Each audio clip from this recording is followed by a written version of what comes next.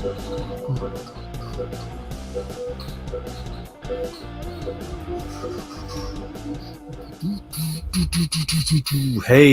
Friday crowd. What's up? I know there's a lot going on YouTube tonight, but it's been a while since I did a good old fashioned open panel. So that's what this is. Third space, drop on in. Um, whatever. It's hangout. Hangout on a Friday night. Talk about whatever. Suggest topics. Hey, Bex. Um, and we just got through watching the Of Montreal documentary, which is basically this guy named Kevin Barnes, who's very neurodivergent, ADHD, gifted. Um, and he kind of had a journey into depression and some psychosis, and he wrote about it in his music and helped him to kind of process it. And so we just got through watching that. And he a big message of his in the documentary was how do what you're going to do. Don't worry about what other people think. Don't worry if it's taboo or if people are going to judge you for it or be offended, et cetera, et cetera. But since the movie came out, he's very much changed his position. He's very woke.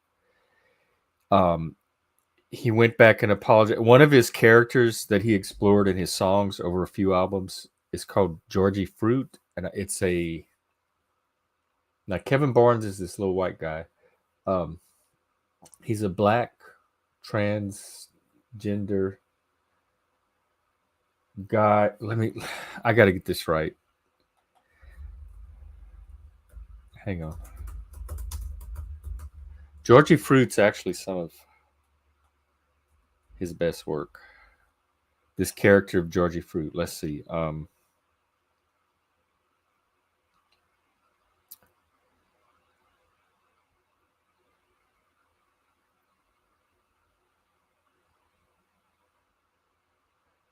Yeah, it's kind of an alter ego of his. So during his psychosis, he turns from Kevin Barnes into this character named Georgie Fruit, who is a black man who has been through multiple sex changes. He's been a man and a woman, then back to a man. He's been to prison a couple of times, et cetera, et cetera. And he caught a lot of flack for that. Not when it came out. It was a great hit when it came out.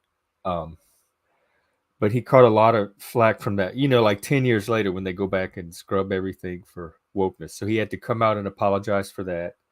He actually had some of the lyrics of his songs changed. So if you go back and play them on Spotify or Google Music or whatever now, it's not even the original lyrics that make reference to his transgenderism.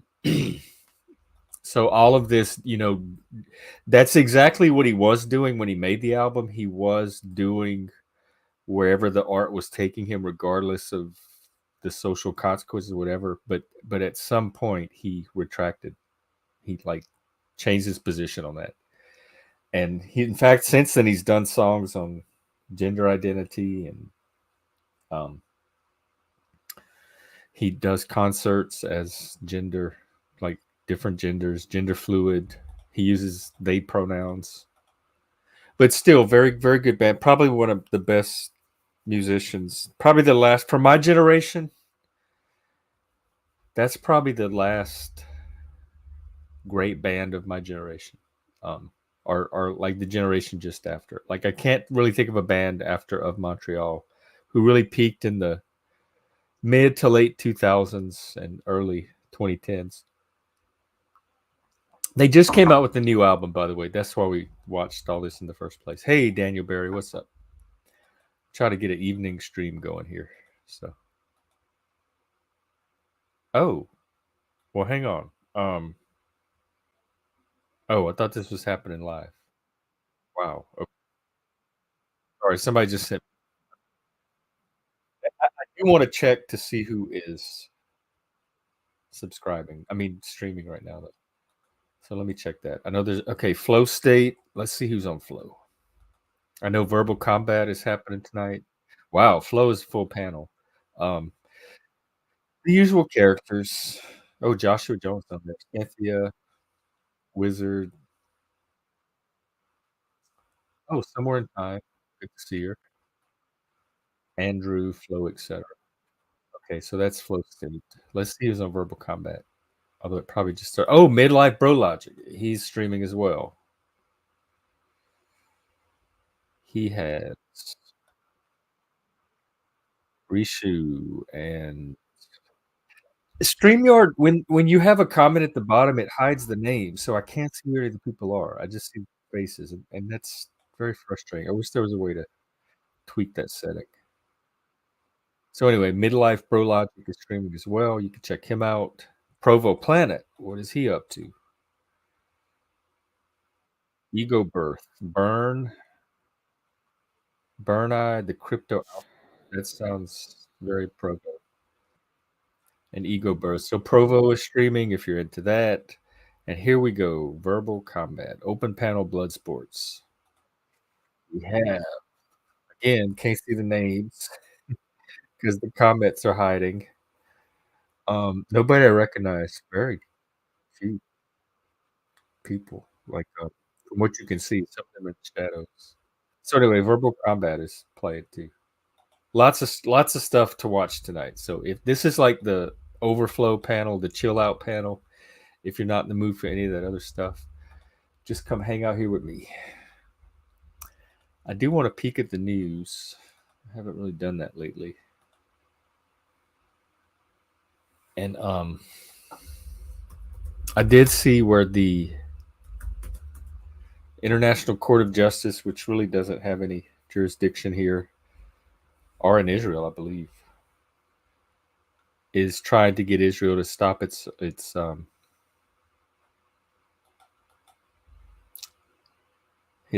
Rafah mission operation.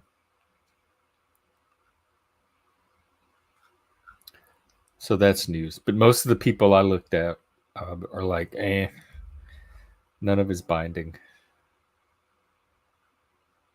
So far, there's no global.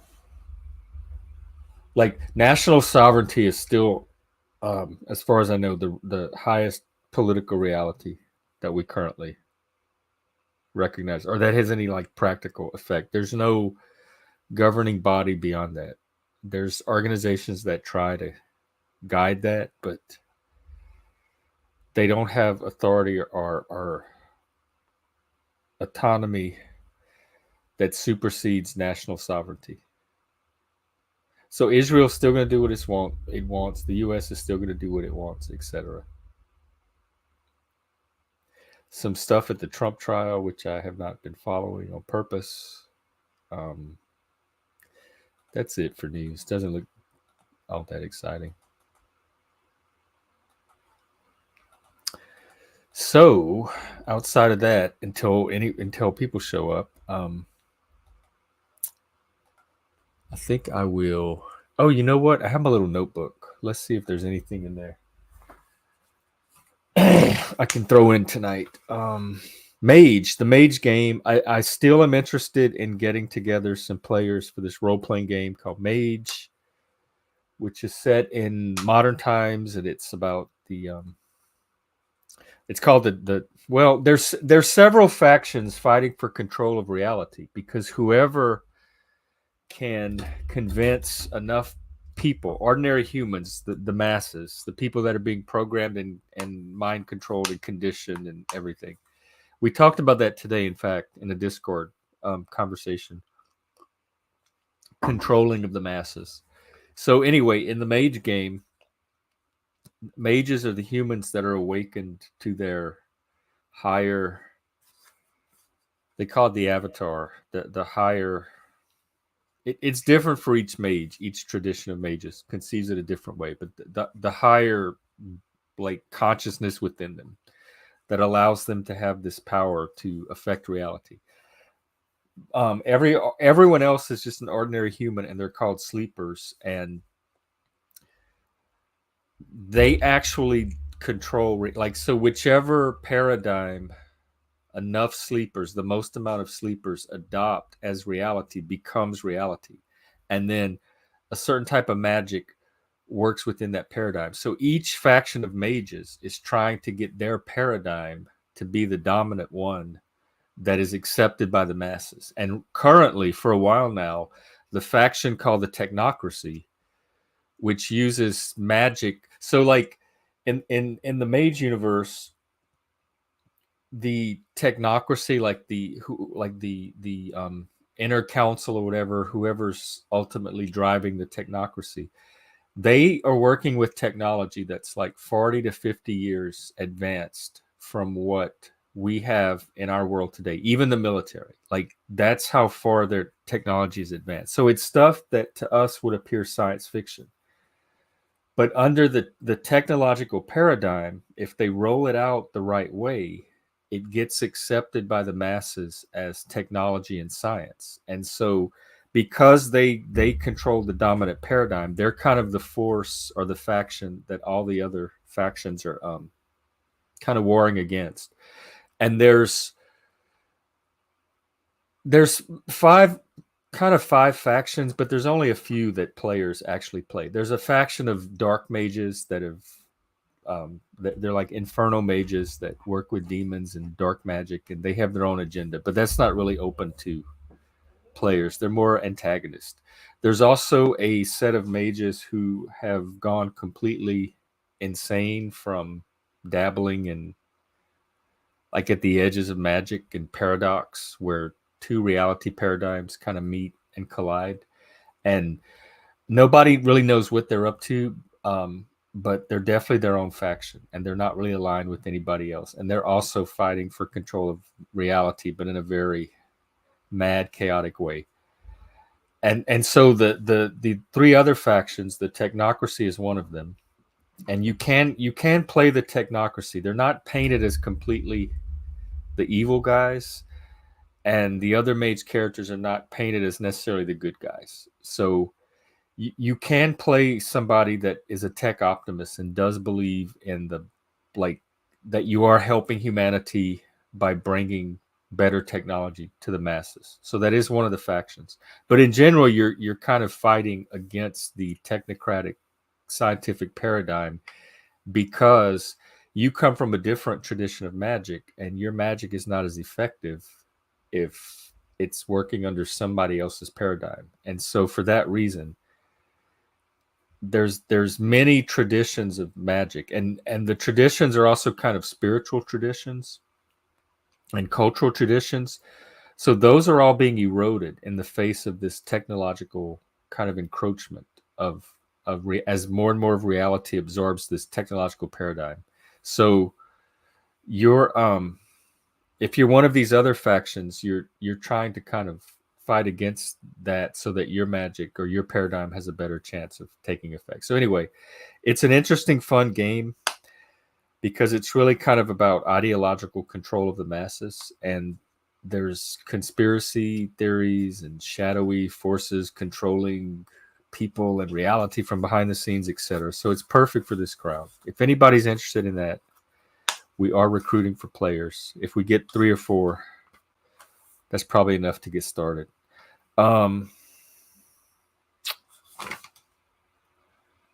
Just construct. Some of these are mental health topics I'm going to save for next week. In fact, it looks like most of them are.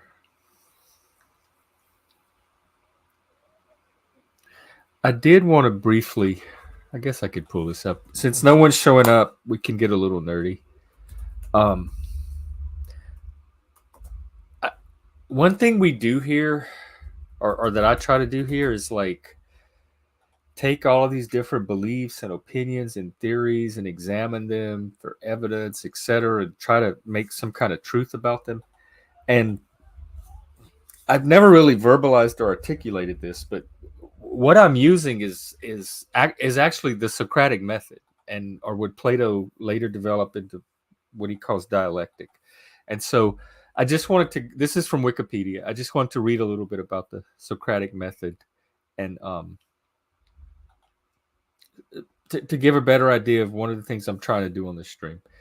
The Socratic begins with commonly held beliefs and scrutinizes them by way of questioning to determine their internal consistency and their coherence with other beliefs, and so to bring everyone closer to the truth. So nothing I do here when I question conspiracy theories or like things that sound a little out there to me or improbable or implausible.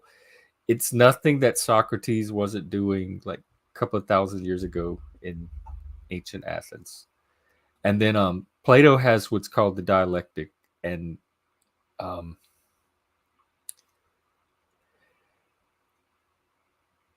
it's a form of reasoning based upon dialogue of arguments and counter arguments, advocating propositions and counter propositions. The outcome of such a dialectic might be the refutation of a relevant proposition or a synthesis or a combination of opposing assertions, et cetera, et cetera. And so it was a. That's not the. Oh, yeah, here we go. It refers originally to dialogue between people holding different points of view about a subject, which we see on here all the time, but wishing to arrive at the truth through reasoned argumentation, where we examine the different positions, beliefs, evidence, etc. That's what I try to do here. And dialectic resembles debate, but the concept excludes subjective elements such as emotional appeal and rhetoric.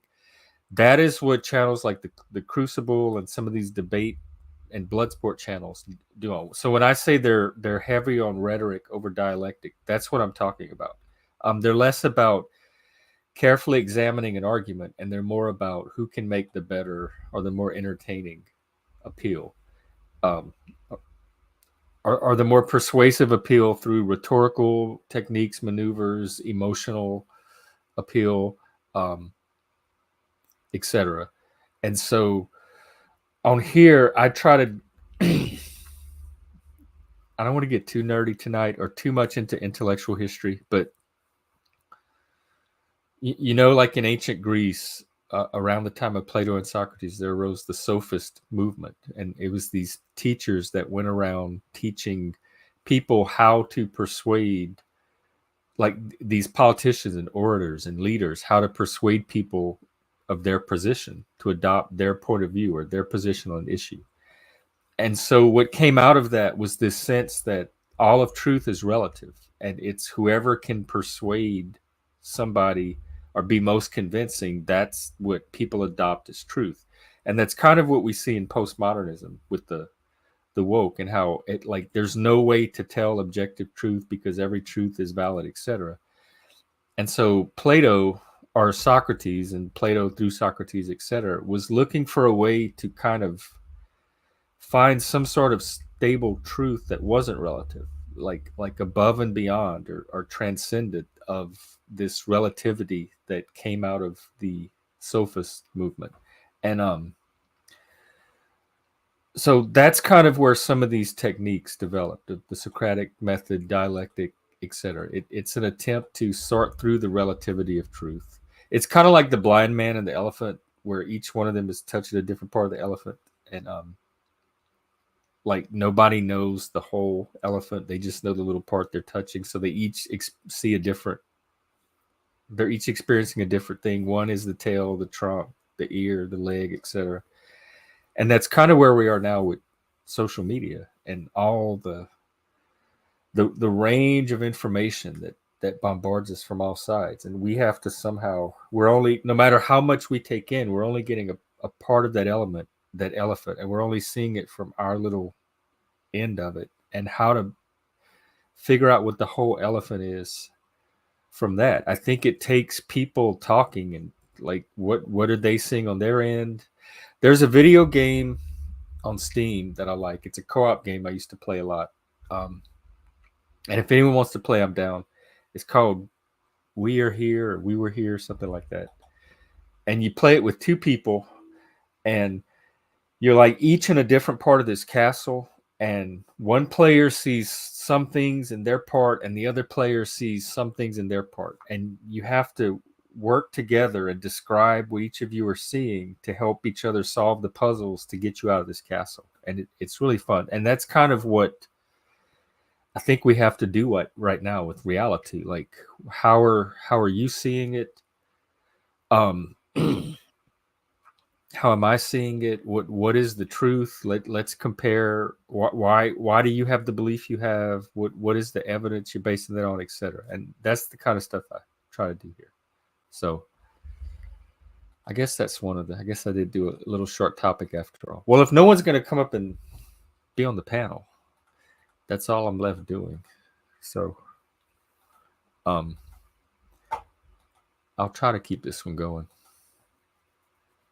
I had some. Maybe I can play a video or something. There is a video I've been wanting to show. Let me see if I could find it. I had a mentor. Y'all know I went to that little school, and I had one of my mentors. He was our dorm counselor, and he taught debate. Pretty much everything I know about debate, I learned from this guy. And let me see how long this is. He eventually became on Amazon really well. He had a series called, oh, it's only like 5 or 6 minutes. He had a series called Man of War. Let me figure it out.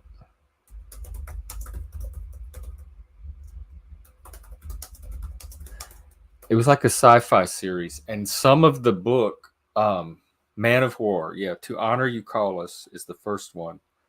And he like self-published on Amazon, and he was really successful. And his wife became a fantasy author on Amazon, and she became super successful. And during COVID, during 2020, he had a lot of health problems, and he was fighting cancer and all kind of stuff. And he caught COVID and ended up in the hospital, and he never made it out. And we lost him during COVID. And he was the first kind of, remember back then we didn't really know what autism or neurodivergence or any of that was, but looking back, he was probably the first neurodivergent adult male that I had ever interacted with, that I could recognize myself in even just a little bit. So he was important to me for that too. And he had a YouTube channel, and he put little videos out giving his tips as a writer and author. And it was called beer or coffee with the author. And there's one episode where he describes the writing process. And remember, he comes from that school that I went to for gifted people, that little special school for people like me that didn't fit into the ordinary school system. And in fact, in his books, this Man of War series, I think one of the leaders or generals is modeled and named after the director of the school. And there's kind of like little references to the school in this book, like little inside references. And so what he's saying here about the writing process is a lot of kind of the mentality and ethos they tried to instill in us at this school. And it's pretty much do your own thing, kind of like what that documentary was saying today, that Of Montreal documentary, that nobody knows your process but you. The only method is the self, and you have to discover that for yourself, especially with neurodivergent people or people that are outliers or don't quite fit the mold. Like people from the middle of the curve or neurotypicals or mainstream, whatever you want to call them, that's not meant to be judgmental or insulting. It just means that the existing system works for you. If you're trying to do something and other people have figured out to do it, they can say, look, this is what works for us, and you can try, and you're like, oh yeah, that's exactly what I was trying to do. Thanks, that worked for me. But people with quirky brains, sometimes we have to find our own process. And so I want to share this video because I think it's a good video about the creative process in general, and just because it comes from this guy, it has like personal meaning to me as well. So I'm going to show that and go grab a refill. Let me tweak my settings real quick. All right. Hopefully you enjoy or not, and I will let it play and be right back.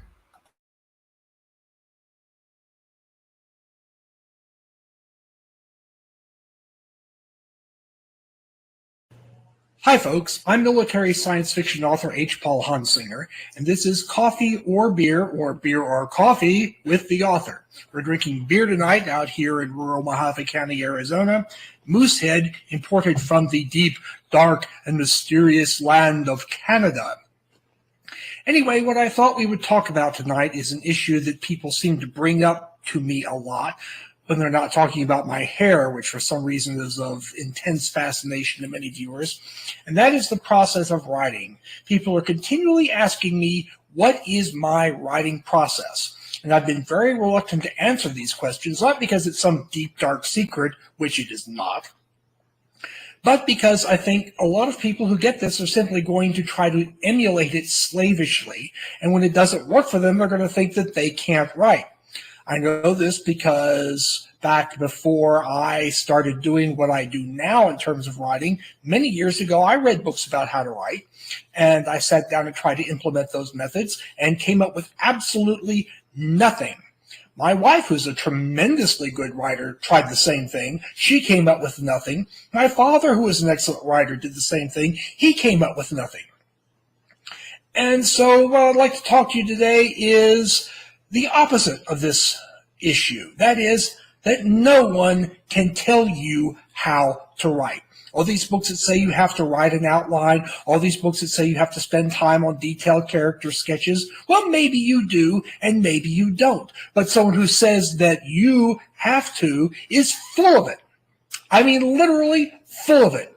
No one knows how you have to write. No one knows how you can do your best work. If I were to sit down and write a book about how to write a good book, I could not write about how you write a good book. Now, I could write about how I write a book. I could write about how all these other authors write a book. But I could not write about how you write a book because I don't know that. Everybody has their own individual, separate writing process. You need to find what works for you. Get 20 books about how to write books. Look at all the methods. Try them all. Try something different. Mix and match. Experiment. But don't ever think that because someone else's method of writing books does not work for you, that you can't write. Because that's, pardon me, drinking beer here, simply not true. You have to experiment, you have to try different things, you have to find what works for you. And when you find it, stick with it. Seriously, stick with it. Because you're going to produce something and you're going to put it out there, and then people are going to say, well, you know, I've read this book and it's kind of disorganized. It would be better organized if this person wrote from an outline, or these characters aren't well developed. You know, if this person worked from a character sketch, then this would be a better book. Baloney. If it works for you, use it. If it doesn't work for you, throw it away. Don't listen to anyone's advice about process unless it works for you, because you are the writer. Everybody is an individual. And here's another thing about writing. There are people out there who will tell you what you have to do in terms of how hard you work. Some people say that you have to write 20,000 words a week. Some people say you have to write 500 words a day. Some people say you have to write 1,000 words a day. I don't know how many words a day you're capable of writing. No one does. No one knows how many words a day are good for you. You could write 500 words that are good and 1,500 that are crap. What have you accomplished? Who knows? Again, try what works for you. Now, more is better. More is always better. If you can write 5,000 good words a day, then that's what you should be doing. Don't let someone who comes along and says, well, you really can't write more than 1,500 good words a day, because, hey, if you're writing 5,000 good words a day, keep on writing 5,000 good words a day. That just might mean you're a genius. Who knows? The point I'm trying to make here is that writing is an extremely individual process. It varies greatly from person to person. Why? Not just because we're individuals, but writing requires that you put something down on that page that originates from a place deep within inside you. It is a part of your spirit. It is a part of your soul. It is a part of the creative part of you. You are making something out of nothing. Don't ever forget that. You are making something out of nothing. That is a difficult thing to do. You are creating. Creation is difficult. You are giving something of yourself. And what you are in the deep insides of who you are is different from everyone else. So respect that individuality. Respect the differences that you have with other people. Respect that you are a unique, different person who is going to bring to writing your own unique, different process and your own unique, different method.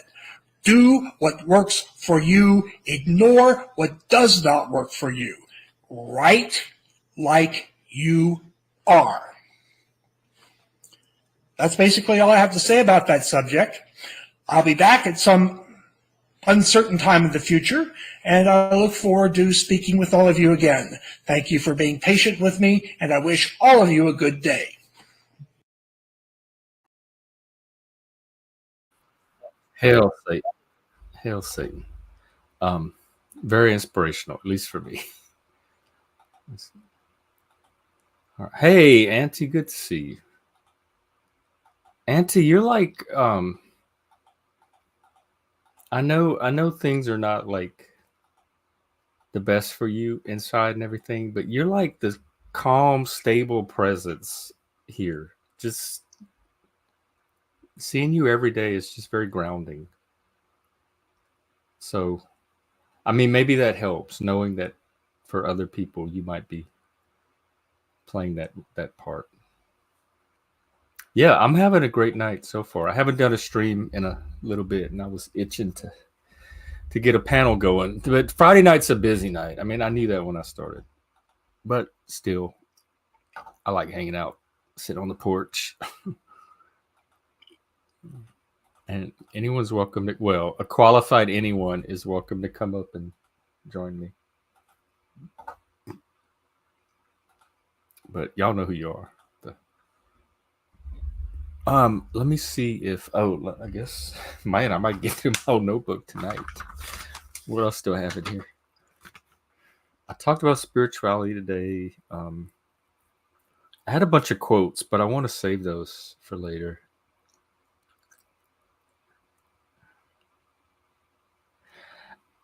I wrote this, and I don't even know why I wrote it. Lively, volatile, irreverent, definitely not PC. I mean, that could apply to anything, but I have no idea why I thought that was important to get up from my chair, walk over to the shelf with the notebook, and write this down. That's weird. And this was all I've only started doing this a few days ago, so it wasn't that long ago.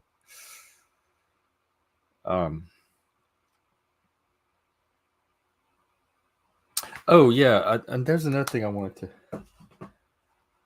kind of let me find it.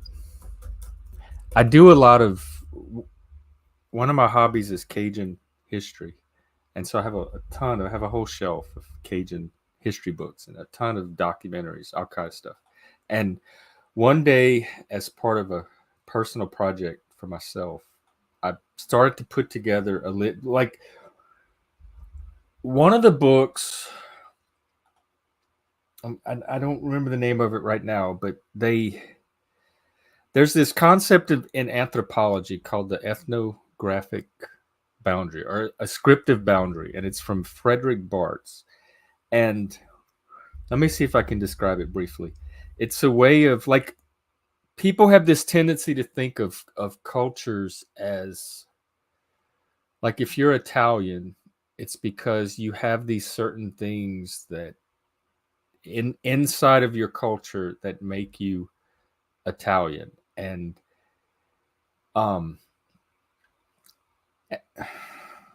God, this is so I know how to say it in my head, and I know how it applies to my culture.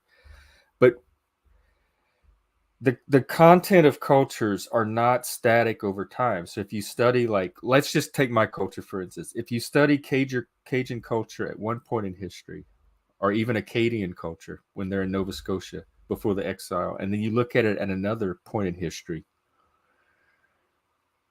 it's not always going to look the same. The content of the culture, the ways, the language, some of the foods, the music, etc., might not quite be the same. So it's not the culture itself that the continuity, like the continuity that's required for identity, is not in the individual cultural elements themselves, but they're created by what he calls an ascriptive boundary.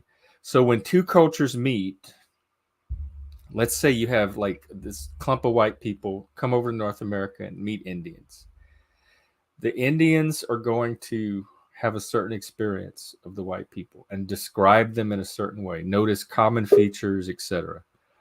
And then the white people are going to notice certain things about the Indians that are different, and they're going to start describing them a certain way. And these descriptive and ascriptive boundaries. So when the two cultures meet, not only are the white people going to describe the Indians differently, but they're going to also start noticing things about themselves in relation to the Indians. So each culture notices differences in the other culture, and then they notice things about themselves. So you have the cultures themselves describing themselves in a certain way and describing these other cultures in a certain way. And if you look at those descriptions over time, they're pretty consistent. They're more consistent than the actual contents of the culture itself. And he calls that the ascriptive boundary.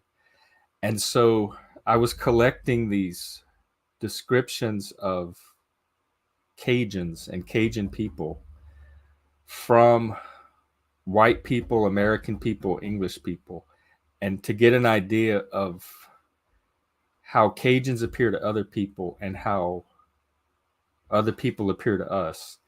And I was going to share some of that, but I actually think I'm going to save it because we do have our first panelist tonight. Welcome, Chris. Welcome. How's it going? Can you hear me all right? Yeah, you hear you well, actually. Good. I mean, this is a much better mic than that. Well, we just got blurry, Chris, for a second. Yeah, we're getting. Yeah, I mean the blurriness is going to go in and out because it's dark in here. But anyway. Okay.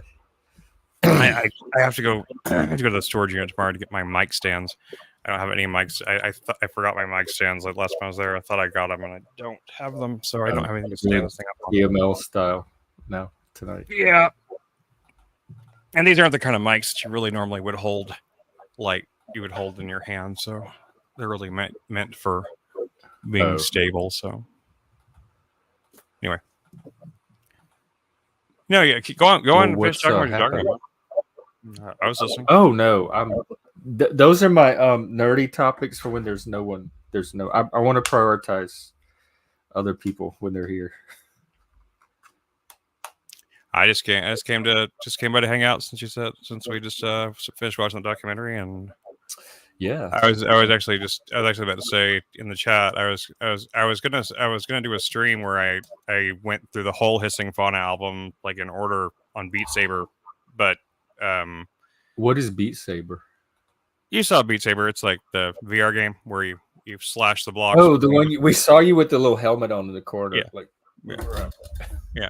You slash the blocks. So they have the album, or you can put any album on.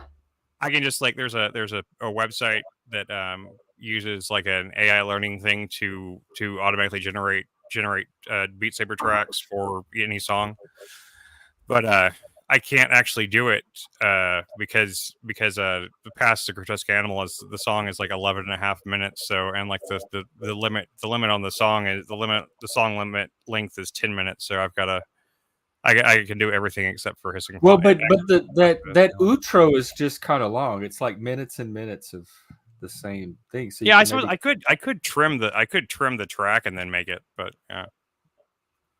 But I like the idea. I would definitely be down for just discussing the album in general because I think it's probably the last great masterpiece. Maybe that, and maybe one of Sigur Ros's albums of my generation. Like there was Nothing like that came since, other than from him. Yeah, no, I mean, And The Past is a Grotesque Animal is definitely the high point. Like, that's the turning point of the whole album. It's kind of a concept album.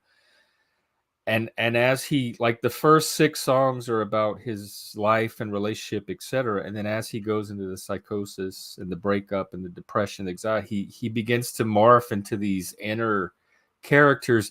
Explain Georgie Fruit, because he carries over several albums, and I was trying to get the story, because he's like he's first of all, it's a white guy playing a black man who's a woman who transitioned from that into a man, and now he's like, he doesn't. It's kind of like a Hedwig situation where he's kind of doesn't have either set of genitals, and he's miserable. I don't understand it better than you do. I mean, it's that's something that it was one of the characters that helped him to kind of transcend his like his whatever his crisis. It like Georgie Fruit was born out of crisis and trauma, and it is how he overcame it. And then he got attacked for it like a decade later for cultural appropriation and being insensitive to trans issues and all that stuff. And so what was a mental health positive for him got turned into a social negative by the woke scolds. Joel or Mike? Oh, because I got the Mr. Sensitive. Daniel, that's a complicated question. Whenever I was growing up, whenever I was much younger, did you freeze? I had not frozen. I haven't frozen. I can tell. If I've frozen, I can't see it. But Daniel, it's almost really okay. Right. Well, it's just I'll answer this question real fast. When I was a kid, I was always a Joel stan. I thought Joel was the best for some reason, and as I got older, I'm firmly in the Mike camp now. My favorite seasons of MST3K are all the later ones. All my favorite episodes are in the last half of that catalog, and I'm also a big fan of riff tracks. I think that Mike, Kevin, and Bill are the best riffer combination they ever did, and I prefer Mike, Kevin, Bill over all of the earlier iterations of Crow and Servo and stuff too. So that's my take on it. I literally listen to Mystery Science Theater 3000 like when I go to sleep. That might explain a lot. Well, it's like I grew up watching that show so much that their voices are soothing to me. Like it doesn't. I can put a movie. It's like a movie on the background, but like just hearing their voices, it's very soothing, and it helps me relax, and I sleep better. So, well, good. Yeah. It's just a coping technique, I guess, but it's one that works. So, whatever. No, anything that helps, especially with the sleep.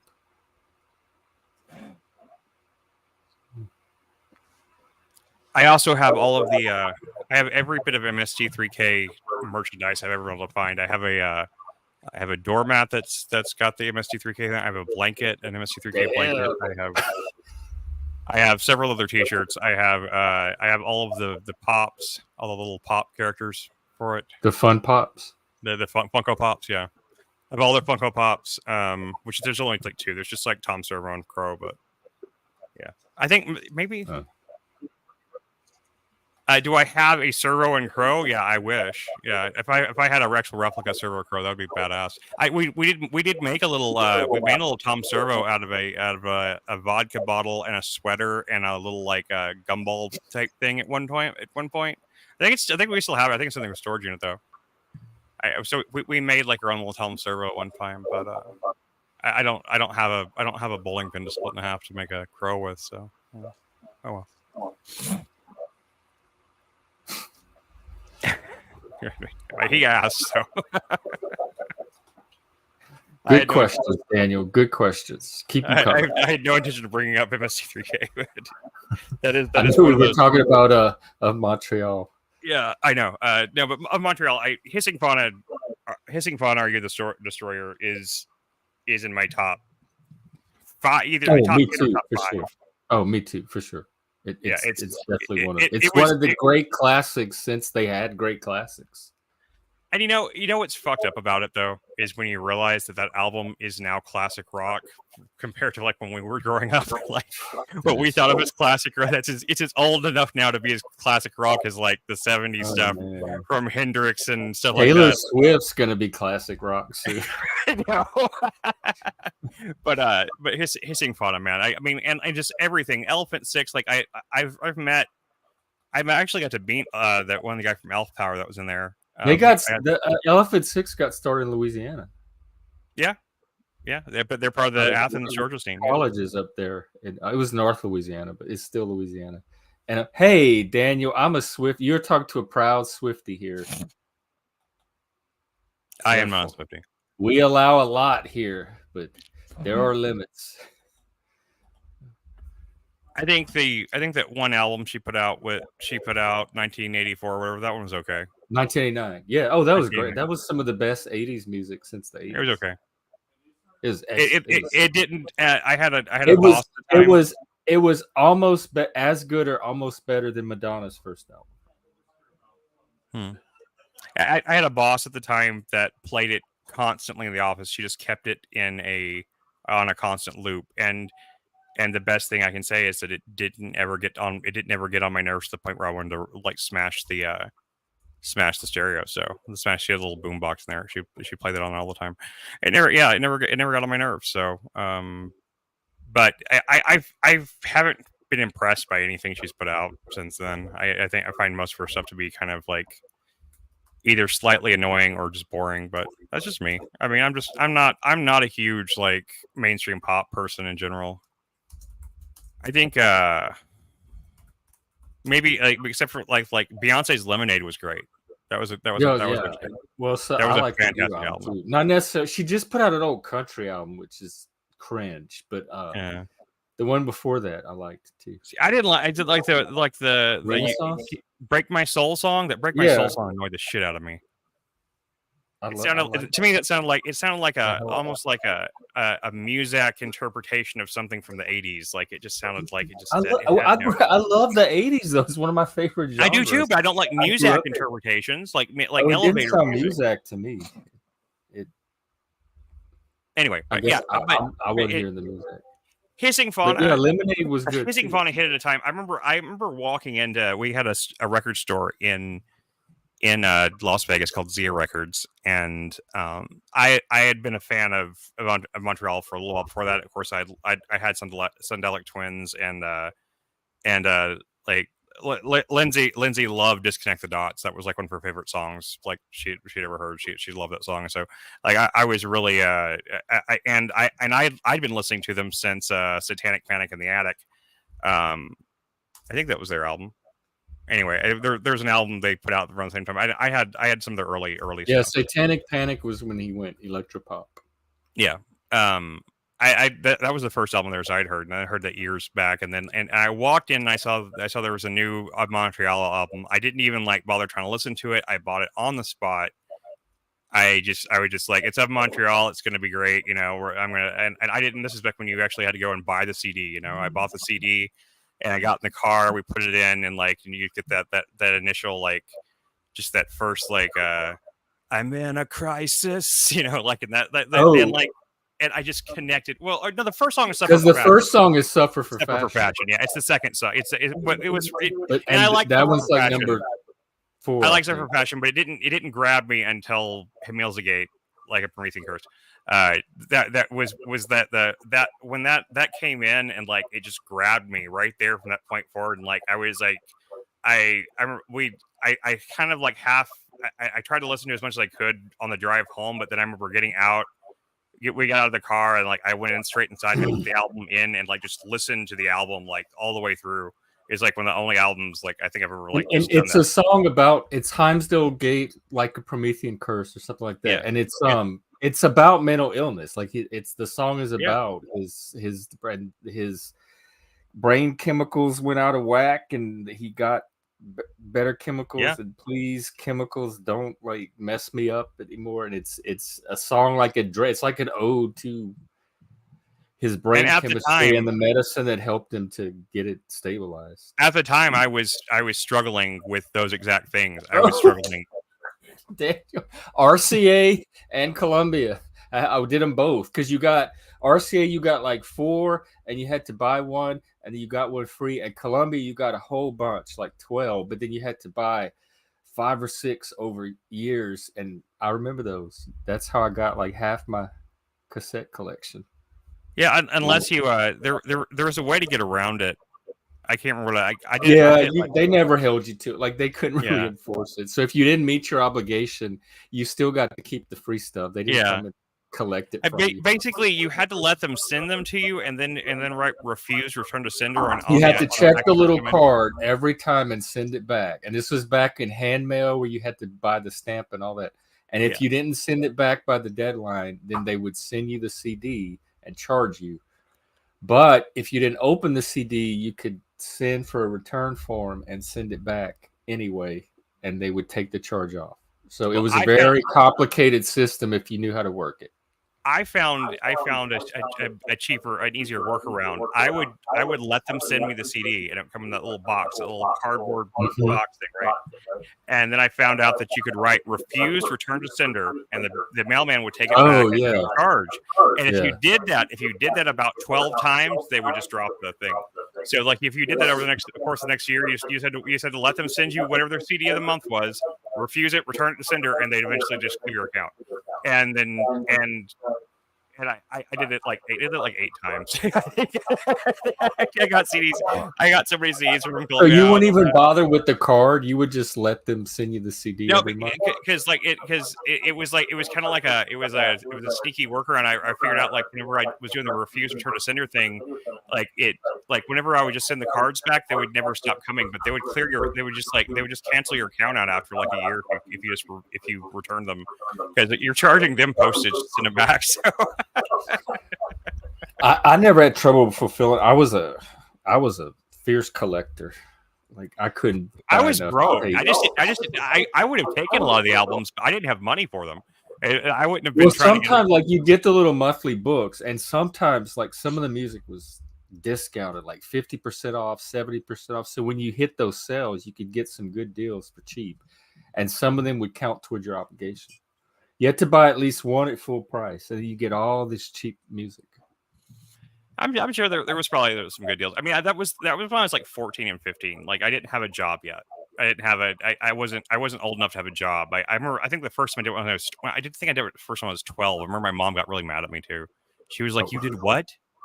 You're not supposed. You're not." Yeah, your parents really didn't have to sign, did they? I remember. Me and my stepbrother both did it, and I don't remember. Yeah, no. There was no check. There was no ID check or anything. They didn't care. You got. But we didn't have credit cards, so how did they bill you for?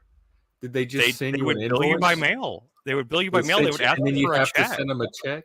A check, yeah. You put some in the check or COD or something like that. Yeah. How did we grow up with that technology? Like that's some janky ass technology. Looking back from today, and it was so normal. I mean, we're straight up ripping them off. I mean, like it really was. It was like, I mean, I was straight up ripping them off, but I didn't. All I was like, all I could think though was like, I have no money for CDs of my own, and that was the way I got the first albums like that I ever got to choose and pick out that weren't like picked out by my parents. You know, it was like the first like albums I ever got that were like, you know, stuff that I wanted to, the albums I didn't even know what some of them were, but they just looked cool, and a lot of times they weren't, but you know. But I discovered I that's how I got my first Radiohead album. That's how I got the Bends. That's how I got a few other albums. There was no other way to discover music. You just had to take a chance on the albums that looked cool. Around the time, that's why I found Kate Bush, because the cover of Hounds of Love looked so like, who is this mysterious lady with the dogs and the stars in her head and everything? Oh yeah, that album is so good too. Such a good album. So if the marketing was right, the album cover, whatever, and you're browsing around in a record store, that's all it took. And you know what's really cool about was really cool at Kate Bush thing from recently is that because Stranger Things featured it in that show. Oh, yeah, it hit number one in the charts again, and it actually which it never did the first time. Right. You know, for that did it in the UK? Running up the hill. I'm surprised she even got play. I heard her on NPR. Yeah, I know. Like she didn't really get play in the States much at all, but she hit number one on the pop charts in the United States Behalf of the Stranger Things thing, and according, I saw an interview. She said, thanks to Stranger Things, I never have to worry about money again. She was worried before. She wasn't like living like rich, a rich life. I mean, she only made a few albums and like she didn't and she was never like a huge star. She was like a critical in darling. England. She was like as big as Madonna there. I mean, that's big enough to not have to worry about money. Yeah, she was David Gilmour's protege from Pink Floyd. That's where she got her start. People don't realize how old she is. She got started in like mid 74, 75, and her first album came out in 77. After David Gilmour started to mentor her, but she's from the classic rock era, even before punk and post punk. Definitely. She is absolutely amazing, and that song itself. And I hate how it got turned into like this feminism anthem for a little while or something. Like, it's not what it's about at all. Yeah, there's a short period of time where people try to make it into like the song about like about how it was like about how she was wishing that things were fair between men and women. But it's about a couple. It's about. Are you talking about Running Up That Hill? Running Up the Hill, yeah, Running Up the Hill. Oh. Because she writes songs from the point of view of different characters, like they're hardly ever herself. And the Utah Saint, the Cloud Busting by Utah Saints is another good cover of hers. The dance. Also, another artist that did a great cover of it. That it's also a really good artist. A girl named Meg Miller. That I think it's Meg Miller. Is that right? I wish we could play music. Yeah. But Meg Miller, she's actually a really good solo artist that she did a pretty good cover of Running Up the Hill. Hers is like very faithful though. It's like it's borderline like it just sounds like the same song but with some slightly updated synths and a different voice. But it's really good. But Placebo's version is really good too. I think I always wanted Placebo's version to kind of like intensify, and it never does. It stays real slowcore the whole time, but still, it's good though. It's good. They played it live whenever I saw Placebo ages ago, and it was pretty good. It was one of their two encore songs. They did Run Up the Hill, and they did Where's My Mind, and that was pretty cool. Anyway, back to Hissing Fauna. Like that album, like at the time that album came out too, it was like it was speaking directly to me. I swear to God. I mean, it was like it was vocalizing or articulating things that I was feeling and thinking at the time, especially like that song, especially because I was having my own like. Oh, the past is a grotesque animal. No. The Himmelzagate, like a Promethean Curse. The crisis thing. Okay. I was going through major manic depression issues at the time, and I was really having I was really struggling really hard with a lot of that stuff, and I just related so hard to that song, and then as you go along, the album morphs and becomes so it's so biographical and funny. I mean, Bunny Ain't No Kind of Rider is one of the funniest fucking songs I've ever heard. Is Eva? All right, yeah. But the song is called Bunny Ain't No Kind of Rider, but yeah, the song is like Eve. You're just some faggy girl, and I need a lover with soul power. I hope I don't get copyrighted. I sing so badly; they should really let me slide. That one, and also and Fabergé Falls for Shuggy is one of the most great songs, bizarre, original songs I've heard in forever. And She's a Rejecter is hilarious. With there's the girl that left me bitter. I want to pay some other girl to just walk up to her and hit her, but I can't. But I can.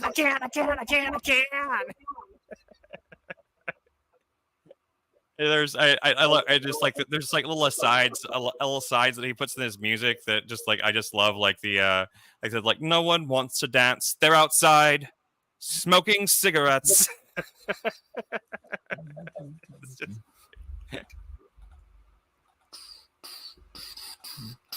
We need to have another panel dance too. The problem is the music, finding music that. Well, I mean, you can do it. You just can't leave it up. You can do it and just take it down. You can just take private it after it's over. You can just as a live thing. I mean, that's what I'm gonna do if when I do like the Beat Saber stream for it. I'm gonna do the Beat Saber stream for it, and I'm just gonna private it afterwards because like. So it won't get shut down while you're streaming it. No, it won't get shut down. It's only after it processes that it detects the copyright. Yeah. Oh, yeah. Okay. The other day, whenever I did the stream yesterday, like I did the stream yesterday when you weren't streaming, and I was just trying to do about music and stuff, and I played a bunch of like really really obscure old indie Christian and stuff like that stuff, and that video hasn't gotten stricken by anything at all. Like so it just depends on what music it is. I mean, but I know that like that album was released on a major label, so there's no chance it wouldn't get like struck. So, but yeah, I mean, like I've got tons. I just while I was sitting there watching the movie, I was like sitting here making new Beat Saber tracks. I have a whole big playlist of stuff to play with now. So I can't do it. I can only do it. This challenge and see if I can actually get through it. If I actually do it like straight through without having to take like extensive breaks, because it does make me, even sitting down, at least I don't have the danger. If I figured out how to do it sitting down now, so I don't have the danger of falling over, but it still makes me really dizzy and sick feeling. So I don't want to like puke all over myself. But no, that to me would not be what you're going for in a stream. No, not at all. Although maybe people might love it. It might be drama. You never know. That could be the new thing. I did a test stream of it the other day, and the audio didn't even work the whole time, and I didn't realize it because the audio wasn't working. And somebody, it's the first time anyone ever actually left a comment on one of my videos. Some random like other channel was like, "You're great, let's be friends." And I was like, okay. I don't know why you would. It's got to be a bot or something, because there was no audio on the stream, so it was just video of just me playing Beat Saber for like 20 minutes. So I don't know why anyone would say that. Anyway, Chris fell down when he's not drunk. Yeah, I mean, but the thing is that with the state I'm in, it's like I'm always drunk. So drinking doesn't actually make me any more likely to fall down. So I mean, yeah. But whenever I get the rest that I started setting up the green screen thing. Even downstairs. when I was drunk, I didn't fall down as much as you do. No, I never fell down as much as I do now. I was always clumsy. Don't get me wrong. I was always clumsy. I would shoulder check doorways all the time. I always had a slight imbalance of some sort, because I would always be trying to walk through a door and always hit it with my shoulder. But I never, and I fell downstairs a lot. But that's because I was stupid, and we had carpeted stairs, and I'd wear socks, and I'd slip on the edge of the stair. Oh, wow. Yeah, it was really dumb. It was completely stupid. And I would just forget that I had socks on, and I would go to the stairs and step to the edge of the stair and just yes, I have fallen upstairs before, Frank. If you must know, I have fallen upstairs. One time, I actually managed to. I slipped on a step as I was coming on the second step coming down the stairs, and I grabbed. This wasn't in this house. This was back in Vegas. I was much younger then too. I attribute I grew up going to roller skating rinks, and I can't skate or roller skate or I can't either. I can only do 1 foot. And so, but we had this. It was part of our social stuff that we did for the homeschool group, and so we went every single week to the roller skating rink, and we were there for 4 hours. So eventually, I would just start going out. I would just start going out in the roller skates and just falling, and and I got to the point where I got really good at falling. I got really good at catching myself when I'd fall, and so I basically did a somersault off this stair. I slipped and fell forward and grabbed onto the railing that was there, and the railing. Did Daniel hear this story before, or? I never landed in a JCPenney like that. That never happened. But they have good stuff. Yeah. Yeah, that was like the only department store when I was It growing up. wouldn't hurt you to land in one. Wouldn't hurt me to It land in wouldn't one. hurt anybody. A lot of people. Yeah, it seems pretty soft. It seems like a pretty soft place to land. It doesn't seem too hard of a floor. Anyway, but as I fell, I don't really know what happened because like it was all like it was just a blur to me. It was just like a tumble, like everything went crazy. But I managed somehow to grab onto the railing that that the banister as it was going down, and the banister that we had, the stairs led right into the living room, and where our living room was set up, the couch was right up against where the banister was, and so I fell and managed to grab on the banister and flipped myself over the banister and landed right smack dab in the middle of the couch. And Frank, I don't believe you. I don't believe they have older black lady boobs up where you are. I call bullshit. My Encyclopedia Brown. Oh, okay. I you didn't believe my story. I was like, I have two witnesses for mine, but now, yeah, I don't know about black lady boobs in Canada. Well, why not? There's black ladies there. Sure. She was Micmac at most. Had to be. I don't believe it happened. I don't think he was saved from a head injury. I mean, I don't believe anything Frank says for the most part in comments. Like I believe Frank when I'm talking to him for the most part because he's usually not like saying ridiculous stuff. But anytime he's in the comments, like I kind of assume he's just making stuff up. This I do believe. That I do believe, yeah. Two truths and a lie.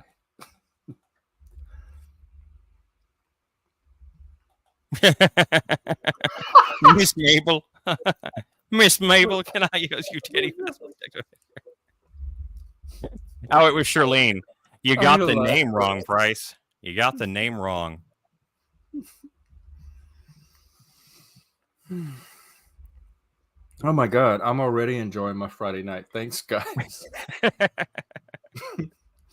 Yeah, the one thing about the documentary that I was going to say though is that I was really hoping they were going to go into more stuff about like the stuff like you were talking about, like about the character and stuff like that, his characters and like they didn't even mention it. I know, like they didn't like. There's so much that it felt like one of those kind of like maybe it got Mandela. I don't know. I think it's like I think it was just like the director just wanted to do like what black transsexual female to male back to male are you talking about? That never happened. Right. On 2 or 3 different albums. I mean, I've seen them 3 times. The first time was absolutely incredible. Was the full on like of Montreal experience with all the crazy costume changes and all the stuff like that. It was like this huge party and but the next 2 times I saw him at a venue here, Trees, and it was really weird because like he was just dressed normal. It was just like they just got up and played their songs. And that was like that there was two shows I went to like that. And like the shows were still good. I mean, they were still, but it was kind of like, I was surprised. Like it's not what I expected from a Montreal show, but I mean, they were great. And every time they played, it was never definitely, and not to mention the fact that it was of Montreal and opening for him was Harmar Superstar. So it was pretty freaking awesome in that sense alone. I don't know if you know who Harmar Superstar is, but Harmar Superstar is also really great. So he definitely fits. I saw a show with Harmar Superstar and the Pizza Underground and a whole bunch of other like really weird ass like joke acts like back here in Dallas, and I have this poster from it.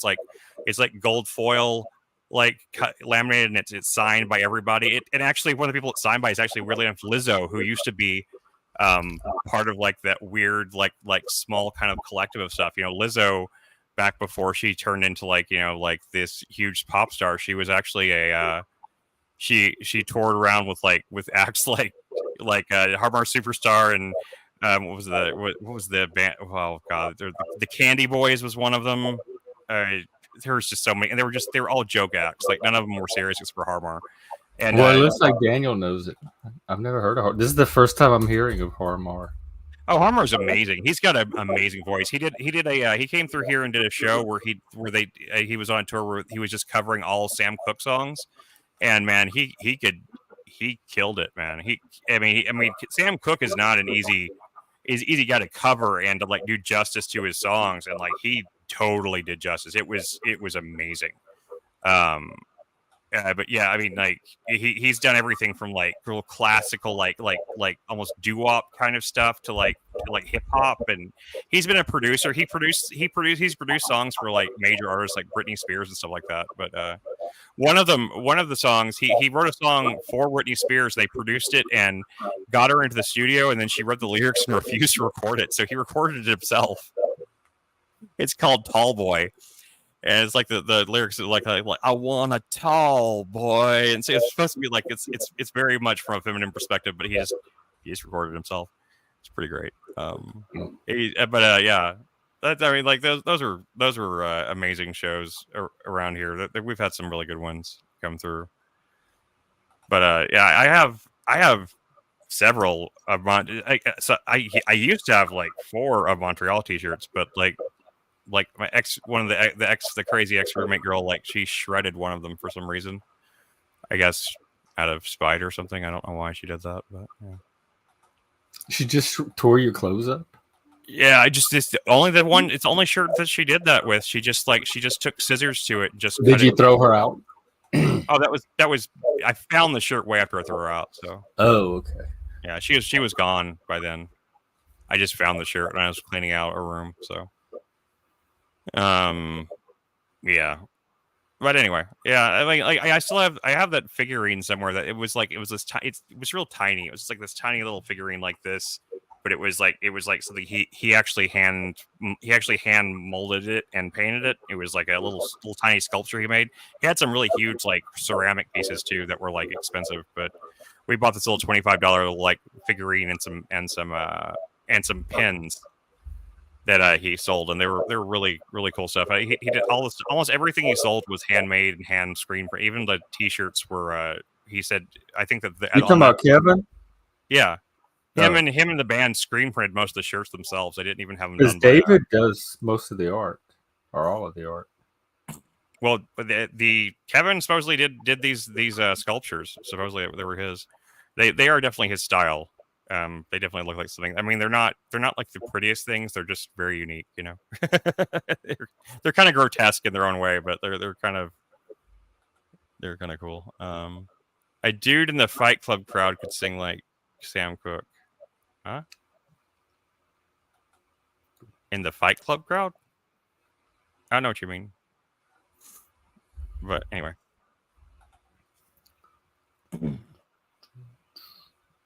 Yeah, Lindsay got to meet. Lindsay has pictures somewhere. I don't know where they are, but she has pictures. She made Harmar a painting and gave it to him at the Sam Cooke show, and he sat and talked to us for a long time and hung out with us, and it was pretty cool. I had a chance to see him in New Orleans, but I didn't go. I don't remember why. She made this amazing painting for Modest Mouse, and they would not. There was like they never came out. They never did anything. They never came out at all. Like to where she could give it to them, and so she finally she was like, well, she asked the merch guy if she could give it to them, but they never even like mentioned it or anything. So she felt real upset about that. But because she used to do that for like every show we'd go to. She would like make a little painting for the artist, and yeah, that's the. But Modest Mouse, they were in a weird. They were in a weird mode then too. Like their whole like aesthetic was like all like there was like blacklight posters and like everything was like blacklight, like looked like 70s blacklight stuff, and like that sounds cool. Actually, it was cool, but it was just like it was like they were acting like they were too cool for anybody kind of thing. I don't know. It was kind of a weird. They were kind of being weird. Like I saw them years before that, and they were really down to earth. But they've even I don't know. Maybe the fame got to them, like because they actually were pretty famous for a while with that one song. So yeah, there haven't been. I mean, there have been good albums. I mean, albums that I do think are pretty great since Hissing Fauna, maybe, but I don't think there's anything as good. I don't think I've seen. I can't think of any that are as that are better than. You talking about from them or just in general from anybody? In general, like I can't think of any albums that came out since then that have had Not from new artists. There's been like existing artists that continue to put out good albums. The Pixies continue to do good work. Thurston Moore, Jay Mascis, most of the bands I like continue to do excellent work. They do, but I mean, like, none of their albums have felt like fully like completely inspired pieces of art in that same way. Like, I mean, it's just like Hissing Fauna is like a very complete album. It's like, I mean, to me, it's up there in the Airplane Over the Sea by the New Milk Hotel, and Pet Sounds with the Beach Boys. Which I to this day cannot get into Pet Sounds. I've tried like at least 100 times. I got into it when I was really young. I don't know. White. It's missing something. It needs. It's like what heaven is like. It's like so crystalline and people with harps and happy and you know. And I haven't listened. It's not realistic. I can't relate to it. There's something about Daniel. That's my band. Oh my God! No wonder we hate each other so much. Yeah, I got into Sonic Youth. And they're woke as hell, but my God, they make the best. Like that music made me who I am today. I got into Sonic Youth really late though. I didn't get into Sonic Youth until like they were kind of in their decline. Well, they came out of Glen Branca. Like that's really the place to start because there's and so did the Swans, Michael Giroir from the Swans. Oh, so I love Glen Branca in late 70s, early 80s. Yeah, that little post no wave scene is where it all starts. And if you listen to Glen Branca, it's like you can hear all the Sonic Youth already in there. What is I'm trying to remember. Actually, you're punk. You might. I'm surprised you haven't heard of them. They're a New York City experimental art rock noise rock band. Kind of continuing from the tradition of Velvet Underground and Andy Warhol's little factory thing. That New York sound. Trying to branch. It's just too. It's not rock. It's not pop. It's like Lawrence Welk. It's too Lawrence Welky. It's like Bubbles and bright, shiny, smiley teeth and picnics and see to me though, white people doing happy white things and it's I can't relate to it. Something's missing. It needs some soul to it. To me, it's got there's a dark undertone to it. To me, like there's a real minor key dark undertone to it. I mean, you listen to God Only Knows. And it's not really a happy song. It's literally like a song of desperation. But I'm talking music. I don't even care about the lyric. Musically, no, that's what I'm saying. Musically, it does not take me into a world I can relate to. It's like a middle class. I also think the original version world. The original version of I Know There Was an Answer is actually called Hold On to Your Ego, and it's actually far superior to. I've heard. I have the CD. It has all of those tracks on it, and I have listened to it to death. That's everybody's got their thing like that. I can't remember. I think the album. I was trying to think of the Swans album that I really got into them with, and I can't. I'm looking at their discography, and I don't recognize the names of any of these albums, but. I know. Well, what time period? Because his sound. Like 90s. It's got to be. It has to be the Great Annihilator or Soundtracks for the Blind. One of the two. Because what was the second? Oh, Soundtracks for the Blind is absolutely one of that's right up there with Hissing Fauna. In fact, maybe even beyond it. I think that's it. Yeah, that's the cover. Yeah, that is one of the most amazing albums ever made, and it actually is a soundtrack for that. It's like an auditory movie. And what he did is it's a collage of fragments from his entire career from like the early 80s up to 1995 or 6 when the thing was made. So at any given time in the piece, you never know what layer of you're listening to because they're all like any one given track will have fragments from the 80s, the 90s, late 80s, early, all blended into one track. So it's a collage, a mosaic of sounds from across like 15 years of his work, and it's just amazing. Yeah, that's the one. I once I saw I was trying to show the cover, but yeah, that's the cover. And cover. White Light from the Mouth of Infinity is also, that's the one that came out around the same time as Twin Peaks, and it's like almost a spiritual experience. That's when he really started to, Michael Girard, more than any artist from my generation from that scene, tried to push music beyond like the rock format and take it to like a spiritual level. And Glenn Branca kind of did that with the symphony. He tried to. And as you mentioned Sigur Rós earlier, and like Sigur Rós also was very similar in that way, like especially Well, Glenn Branca kind of pioneeered post-punk, that post-punk genre. Was it post-rock?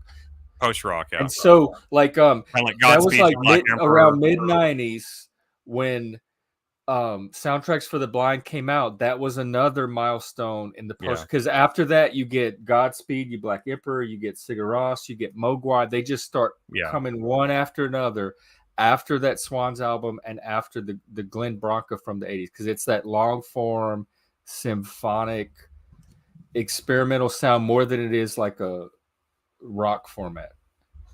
And Sigur Rós, all of that came around that time period. That was the beginning of post-rock. Did you ever listen to Slint? I tried to get into them, but I'm trying to hear what was so revolutionary about them at the time, and I'm just not hearing. Well, I mean, they're kind of the same. They're in that same. To me, they're in that same category with like they're supposed to be. But I don't. I have to admit, I don't love them as much as like some of my contemporaries love them either. But I do hear a lot of like.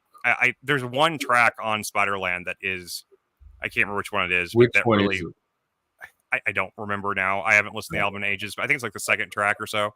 That is like that did actually like really like I really love. But I mean, it's just 6 tracks, and it's kind of like one long it's almost like one long track in a way. But like there's like that right around like wherever the second track or so is like there's a really great section I like. But like it was a huge influence for some friends of mine that were musicians and stuff like that. They revere that album like it was like their Bible. But like it never caught on for me either. But like I still have to give them respect for being like, I mean, that Spiderland came out in 91, so you know it predates a lot of like that a lot of the Sigur Rós and Mogwai and stuff like that. So yeah. Oh, I love Godspeed You Black Emperor too. I really do. Me too. Their album they did like around COVID. The last one they did, it was about 4 years ago. It's just so fantastic. Oh my god, it was. It really was. And they're that's the thing. They're all like leftist and anarch Antifa. Like I think some of them are even in Antifa. Like this is as far. They're practically tankies, and they make some of the best goddamn music. Glenn Branca was an anarch. One of his songs is dedicated to the guy who founded the concept of the kind of collective that the autonomous zones, like that's how far left these musicians, Thurston Moore and Lee Ronaldo from Sonic Youth both. If you go to their website, it's all about BLM and how we have to fight racism and all. And I'm like, how are these people the people whose music like their soul was feeding my soul when I was growing up? Like I related to these people more than any humans on the planet through their music, and they're all extreme woke leftist. It just shows how art transcends social political. I do not believe art and politics mix. Like not authentic art, not true art. And I don't believe that politics. I don't believe that politics can truly change things, but I think that art can. I think politics. Politics. Nietzsche said the greatest ideas are the greatest events, and I think that's right, because I think art is a carrier transmitter of ideas. Yeah, exactly. Because politics can only make temporary changes that can be undone. It can only it creates a lot of division and stuff like that. And people that want to be politically active, they don't understand like why they're not putting all their energy into using their art to bring people. I mean, Sigur Rós really. I mean, I don't know how. I don't know. I think they're pretty apolitical. They're another left. Like they're pretty left. They are they? Yeah, well, he's like LGBT. He's gay, and he married that little guy, and they did that album together. Oh, I didn't know. I remember reading an interview with them like back in the '90s, like when they put out I think their second album, like whichever one that there was no actual language to it. It was just gibberish. Well, Vaughn was their first. Are you talking about a guidance region or something? Their first one that are the one with the parenthesis? Yeah, like I think it's like their first two albums their first one or two albums are in Norwegian, or actually he's singing Norwegian, but then they did an album where he's singing words. We should. Have you seen their documentary? We should watch it. It's one of the best. Haima or whatever. It's one of the best rock documentaries I've ever seen. I've seen it before. I'll definitely watch it again. It follows them around Iceland, and it's just amazing to see. I love music documentaries. And like, there's a great one for Wilco that was recorded when they were making Yankee Hotel Foxtrot, and called "I'm Trying to Break Your Heart," and it's one of the best music documentaries ever, because it literally happens. It's like one of those things where the documentarian just happens to be there, like while the band is kind of like both like struggling with this album and kind of breaking up, and like they end up having to kick out of the band. And it's great. Let's watch Haima tomorrow. And the Swans did one a few years ago. I have it on DVD, but I don't have it on virtual. So it's really good too. And they have an extended version.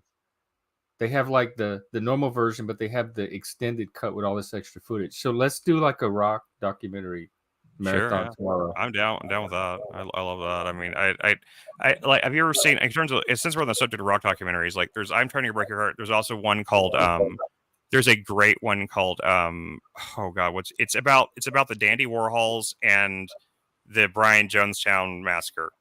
Brian Jonestown, is that what they're called? I don't know. I think it's a Brian Jonestown massacre. Yeah, and it's about their like on and off rivalry. I think it's called Dig. It's called Dig. That's what it is. Dig. That is one of the most like incredible documentaries. Like, to see, like, I mean, it's one of the most raw documentaries ever made. Like, there is absolutely nothing. Of course, you cannot come away from the documentary without hating the Dandy Warhols at the end of it. Like, the Dandy Warhols are such assholes. But at the same time, like, it's weird because like the guy from Brian Jonestown Massacre is kind of, his thing is being this huge asshole, and somehow the Dandies managed to be bigger assholes than him. It's incredible. What's the other one? My other favorite rock documentary is I was thinking about it earlier when I was watching this one. The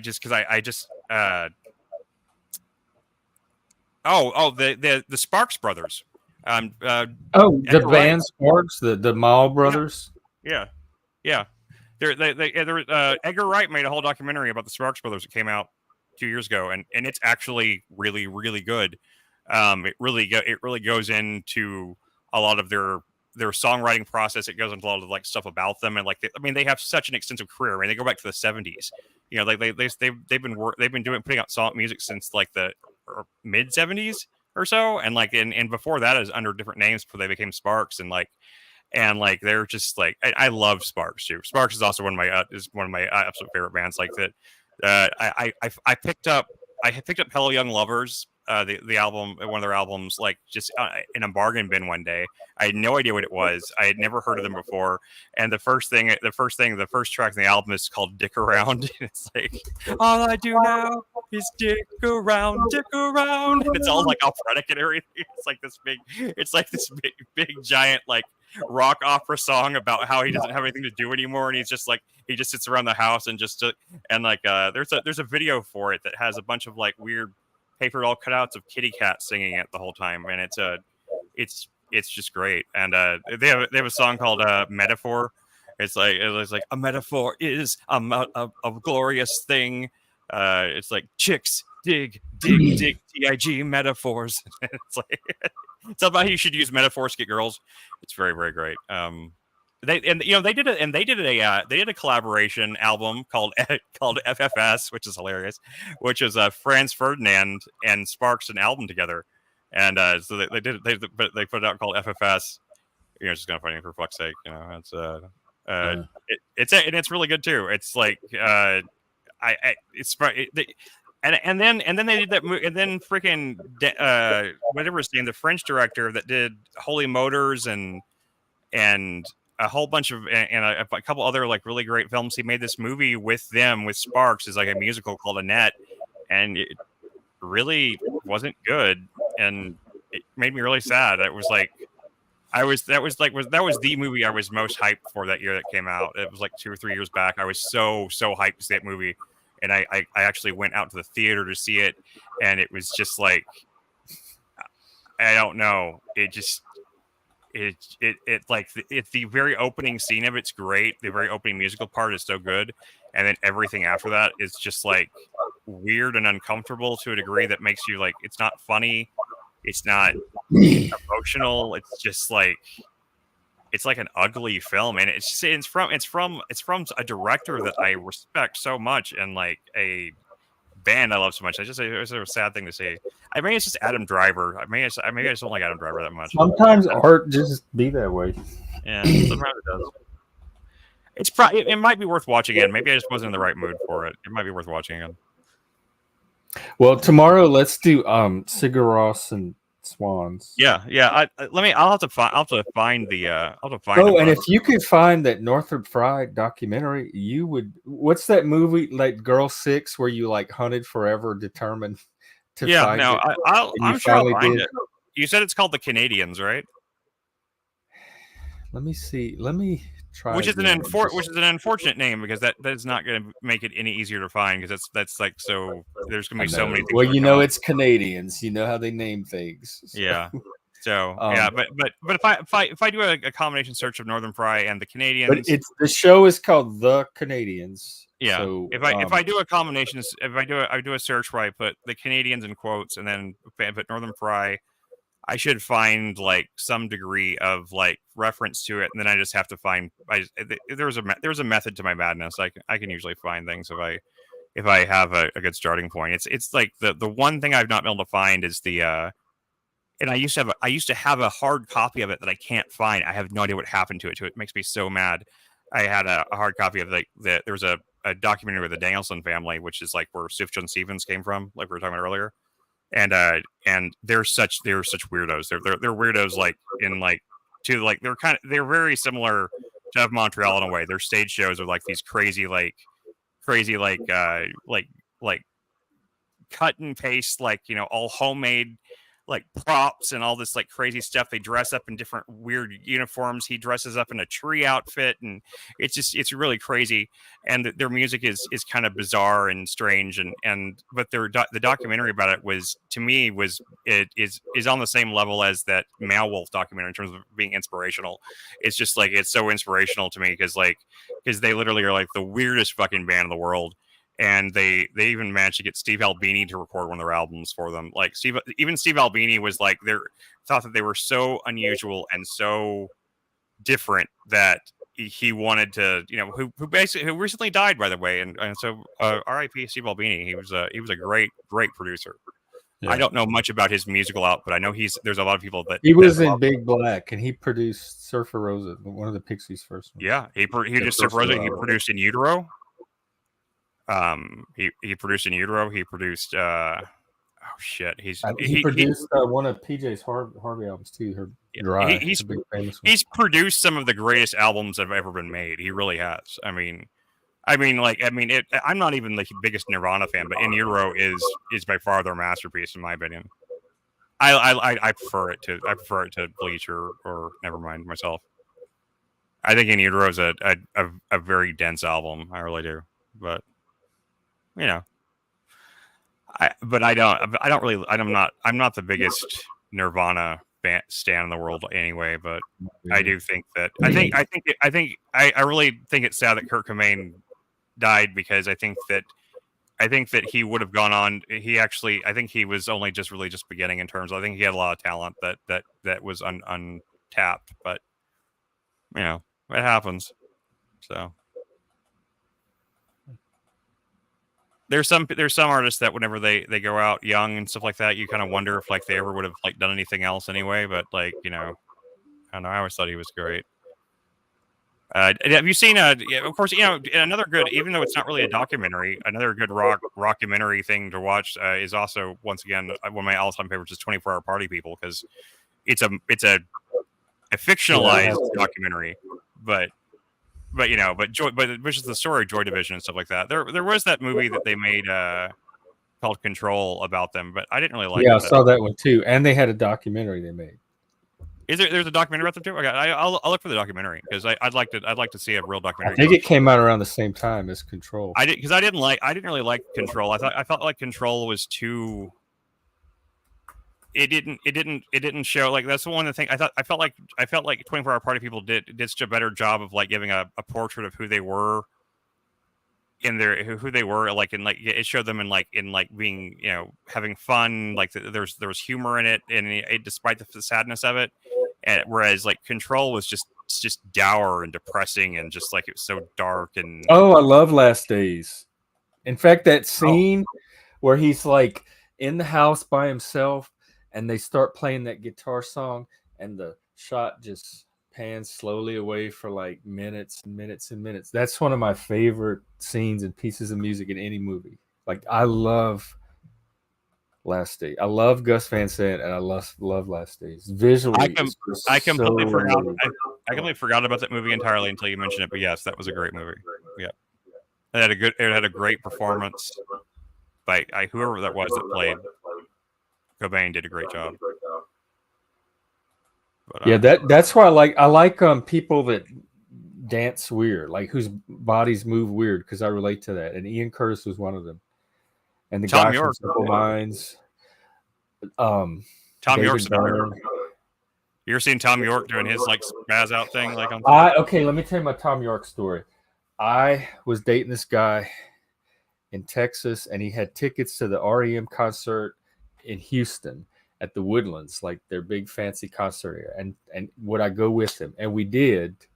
And Radiohead was opening, and this was when they were just starting out. They had just come out. Nobody really knew who they were, and so we were in the audience waiting for REM to come on, and we were drinking. And so the whole time Radiohead was on stage, we were in the back of the audience making out and kissing and rolling around and all that stuff. And we completely ignored Radiohead. And then when REM came on, we're like, yay, the show started. And we got into, and so we had no idea what we were passing up at that moment.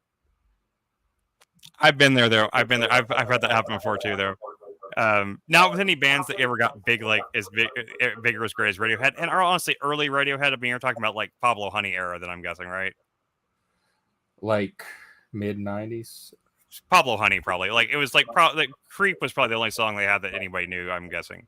If it was Ben's era, it was Creep. They had just come out, and I'm like, oh, who? Yeah, okay, they're the ones that sing that song or whatever. Tom York was on stage, and and we didn't even care. Pablo Honey isn't a good album. It's not. It's just that there's people that try to defend it, but I've owned and listened to that album numerous times trying to find grace notes in it, but I don't even really like Creep that much. I strongly dislike that album, and whereas I think the Benz is a masterpiece, but it must have been the Benz because it was around that time. If they were playing Ben stuff, man, that would have been amazing. Like Planet Telex. It probably was, but it was not a band. Yeah. Whenever we got tickets to go see Jawbreaker when they did a reunion. Which if you don't know Jawbreaker, that's fine. But they were. I remember Don Fleming. Who? Don Fleming. No, it's wasn't that Jawbreaker? Jawbreaker is the same guy that sang for Jets to Brazil, and what's his name? God, I can't remember his name. It's not Dan Fleming. I don't think. I could be wrong with that. Maybe that might be one of the members of the band, but the lead singer is. Oh, I'm thinking of Gumball, not Jawbreaker. Wrong candy. Okay. Sorry. Okay. Well, we got to see Jawbreaker, and I was so excited because more because I'm a huge Just a Brazil fan than I'm a huge Jawbreaker fan, but still I love Jawbreaker too, and opening for them was this band that we completely ignored the entire show of. We ignored them entirely, and called Bully, and now that like Bully's one of my favorite artists right now, like one of my favorite bands out there making music, and I just completely ignored their show, didn't even pay any attention to them, just it's like just blew them off. But that was a crazy week, man. We had concerts that was like the craziest week of concerts I've ever had. We had Jawbreaker one night,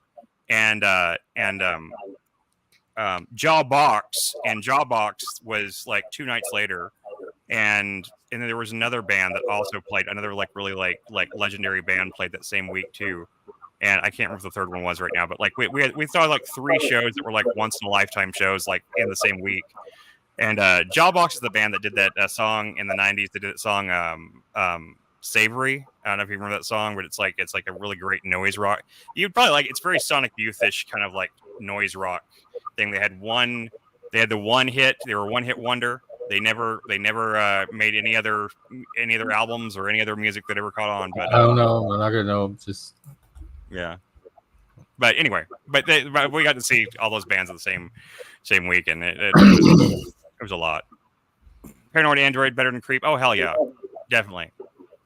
Creep to me, I don't think Creep is that great of a song. Even Tom York doesn't like that song. He says that he finds it to be like one of the most childish and immature things he ever wrote. He thinks that it's he had said it before. He thinks he refused to play it for a long time because he said it was a piece of shit. He wouldn't play it, but I guess I don't know if he does it now, but they don't really play live much anymore. So who knows? Why would you care what he thinks? Like a guy that wrote a song called "I'm a Creep, I'm a Weirdo." I don't know. I'm just saying. I'm just saying. I never really cared for it, and I'm just saying even he didn't even like it. So that was just my point. Yeah, but he's a weirdo, so it doesn't matter what he thinks about his song. I guess so. He's a neurodivergent.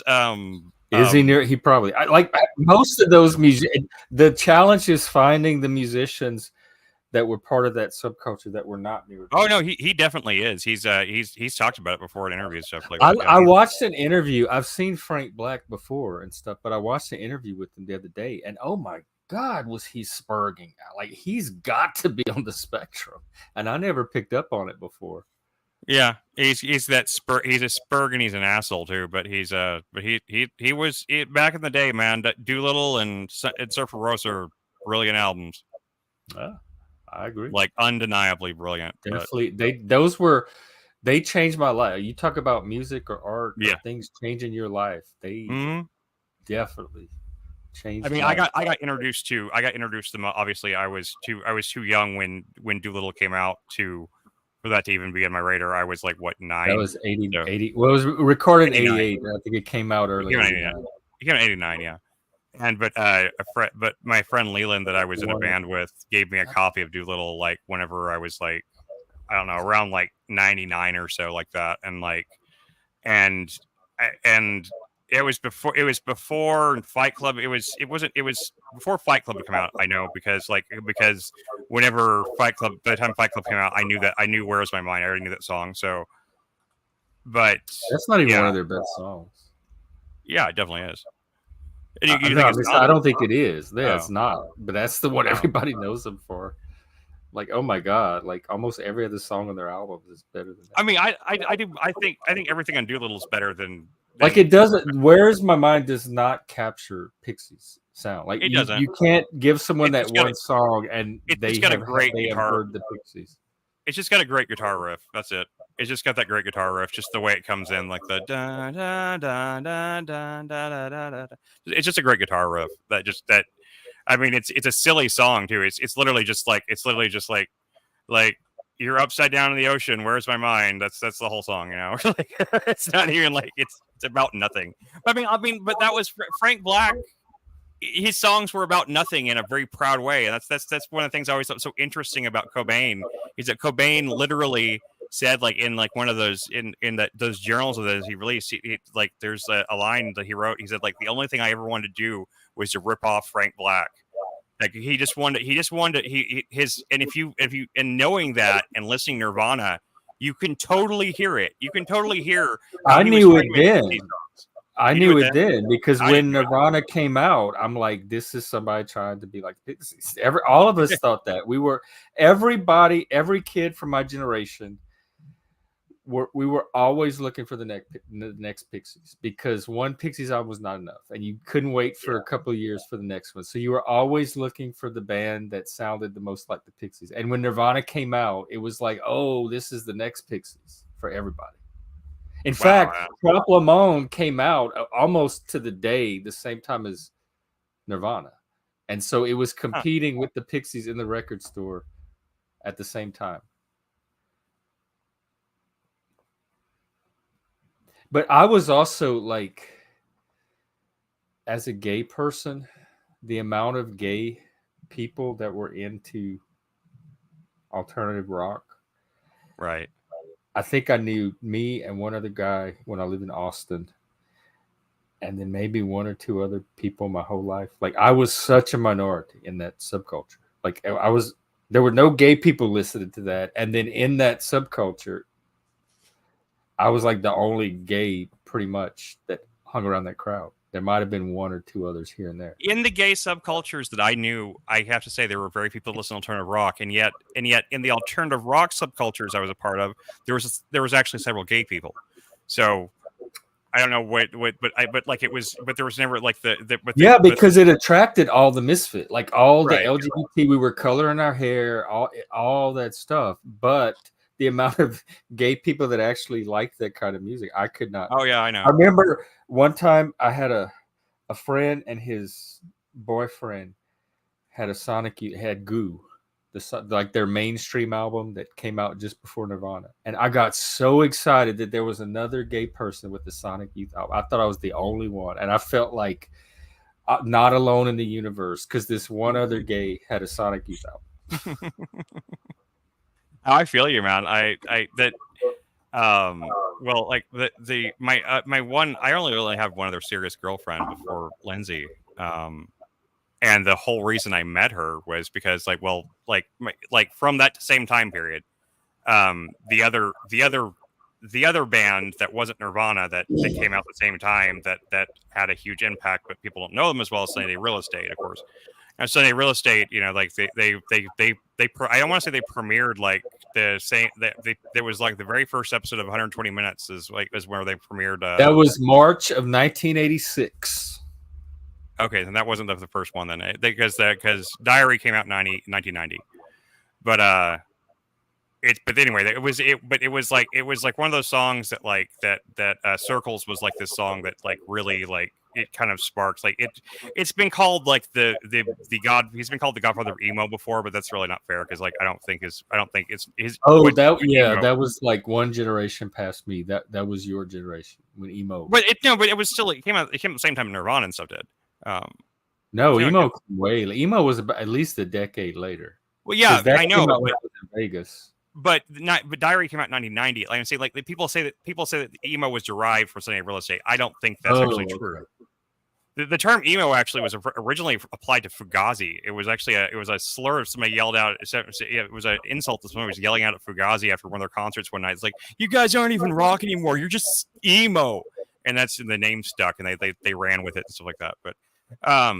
But anyway, so like Sunny Day Real Estate, they went on and they produced like 3 of my favorite albums ever, and then they broke up and they reformed as a different band called the Fire Theft, and the Fire Theft was like, I mean, nobody even knew about the Fire Theft. The Fire Theft was this tiny little they hadn't even put an album out yet, and I was working at Applebee's in this tiny town that like of Marshall that's like got like, you know, it's got like 8,000 people live there. It's a tiny little nothing of a town. I was working as a waiter at Applebee's, and this girl walks in wearing a Fire Theft t-shirt, and I just about like lost my shit. And I was like, and me and my friend Lee, we'd already planned this concert. We were doing this stupid show where we were putting ourselves as top billing above 2 other bands that actually had followings. And it's really, we were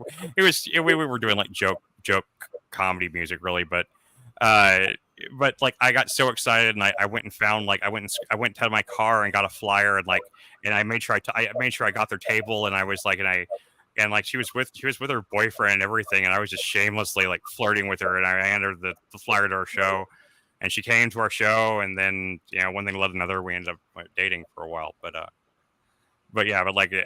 was like I was so excited to see that somebody else not only had heard of the Fire Theft, but that she had actually seen them live. Like how did she see them live? I didn't even know they'd played concerts yet. Like that was just like, that was like the coolest thing ever. You know, we're in this tiny little town, like where nobody knows anything. Nobody. Music really brought people together. Like that's the kind of stuff that lifelong friendships were built on. Like if you found somebody that liked this obscure band that you automatically knew you and that person were, you already had a bond right there. Just whatever were drawing you to that same band together. It was so easy to like find connections and build communities back then using these musical subcultures. Yeah, I still remember I still remember feeling the change in going to shows because there whenever I was like in my teens, we would drive to Dallas to see shows and stuff all the time. Once I had my driver's license, and there was always such a sense of community at the shows. Like in those days, like you go in there and it's like everyone. If you went to the certain shows, man, everyone was your friend. Like you were friends with everybody in that room. You could walk up to anybody and be like, "Yeah, what's up, man?" And it would be like you already knew each other. You didn't even have to ask each other's that's name. not what anybody that liked the same band. If you saw someone wearing a Kira T-shirt, like you automatically knew they were like family. You didn't even know them, but they were already part of your tribe. Yeah, you do anything for them, and then time went on, and time went on, like and I moved away from the Texas area, and there weren't like many there really I lived in a lot of places where there weren't a lot of live shows for a long time, and then by the time I got back to places where there was live shows again, like the whole culture had just changed where like you couldn't just talk to people anymore. People looked at you weird if you talked to them. That's how they are up here. I thought that was like a Pacific Northwest thing. The whole world's turned that way. That's every concert I've been to since around anything post 9/11 pretty much. Like post 9/11 culture just changed things so much. Like it just it was slow at first. At first it was just like a little bit like it was just like there would just be like a little bit of like a standoffishness with people, but nowadays, like I mean, I've gone to so many shows here in Dallas, tons and tons of shows, and shows of obscure bands that not many people know about, bands that don't have like huge followings, stuff like that. And me and Lindsay have tried to make friends, just like both standing together and separately, because sometimes we thought, well, maybe we're not making friends because we're a couple and people think we're trying to like sleep over or something, it's something like that, So we try to split off and try to make friends, because we've been trying to make friends in the city ever since we've been here. We just wanted to make find some people that like the same things as us and like hang out with them, and it was just impossible. Like no matter what you do, you could offer to buy people a drink. You could do whatever. And the artists. I've had more conversations at concerts with the actual artists, from that we were seeing than I have with any of the people at the shows. Like, are these people half your age? Is this a generational thing? No, I mean now that they're sometimes they might have been younger. I can't always tell. But I will say that the people that I can tell that look like me, that have like a beard and is probably wearing some old a shirt from a band that like no one's heard of, like thing. There's definitely those people like that. It's always the older dudes, like the older dudes in the audience that are like old like scene dudes that like myself, like that if me and like I run into one of them, then there's like I have that moment again that feels like the old days. We were at a Peter Lion show and I saw a guy that had a Rose Blossom Punch shirt on. Just like, dude, a Rose Blossom Punch shirt? What the fuck? And he was like, hell yeah, man. We hugged each other. It was like instant, like, I never talked to him again after that, but still, it was cool. Like, it was like a, I was going to try to get the guy's number and stuff, but like, it just like, I think it actually turned out that he didn't live there. He didn't live anywhere nearby. He had driven really far to come to the show. So, but I made friends with several bands here because like it's the musicians from Dallas have all been really cool. And I was at a Jeremy Enick solo show and ran into like a guy I used to know from way back when, and he knew this guy from this other band. And I met a lot of people like that. I one of the best conversations, the longest conversations I had with anybody at any of the shows I've had here with Jonah Mantranga, who is actually like a fairly well-known person. I mean, he wrote songs with the guy from Tool, with Maynard, and he wrote songs for what's that? They did that album White Pony. The song Back to School. What's the name of that band?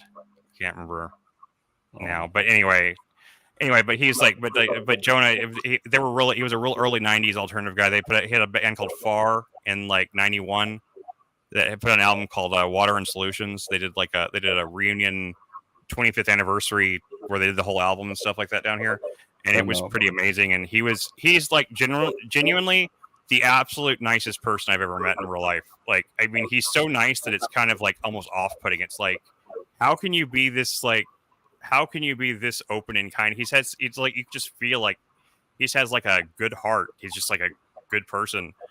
Me and Lindsay, because he's friends with me on Facebook, and he even like if I've said hi to him before, and he'll actually talk to me back. Like he's that down to earth. He'll actually just talk to random people on Facebook. So he's really cool. I was talking to I told you I wrote that song, right? I wrote that song about the Star Wars thing.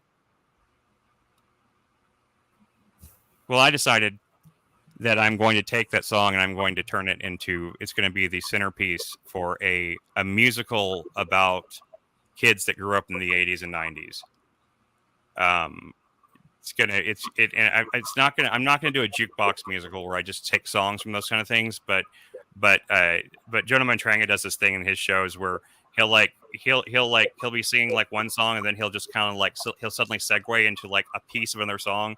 I can't remember the song he has. He does it. And he has this one song where he segues into just the part of Monkey Gone to Heaven where it's like, and if God is five, or if man is five, if man is five, he does the whole like, then God is seven, and then he goes back into and then he goes back into like the rest of the song like really intensely, and like he did a lot of that sort of thing. So me and Lindsay were talking about, we're gonna see if we can structure it into a stage show that is about like people connecting through pop culture back in that time period, back in the 90s, and how different the dynamics were and stuff like that. So I don't know.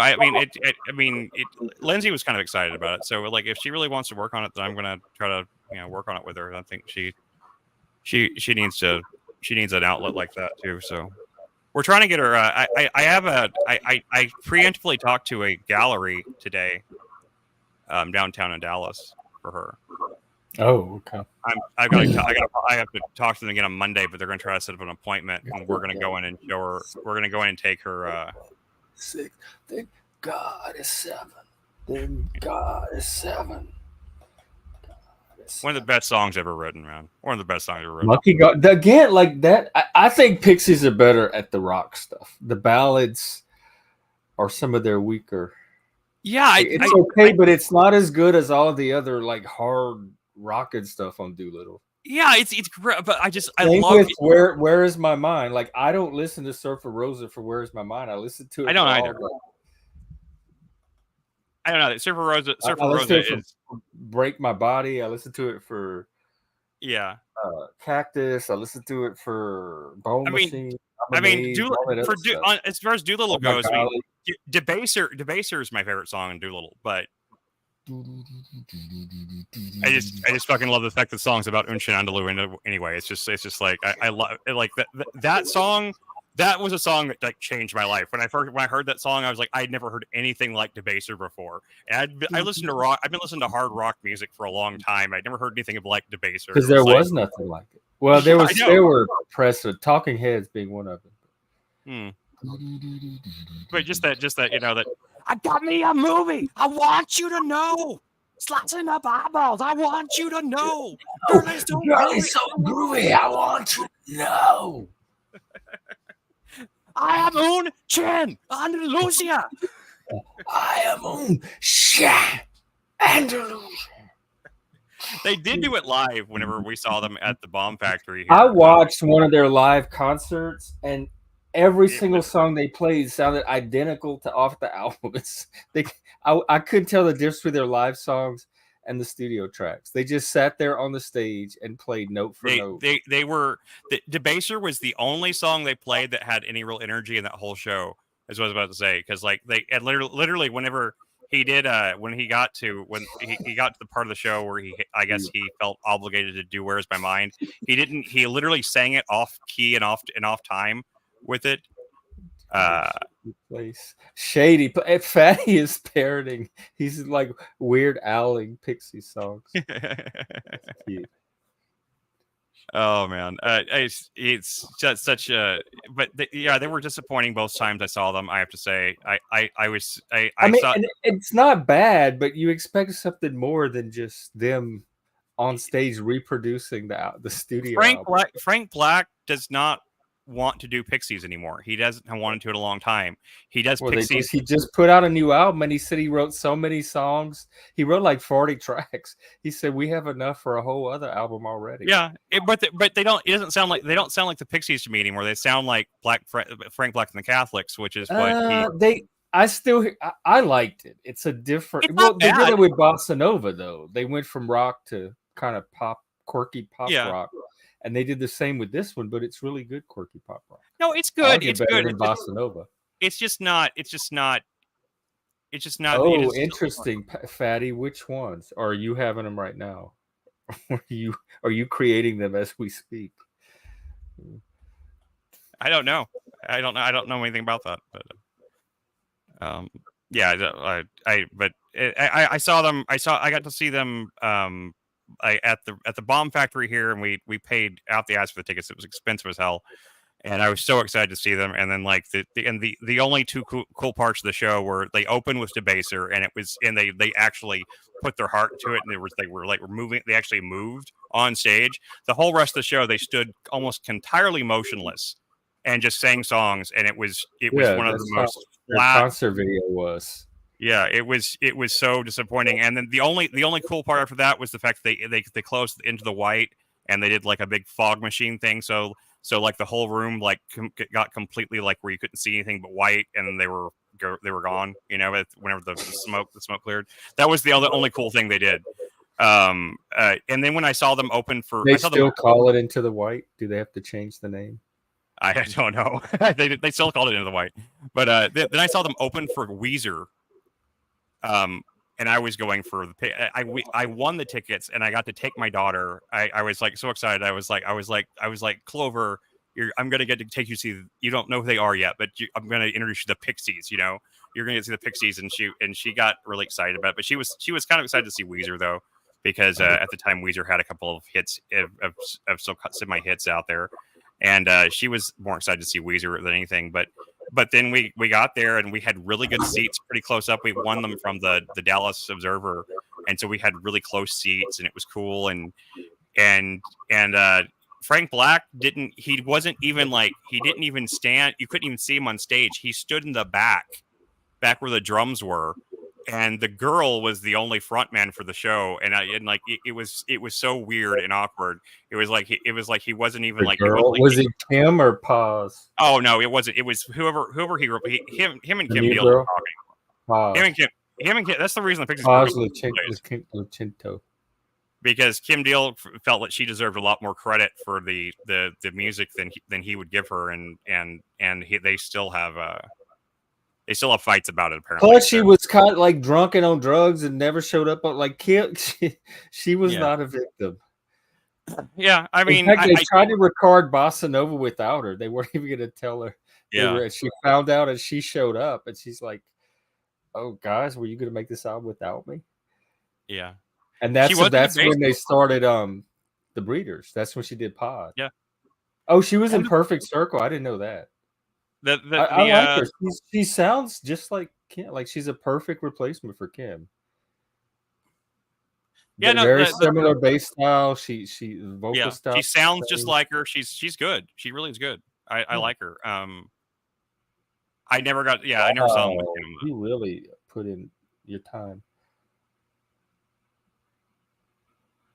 Yeah, the new girl's good. I mean, she held the show together. She has a few where she sings and she's written a few of them. No, she actually had she did they did some of Kim Deal songs. They did. And she's probably not as bratty as Kim. Like she really provoked Frank. Those two didn't get along. Yeah, their tension is probably what led to some of the greatest moments on Doolittle and Surfer Rosa, but at the same time, it also tore them apart. So it's one of those things that happen with music where like tension between music and YouTube channels and all kind of stuff. yeah, for real. But yeah, that was such a. But it was just it was sad though because we went to it was a big like amphitheater show and we had great tickets. We were real close. And she and I was trying to introduce my daughter to the Pixies, and they played so like the girl, she put her heart into it, but everybody else looked so bored that like I barely could keep Clover's attention. That was irony. That was that aloof irony of the I guess 90s intellectuals. But Weezer blew them away in terms of stage presence and performance. Weezer did an amazing job. The Pixies concerts I've seen on video, that doesn't look hard to do. I was not expecting. I did not go with any great expectations of seeing Weezer as being like a great. I wasn't excited about Weezer, but Weezer was great. And not only was he because I fully expected. I've been hearing for years that Weezer shunned the entirety of my favorite Weezer album, Pinkerton. They wouldn't do Pinkerton songs, but they played like half of Pinkerton, and so I was totally happy. I was over the moon. They played El Scorcho. They played Tired of Sex. They played. I don't know any of those. Yeah, Can you keep spurging about music for like sure. another minute or so? I got to pee really badly, and I'll come right back. All right. What about Cannonball? Cannonball is a great track, man. Cannonball is just like that fucking. I mean, the Breeders album was good. There's more than one. I think there is more than one, but I only know the first one. But Pod was the first one, and then they did the Safari EP, which is excellent, and then they did Last Splash with but the first one was with Tanya Donnelly from the Throwing Muses, and then she teamed up with her sister, and they did Last Splash. Okay, Last Splash is the one I know. I didn't even realize about the other thing. Yeah, that was like 93, and that was about 3 years after their first album. I was unaware of that. I never dug into the Breeders that far, but I had Last Splash, and it was a good album. I mean, it was not. Cannonball is a good song. I mean, Cannonball is a great song, but like the rest of the album, it didn't really blow me away. There's not any other tracks that. Oh, L7, yeah, I remember L7. L7 was all right. I remember a lot of those '90s chick rock bands, like there was what was the one that did there's one that did the Naked Eye. Remember that song? What was that? With my naked eye, I saw something falling down on me. I can't remember what band that was, but I remember that. I think they were pretty cool. There was that one lesbian rock band, Luscious. Yeah, that was Luscious Jackson. Okay, man, you know your shit. You know your shit. Better than I do anymore. And there was that lesbian band. I can't remember what they're called now. Like that had that one. They had that one big hit. Oh shit! They came out around the same time. I remember there was so many there was so much good just chick rock at the time. I mean, I don't know what to call it. It was like all the girl rock with the 3 R's kind of thing. Tattoo, no, not Tattoo. Tattoo was later on. I'm thinking of something. It was like a band that was around the same time as Luscious Jackson. That it was a rock band. They were a rock band. I can't remember. They had like a kind of a corny name. I can't remember what they were now. Damn it. Maybe it was L7. I don't know. I can't remember. It wasn't Indigo Girls. I know that much. Because that was like that folksy whatever shit. But it was like a band. I can't remember what I'd have to. That's when a lot of that third wave feminism began with the Riot Girls. Yeah, that little what is it called? The indie chick move. What? There's a name for that lesbian rock. Fuck, what do they call it? The Lilith Fair stuff. Kinda. Forget the name of it. The genre we used to call it, but anyway, the Riot Girl stuff, yeah. And actually, Kim Deal had a hand in that. Yeah, she's she did. From Sonic Youth. Kim Deal was from Sonic Youth. Yeah, She's married to Thurston. She's the girl from Sonic Youth, and then he cheated on her. That's how Sonic Youth broke up. He had an affair with her, with No, but some other lady. that's Kim Deal from the Pixies. I'm sorry, Kim Gordon. Kim Gordon. Yeah, I say. I think. I think. Yeah. The other Kim helped Yeah. the right. What is it, Slater Kinney or Kathleen Hanna? She helped. Yeah, them. Slater Kinney was cool too, and so was Letters to Cleo. Letters to Cleo. Yeah, but look at what they unleashed under the world. A bunch of Josie and the empowered Pussycats women. That's how we ended up with Women and Women First bookstore in Portlandia. There's a direct through line. And it all started up here in the Pacific Northwest. So when I talk about the women up here and the struggles, that's the kind of culture I'm talking about that it produces. I mean, I thought it was pretty. I thought like the way Portlandia made fun of that stuff was pretty clever for all. But after a while, it kind of seemed like it kind of turned into more endorsing it, didn't it? It was clever and funny, but it was like a satire that reality caught up with and outpaced, and then all of a sudden it became like what started out as satire became almost like documentary reality. Yeah, I know. That's what I remember. I you could kind of feel it as the show went on too. Like it lost a lot of its bite. Like the first couple seasons were great. Like I loved the first 2 seasons of Portlandia, but after that it kind of like really like turned into a weird mishmash of. I still remember that like the opening skit of like the dream of the '90s is alive in Portland. You know, like of them all marching to Portland. I still love that. Like living in Seattle, it was almost impossible to watch Portlandia. It wasn't escape or recreation. It was like this is the shit that's happening every time I leave my house. It's not even funny anymore when it happens in real life. Plus, all the things I heard about, I've heard terrible things about Fred Armisen. I've heard he's a complete asshole. But well, a lot of those creative geniuses probably are. Like, I don't think he's a creative genius. I mean, you've worked in the arts. You know how those egos can be. When I hear that a celebrity is an asshole or has a big ego, I'm like, yeah, it's a celebrity. I don't feel like he's earned it though. I don't think he's that cheap. They don't have to earn it. Like what do you think ego is? You're right. I mean, you're right. It's an odd perspective from somebody that's like in the industry. Like it's a silly comment. It really is. Yeah, Glenn Danzig did do a cameo on Portlandia. You're right. He also did a cameo. He also did an episode of Aqua Teen Hunger Force, though, too. So,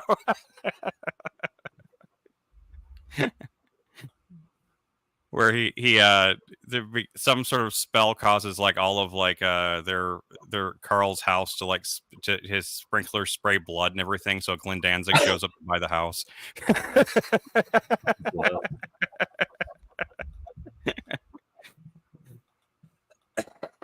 But it was actually Danzig actually did the voice. But of course, that was back whenever they were doing Metalocalypse and stuff.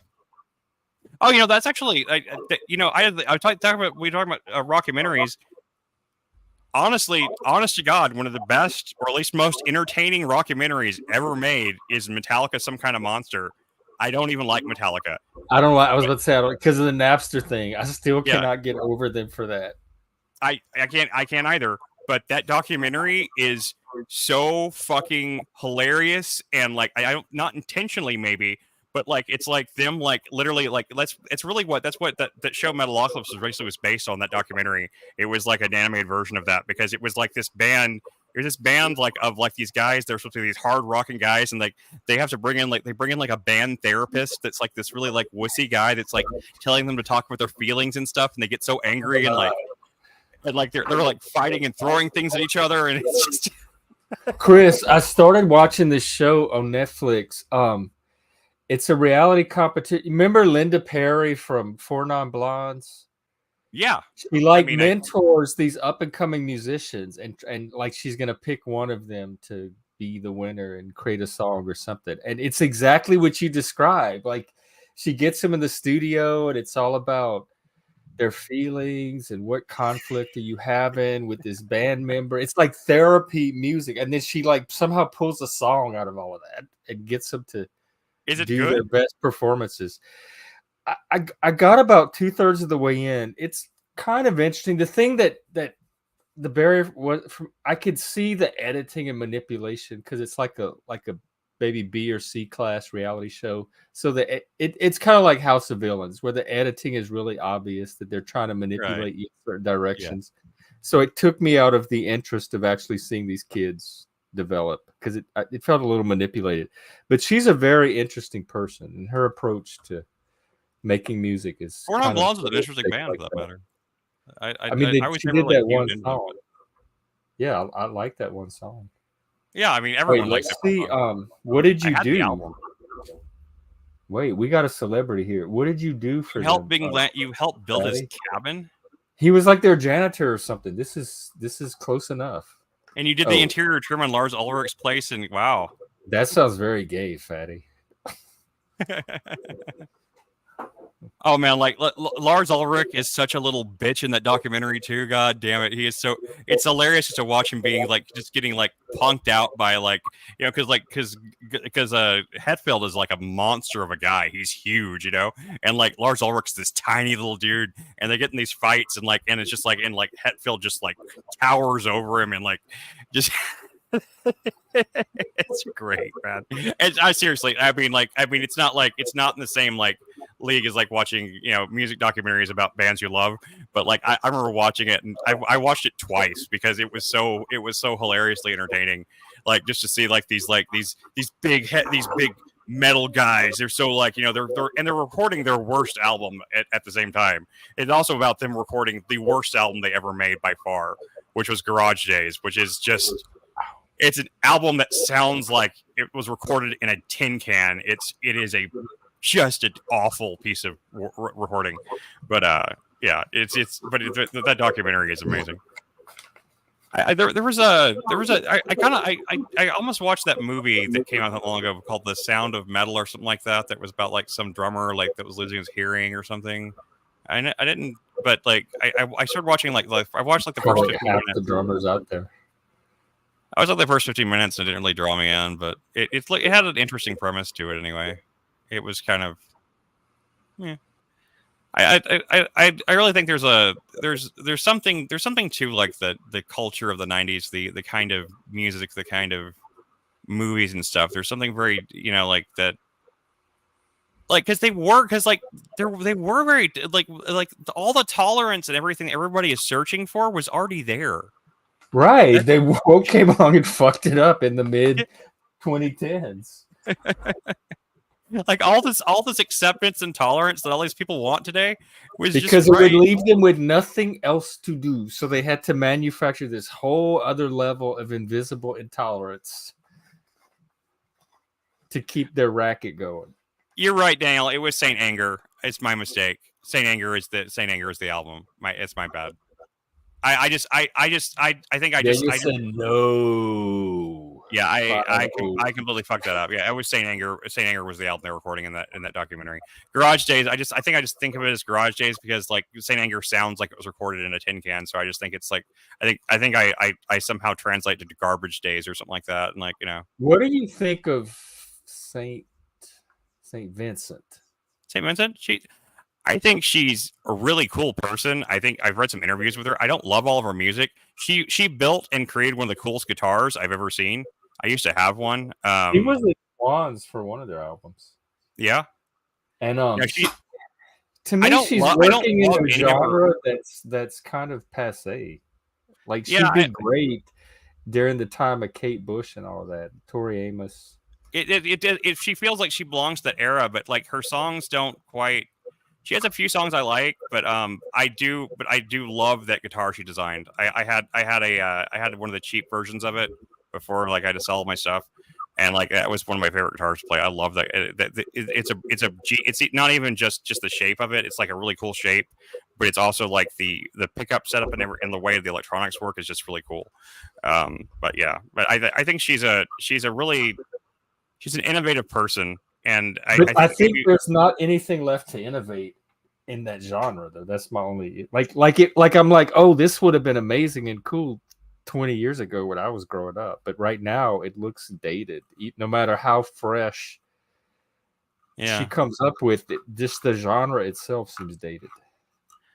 I think she still has. I hold out hope that she's gonna put out something that's gonna be really like that's really gonna like be her album. She I still just don't. came out with a new album No, I like haven't heard it this yet. week or so. It's I heard a few. I tried to listen to a few songs. It's kind of that folky direct she's been going in. It really it seems like she should be going the opposite direction, but she should be going into like she should It actually seems be like trying. she tries too hard. She's just like randomly Yeah, I trying get you there. different things to see what sticks. But Susie and the band, she's kind of did that too. They never did I really find their way. I do really respect her from, like I said, like I've read interviews and stuff with her.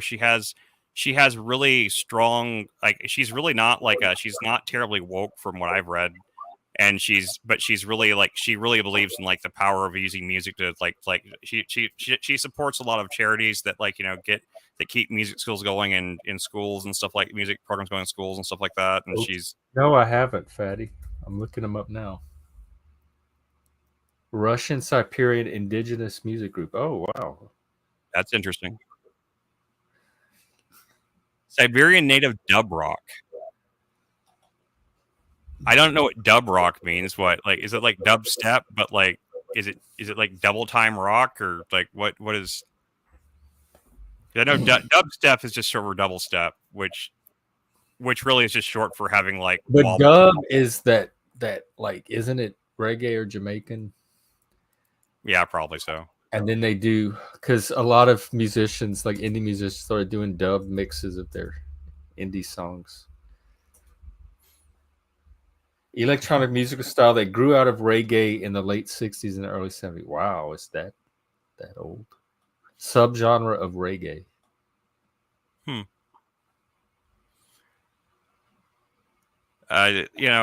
What was it? The guys that I can't remember like what their hip hop outfit was, but like Tyler the Creator and a bunch of those guys came out of like that one group, and they had a show on Adult Swim for a while, and they did a skit called Dubstep Dad.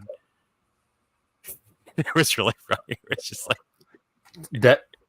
I want to be Jeff the Creator. He's just known for being creating, being he's a rapper. He's a rapper. Oh, okay. Why does he call himself the Creator?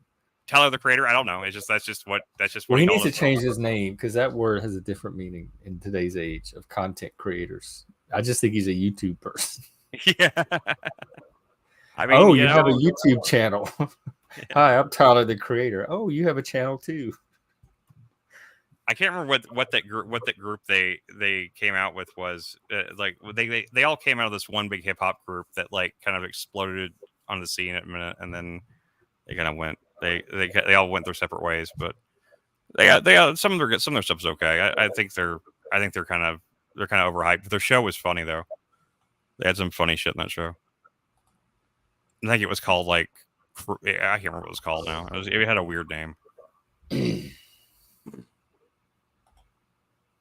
I mean, like I think there's like a lot of the more like interesting but like closer to being like masterful albums that I've actually heard in since like the days of like of like Hissing Fawn and stuff like that.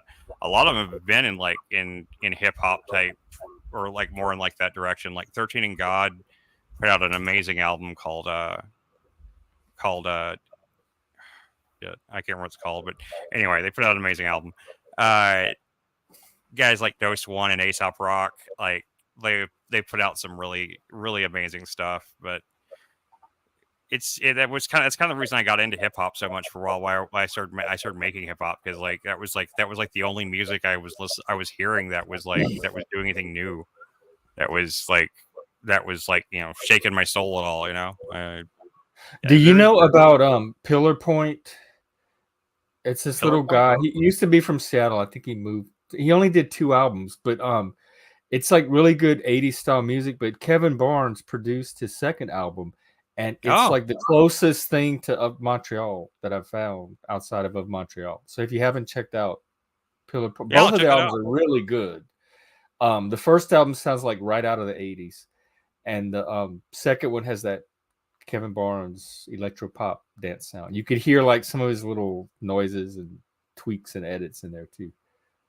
Have you heard Perfume Genius? If you haven't discovered you might like Point, who? You might like Perfume Genius. Yeah, he's from Seattle. Yeah, yeah. I used to listen to him too.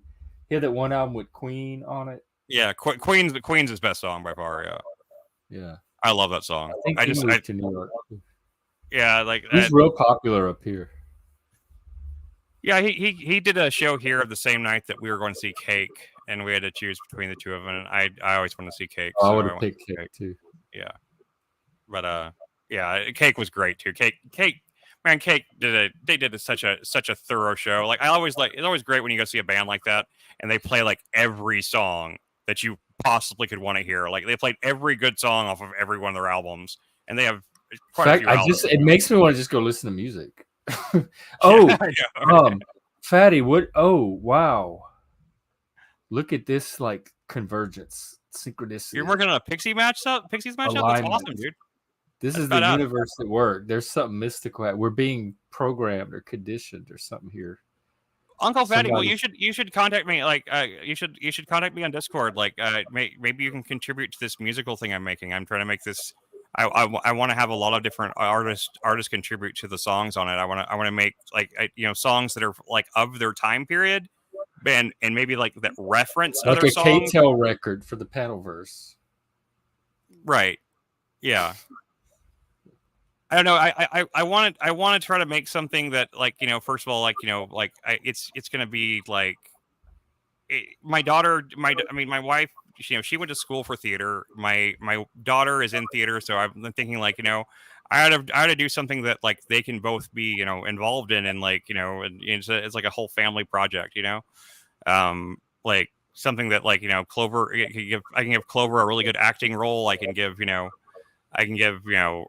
her mother can help work on it and create some of the do the lighting design and stuff again, stuff like that. And like I just feel like it's like and like I don't know what else to do with that song, and that song is really catchy and hooky, but it I feel like it belongs in a musical. I feel like that's where it belongs, and and so I decided that there's something actually about it that I at first I was kind of iffy on it until I suddenly realized that like what I want to do with it is like it's about these two kids, right? That are so a boy and girl, they meet, they initially connect over the fact that the very first movie they ever saw as kids was Star Wars.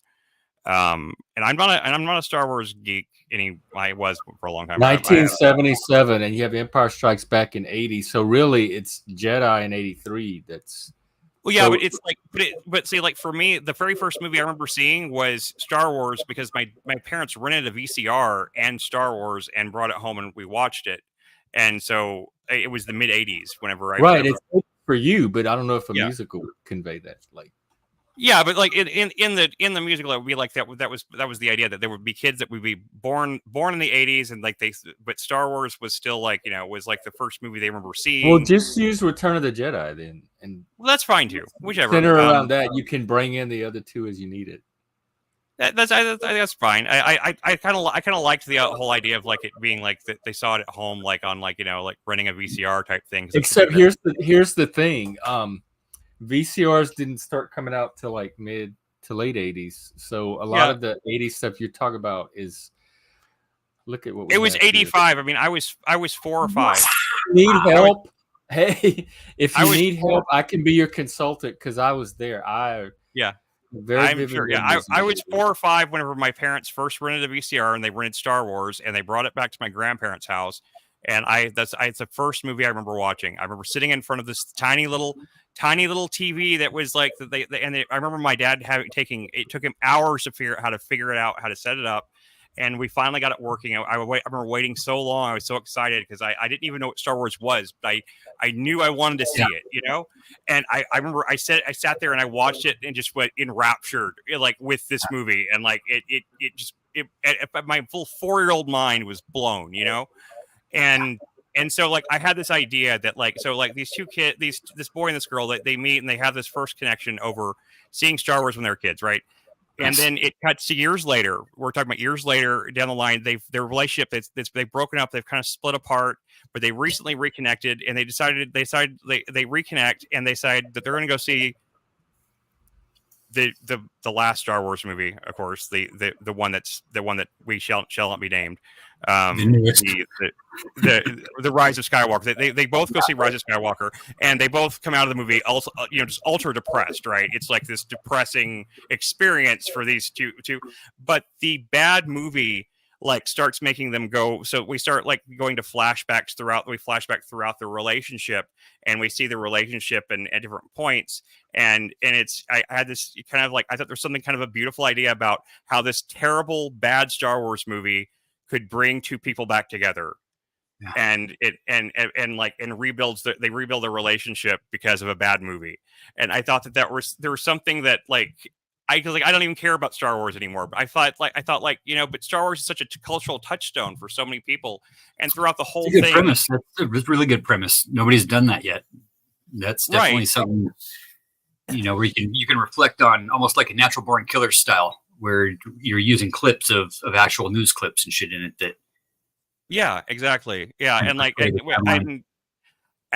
me and my wife, like we sat here yesterday and talked about it, and even like worked out kind of like how we could do the stage, like for like as a stage setup. We'd have like there's the present day. There's like it'd be set in 3 lines. There's a present day line in the back that's the diner where they're talking, and that's where the current day conversation is happening. There's the middle line, which is the 90s or the 90s and 2000s where like they were dating, and so then there's that cast is there, and then there's the front, which is where there is their childhood memories and like their memories of stuff like that. So like it has like this distinct and there's 3 distinct lighting things to really easily switch between. We've worked out all this. We start talking. We haven't even written it, and we start talking about technical stuff already. Uh-huh. And but my wife. Welcome, Fatty. What's up with you tonight? Just fucking around, man. I was getting baked from playing music for a while, and that's what I'm. I want to go listen. Always hit the music, whatever, the unmute button, where I can tab across. And of course, the first tab I come to, I'm like, oh yeah, what are these fuckers doing? Oh, I'm talking about Pixies, and I'm sitting here literally playing the Pixies. What's this mashup you have going? It's a Wave of Mutilation with gigantic mashup kind of thing. Oh, wow.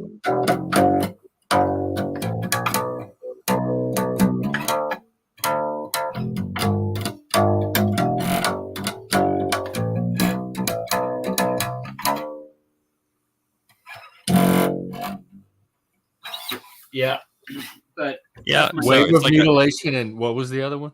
Gigantic. It's gigantic. So it's gigantic wave, or like mutilation wave, or wave of giant dicks. Something. Yeah, you got like I don't know, at least a dozen different deals. Have you guys been messing around with Suno? Oh yeah, Suno's great, man. Yeah, Suno used to work with Dose One on like Anticon and stuff like that. And, like I am a huge Anticon nerd, so yeah. Yeah, I'm just getting back into that one. That I kind of got into the programming of it too, to where you can really specify what you want for bass lines and how to pull certain shit out of certain songs without labeling the artist in the description, to where it dings the description on like parody. You can't do parody songs on there anymore, where you used to be able to like tell it to do like a Weird Al style parody as a descriptor, and now that parodies are out the road, so you got to copy and paste and go back in and rework how it kind of fits to the beat of whatever it puts it to. But what program are you using? Like Sublime Bassline. What program are you using? What program are you using? On Suno. You're using. He has a program. Well, there's just different ways to program the prompt, I guess is what I'm saying. The way you prompt everything into it. I didn't know Suno was a program. I know Suno was an artist. Suno as an artist. I don't know Suno as a program. I didn't know. Oh no, Suno the program. Yeah. Oh, I didn't know Suno was a program. There's like. Yeah, we're talking about 2 different things completely. Yeah, that's crazy. Yeah, I had no idea. It kind of links into what is it, Copilot, or which one of the? Did Suno create it? I wonder. I bet he did. I guess it's a standalone, really, but Yeah, it just comes off. Well, I don't even know how I found this fucking one, but I've got probably a couple dozen AI generators working, and the one you guys will love. We got to go over this on stream one day. Is Jesus, Muhammad, Abraham, the Dalai Lama, fucking Buddha, and God, who all's in it? Elon and Einstein AI? and Nicholas Copernicus. What? Yeah, and they're all having Let's a conversation go over with it each now. other. It's right? a video. I started out with all these guys walked into a bar and just kind of they're asking each other questions, but it's gotten some really deep philosophical shit in it, like. Oh yeah, we did that one day with Like really deep Jesus shit. and Carl Jung and all kinds of weird shit. Yeah. I love it. We I think played around with that's it's AI or is video? Is it a video conversation or just text? Just like a GPT or like Copilot. Yeah. Or Anakin AI is a good one too. The first thing I do on any of these new platforms or anything that I get into for a new program is say create image of semicolon evolution. Just the word evolution, right? Getting some really cool shit, like really weird abstracts that, like gray aliens that grow and turn into humans on the Leonardo chart. You know, that one was fucking trippy. Like little grays that turned into humans throughout the growth of the chart. That one was fucking weird, but usually a lot of abstract, kind of like amoebas and all kinds of weird shit. But I love messing around with that shit. Do you use a DAW like to do recording or anything like that? Yeah, I've got like Ableton and Pro Tools and all that shit, and then my mixers. I got a couple different mixers, but I'm trying to rework how to play live. I tell everybody the same thing. Reaper is the way to go, man. Reaper is the best DAW. Nice. It's the best DAW. Best workflow. You can sample from it. You can do all this. Too. Yeah. It's got the best sample workflow. I can make a beat in Reaper in 5 minutes even now. I was fucking with it just the other day, and I almost accidentally made a beat. Like I was just like it's so easy to do. Yeah. I don't currently have a computer with any of my plugins installed. I spent so much money on plugins back in the day, and I don't think my licenses are probably half the license. I don't even know where the keys are, but you know I have so much native instruments stuff. Is the other one so much contact stuff, you know? Yeah, just tons and tons and tons and tons of stuff. I was a glutton for soundscape creation programs and. Man, I ate that stuff up. I was so into it for a while. Like that's like the only thing like I thought about. Woke up and I would think about like, you know, what could I do with what kind of beat could I make today? And I was just like, it was a really cool creative time. But I started out with Cubase. I started with Cubase, and then I went into and then I tried Pro Tools for a while and I hated it. And then I went into I had a Mac that I used to play Logic with. Logic has a good AI drummer. That's about the only thing it has going for it. Yeah, good drums. And then I went to Studio One for a little while, and then finally once I got to Reaper, I was home. Like I never went back. Reaper's really similar to what I think Positive Grid probably took a lot of their formatting off of Reaper. Positive Grid does the Spark amplifiers for guitars and basses. I have one. Program, right? So the bias effects that you can get through, through the Spark, whatever their parent company is. Right. Yeah. Good stuff. Yeah.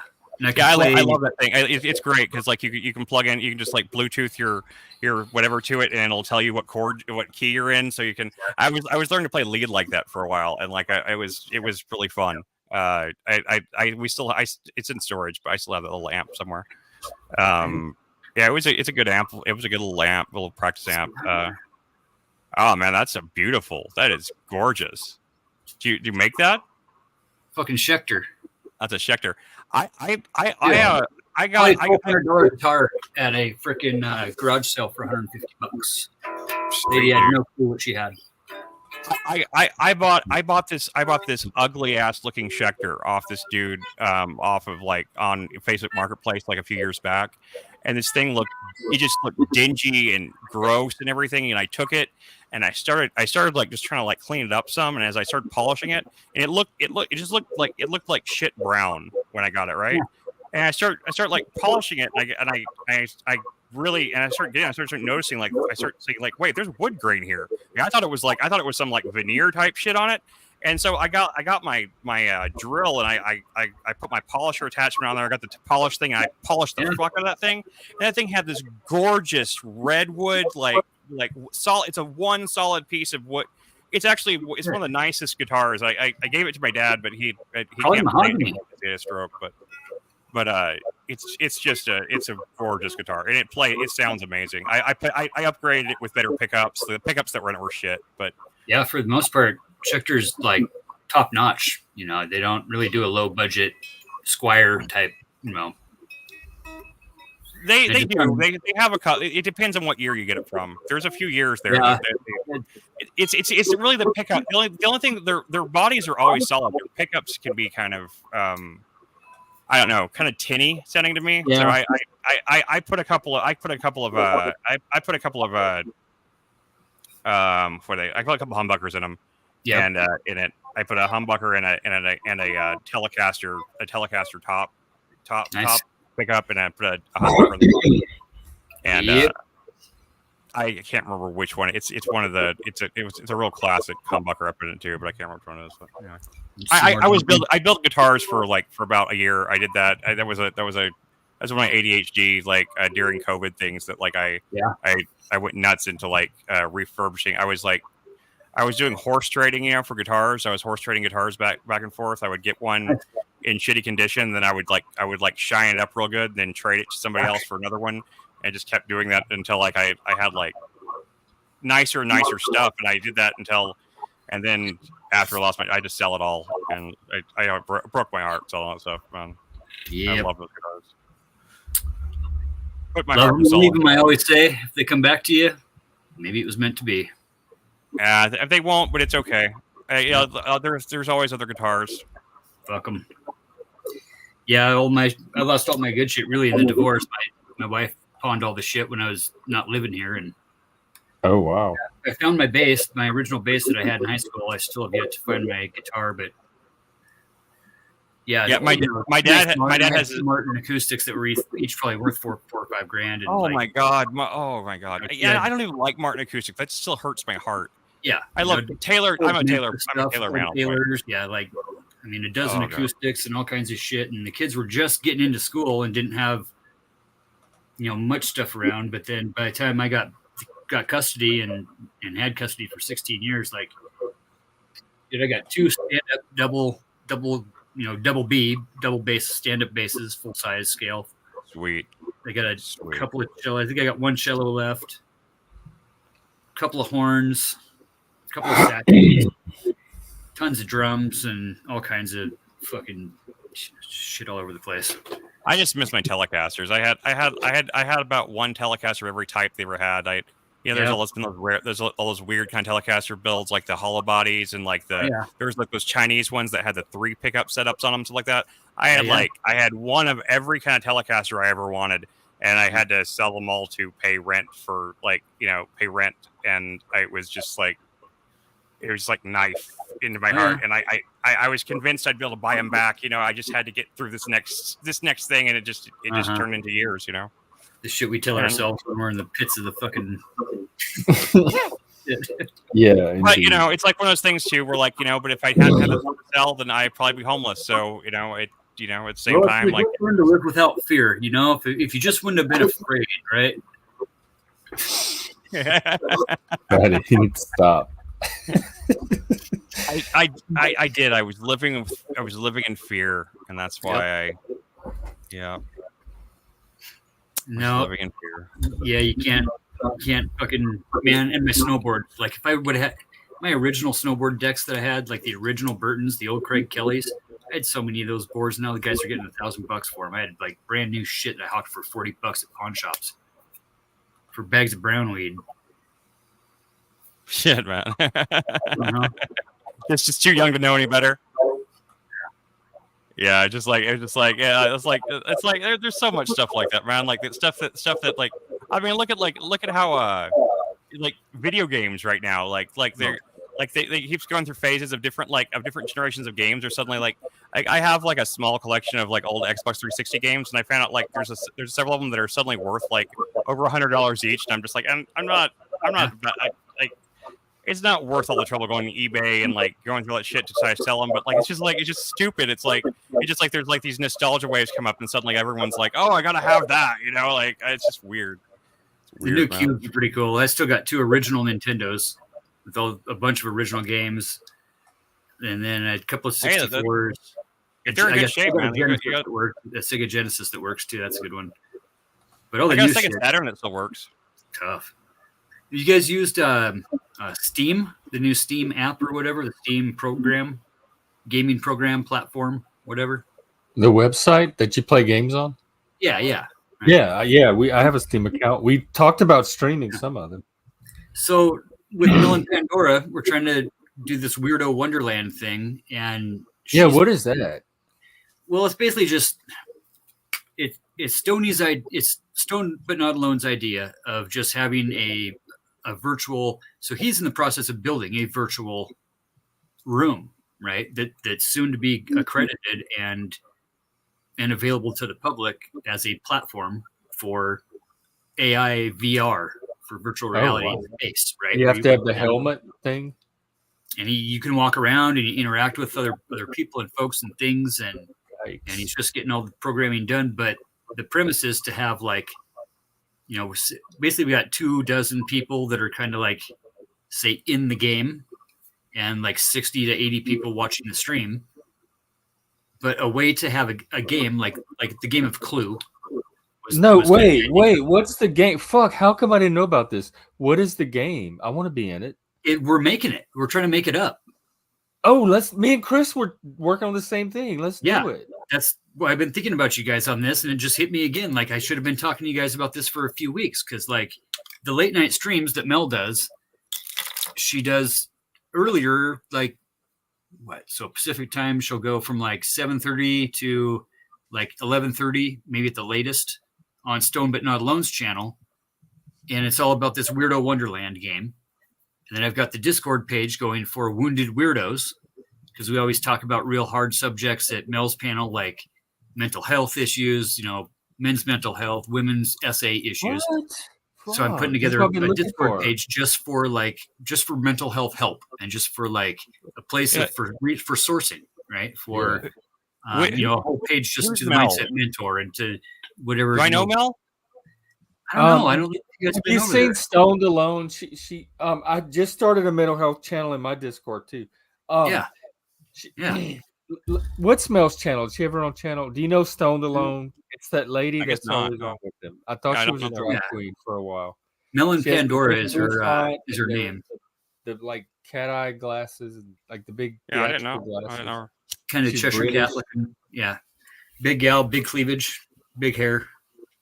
Oh, there's always a new corner of the internet to find. There's always a new corner. You'll never find them all. Like, you know. Yeah, Chris, we should talk to this guy about this. We should check out their show. I kept seeing, I'm subscribed to him, and I kept seeing the Winter Wonderland thing.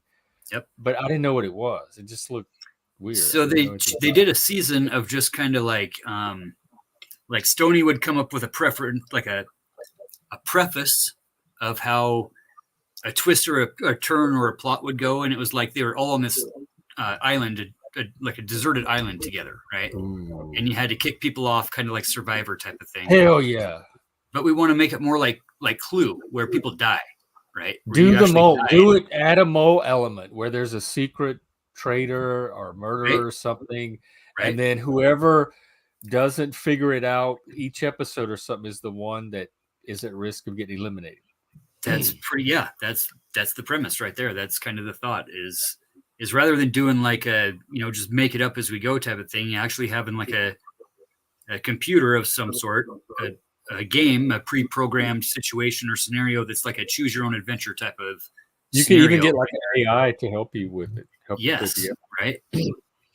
But we just got in. She just bought the game Clue on Steam. Oh, okay. And can't get it to interact. She's only basically using a fucking laptop.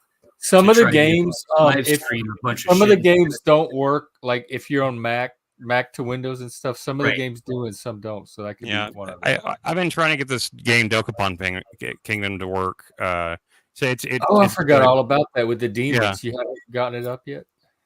I mean, I haven't tried again since the last time we tried, but I mean, it works. I just don't know how to get it to connect. I don't have other people to connect to it otherwise. So, you know. We had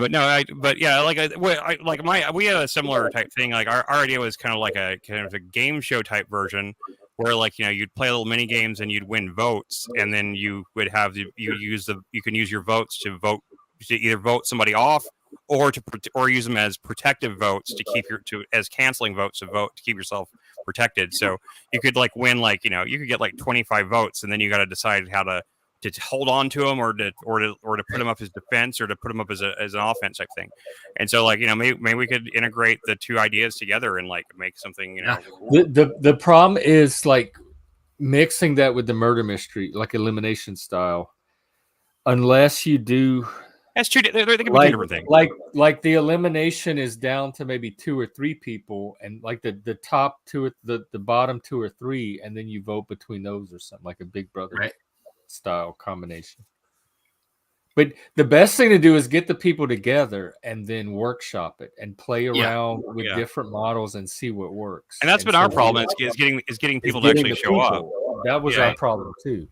Because we kept trying to like set it up in the Discord and like saying like, hey, let's go do it, and like people will be like, okay, and then they know when to show up. So they don't listen to us, so they just want boobs. That's all they want. There's so much shit going on, and like trying to, like, even just as you know, as a floater, just watching stuff, it's so hard to like. You know what? Tonight, what do we got? Probably a dozen people that I could be watching right now. Mortal Kombat, Flow State. Yeah, sure. Mid-bro. Yeah, you're right. I'm actually honored, Fatty, that you're spending time here. Yeah, definitely. Yeah, like I said, I usually go through the top and just click the click the microphone and just kind of sneak in on people, see what they're talking about, and I just put the fucking music shit away and clicked on and was like, motherfuckers are talking about Jack Francis. Hell yeah, man. Hey, are you familiar with Jonah Mantrenga? UncleFatty? Mm-mm. You're not familiar with him? He had a band called Far. He had a band called he was in the Deftones. He's really good friends with the guy from the Deftones, and he wrote Back to School, and he also co-wrote with the Maynard on like he co-wrote Be Quiet and Drive. Okay. And he's a really cool guy. I just like I'm actually friends. I've been thinking about contacting him about that musical thing too, because I think he'd actually contribute to it. I think there's actually a lot of potential like in this community. Like, yeah, I really think it's awesome that you're like working. Yeah, on, Patty, how do we get in touch with these game people? Do you have a way to put it together? I'll shoot you guys. Let me see. So Mel will be live tomorrow. Tomorrow night. We're talking about something heavy. I forget what it's going to be tomorrow night. Okay. Well, here. We do heavy stuff too. So like, what's her? Pandora. That's her channel. MEL. Yep, just MEL, and then the and sign. Pandora. Her dog's name is Pandora. Her little Chihuahua. Resto Chesto's got a little fucking Pyrenees or a little. Oh yeah, I know Resto. A rat dog. They're the two dogs that I married online for the dog. Oh yeah. I forgot about that. Oh yeah. Yeah, I forgot about that. Right. That was cute. So it's Mel's dog and Resto's dog. Yeah. And to this day, I'm still getting people asking me if I am personally married to a dog. Is it dreams and their meaning? To open panel tomorrow night. Talking about last dreams? night. Yep, we're doing dream. Joe, she's got tarot people coming. A couple of tarot gals coming tomorrow to do some live tarot reads. Oh wow! Okay, I'll put the link. Get this. Fucking dickhead. Fucking Ben Thorpe shows up on panel the other day, right? Oh no! That's my line. No, I know it, right? So I pull out the cards. Is he involved in this? Nope, not at all. Not at all. Okay. Nope. He showed up on like Glenn's panel or Flo's panel or something the other day. As soon as he showed up, I grabbed the cards and just started shuffling. Did you pull out the devil? The shit that flew out of the deck was like 100% on the money. Fucking death, ace of wands, ace of cups, queen of swords, queen of pentacles. Even the cards know them. You know, I used to do tarot. I used to do tarot readings.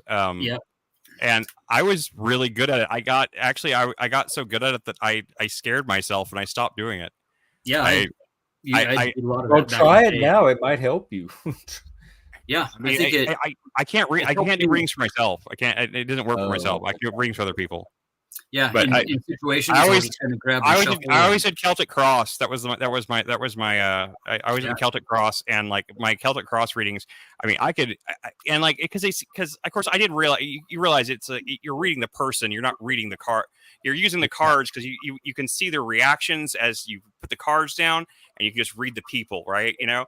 And I got so fucking good at it that it was just like, I was like, I don't know, it kind of creeped me out a little bit. And I stopped. I was like, maybe I should stop doing this. I don't know. I didn't know. It was like, I mean, it's kind of like we're talking about 20 years ago, you know, like, I mean, it was a long time.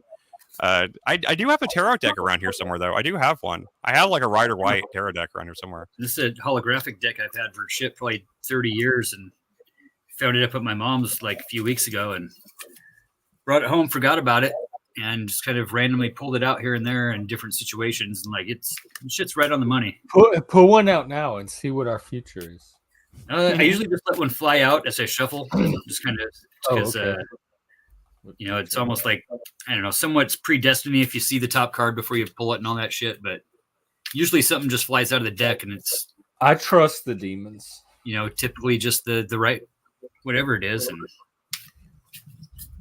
The gal that I dated in high school, I think I told you guys about her. She, her mom raised a moose from a baby, an abandoned moose. Oh, I think I remembered somebody. I do remember that story somewhat. Yeah. Yeah, she used to ride this moose around, and her mom, they were Native American, but either way, like riding a moose around, that's some crazy shit. Amazing. Like, the shit that she could. Can I ride your moose? Conjure up, like just. Yeah, fucking definitely some real shit when it comes down to all that stuff. And man, after fucking thinking about those exorcisms and shit back in the yesteryears, like there's been a lot of stuff that spawned up in my brain about remembering what I actually remember about those situations because I pretty much blocked them out. Like, oh, this was stuff you were involved in? Yeah, you talk about before on stream, man. You talk about before on stream. I remember that stuff, man. That was kind of more. That's some intense shit. Of the intense ones, but the more I think about it, the more I really remember like why I quit thinking about all that shit. Right. Yeah. Fucking intense, man. Really intense. I get you. Doesn't have nothing to do with no God or Jesus, but there's something there. Yeah. I hear you. Whatever the name is for it, it ain't what they're telling us it is. And if there's not, we'll make something anyway. Well, the mind is its own place, and it can make a hell out of heaven and a heaven out of hell. Oh, it will. It always will. Yeah, I can quote Milton. I keep trying to temper that, but I can quote some Milton. I can be intellectual sometimes. Oh yeah. I had a maybe there was a quote I wanted. Paradise Lost is a great book. I can't believe they've never tried to like make Paradise Lost into some like they have they did. There was an attempt that got aboard. They were going to make a Paradise Lost movie, and for whatever reason, it didn't. It was going to be like it's kind of like that attempt to make Don Quixote. It would have been so bad. I mean, it's such a terrible idea, but like I just because it's got all the all the material on Paradise Lost is just like it's like primed for like to make like big, it's like, really epic. A movie for the mind though. It would be very hard to translate into cinema. No, I know. Yeah, it wouldn't be good. I'm glad they're not making it. I'm glad it didn't happen because it would have been terrible. It would have turned into some Marvel movie shit. It would have been like Avengers Angel Edition, It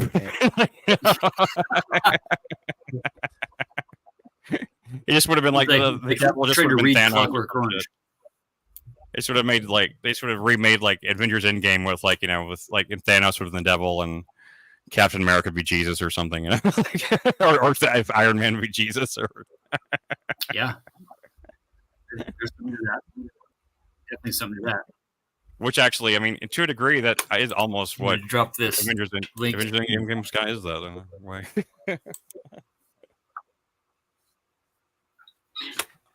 There's a link to one of the Pixies songs in the back for you guys. Actually, if you play it on stream, you'll own the copyright to it. Well, I don't know if I want to risk it.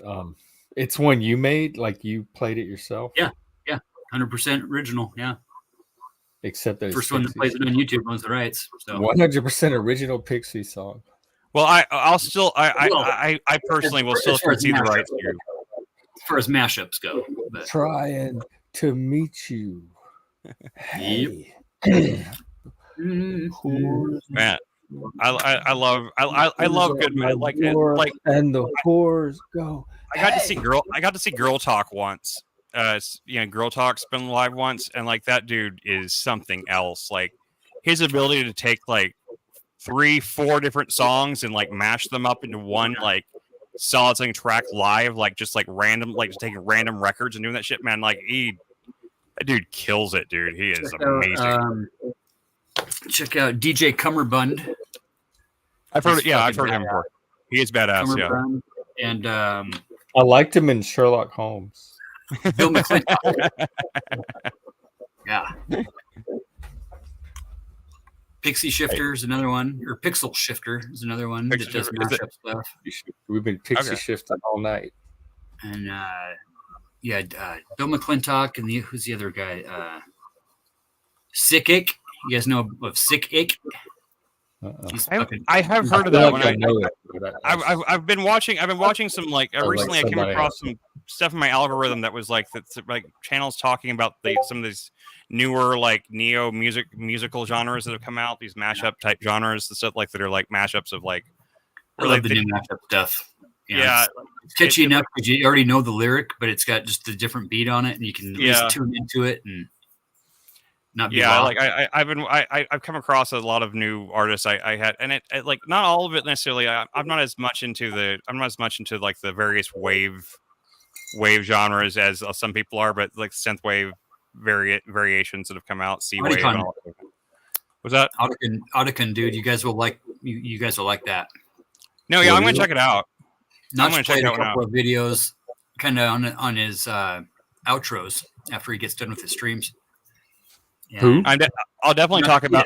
I'll definitely check it out and talk about it on my pop culture show. So, who are you talking about? Does it? Not Chiquita. Oh, okay. Not Chiquita. Uh-huh. Yeah. Okay. Yeah, the first time he played the just kind of the song, and then played a little bit of the video as he was like running some credits and shit. And the next stream, he actually played like half the video. And I got a hold of him and was like, dude, who was that band? That's some cool shit. Like big native Indian drums with like electric guitars and electric tunes and MIDI mixing and kind of that, real hard thumping big bass drums, like, 36-inch cowhide bass drums. I'm like, oh, wow. Cool shit. Like, and they're all dressed up in the traditional, Indian garb and, yeah, pretty bomb stuff. And that's turned me on to like Umet, and a couple other guys that do the real deep, almost like didgeridoo style. They're breathing and like oming, and the om. And if you like something that's like I was playing some stuff on the show that I did yesterday. And from this band, this really obscure band that's they were in the Christian alternative genre, but they were not really a Christian band. But they're called the Prayer Chain, and like they had a lot of heavy tribal influence in a lot of their music. You might really like it. Like a lot of people that were like on the stream, they're listening. Like Machine, other people are on there, and like they were saying, like it reminded them like Sabbath and like mixed with some tribal type stuff and stuff like that. You might really like. They only have like 3 albums. They only have one that's really good. It's called Mercury. It's called either Prayer Chain Mercury. You can find on YouTube, and I think you'd like it. It's like they have a song called Grilliad. It's one of my favorite songs of all time. It's just got this heavy drum and bass, like just this dun dun dun dun dun, dun thumping kind of like thing to it. Nice.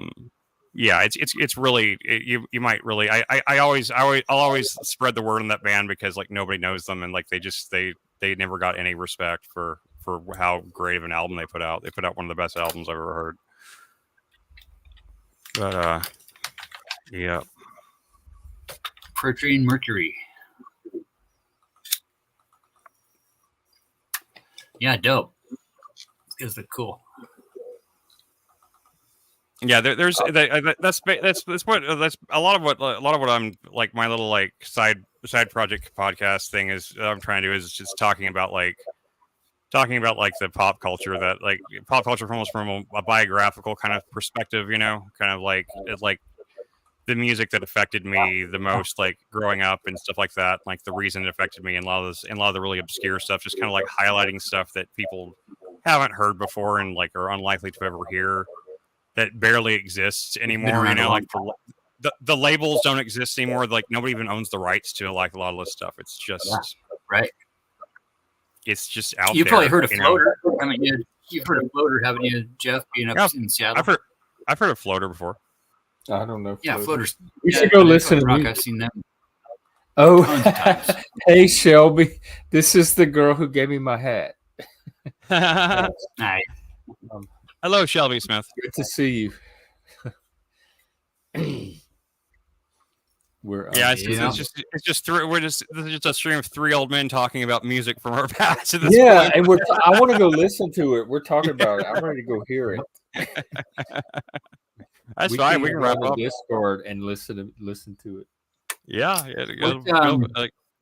What do you guys know about how the bots work in Discord and how they incorporate into YouTube? I need to get like a night bot going for a couple of chats. Mel is getting targeted, right? We're talking about subjects over there that like yeah, are pretty taboo. I don't know anything about bots for that kind of thing. I got to really don't. get something in there to start regulating her shit better on her chats. We're getting like, dude, she's getting at least six dick porn bombers backstage on every stream she does. Her streams that come backstage. Backstage, yeah. Yeah, and we got some safety, ways to bring people up and whatever onto live panel, and even using a separate StreamYard just for like a green room, basically, and then bringing people up individually out of there with or without a camera. But with this new, trying to incorporate this game into Stone But Not Alone's room or channel, I guess.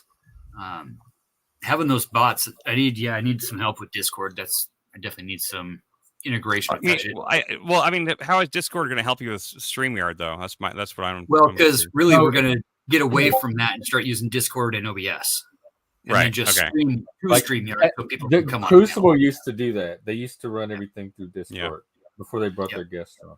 I just wish StreamYard. I just wish that OBS and Discord got along better. Fatty, you can do the solo thing, like the solo layout trick, and bring them on and go solo for a while until you vet them out. Yep. Or just know that it's people that you recognize, because a lot of new folks like to come up on her stream. She's real welcoming and opening, and especially when we're talking about like SA and like young, like being like assault and just stuff where people want to share. There's not very many panels where people are. Wait a minute, people actually let you talk about on there. I need to go on there because I did not have a good experience when I tried. Crispy Treat told a story last, and fucking Lindsay told her story with her medical, getting a transplant, getting fucking,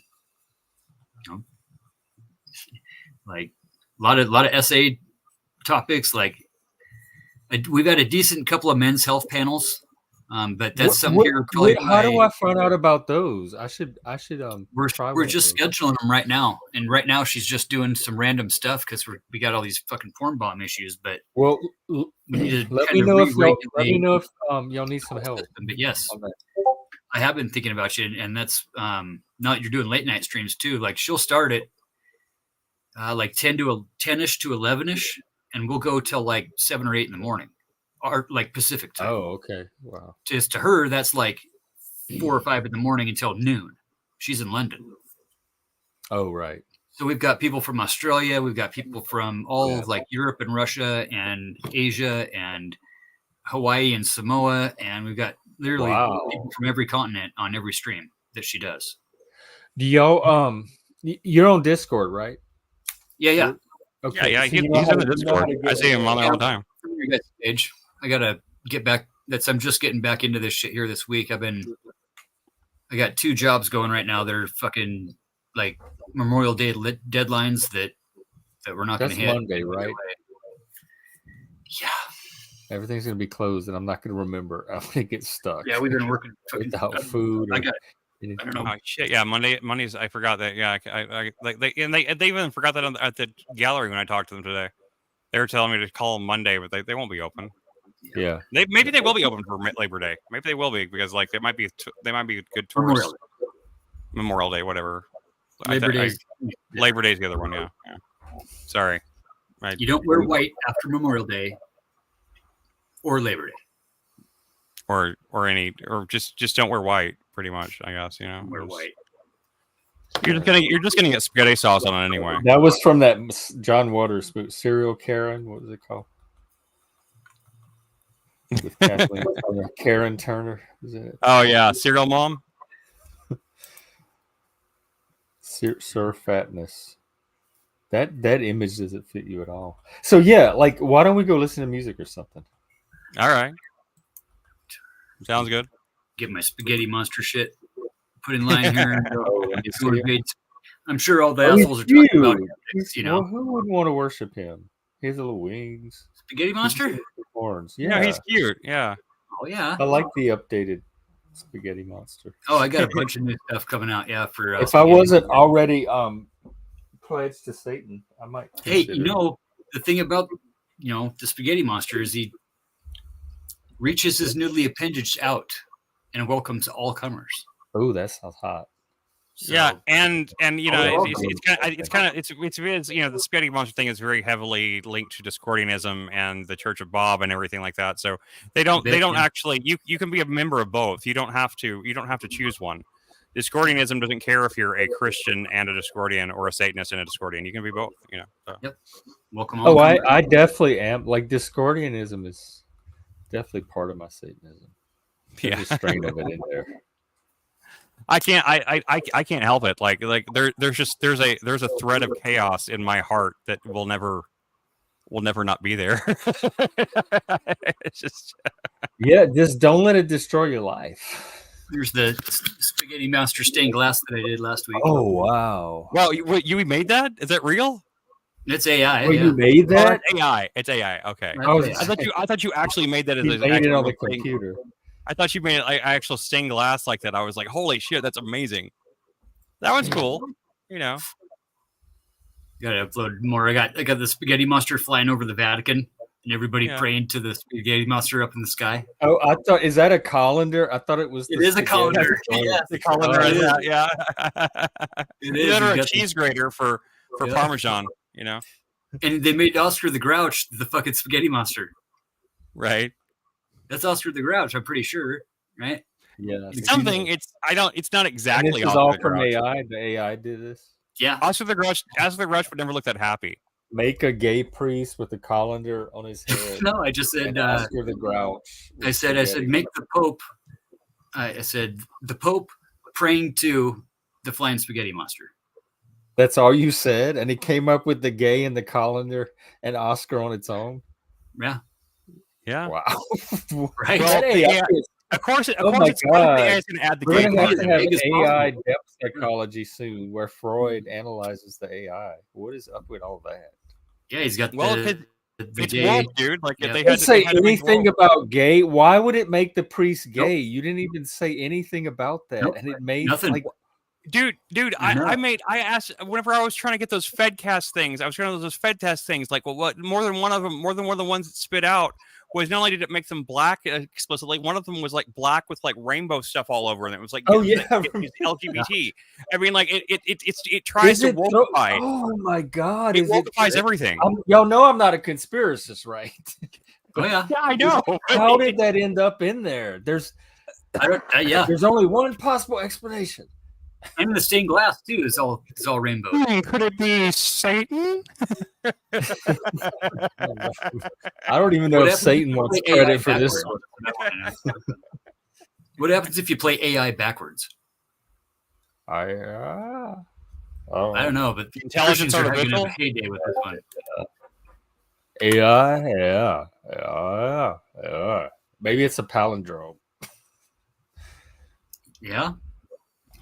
I mean, this shit's so basic. The stuff that they're using, that we're using right now, is like the reverse would be intelligent artificiality, I guess. Intelligent artificiality. Yeah. I think we have. Well, no, we don't have Yeah. the intelligent. What would that look like, though? Intelligent artificiality. I don't know. I was trying to find A what was the religion? reverse of artificial intelligence. We have maybe art and religion is that, and then AI is the artificial version of that of art as we see now. Like this ain't real art. Who's the who's the artificer, and who's the genuine article now? Now I know what they call it: artificial intelligence.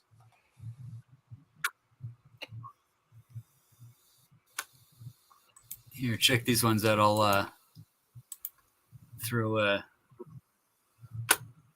see. I love analyzing AI art now. I had him do the Spaghetti Monster as Uncle Sam.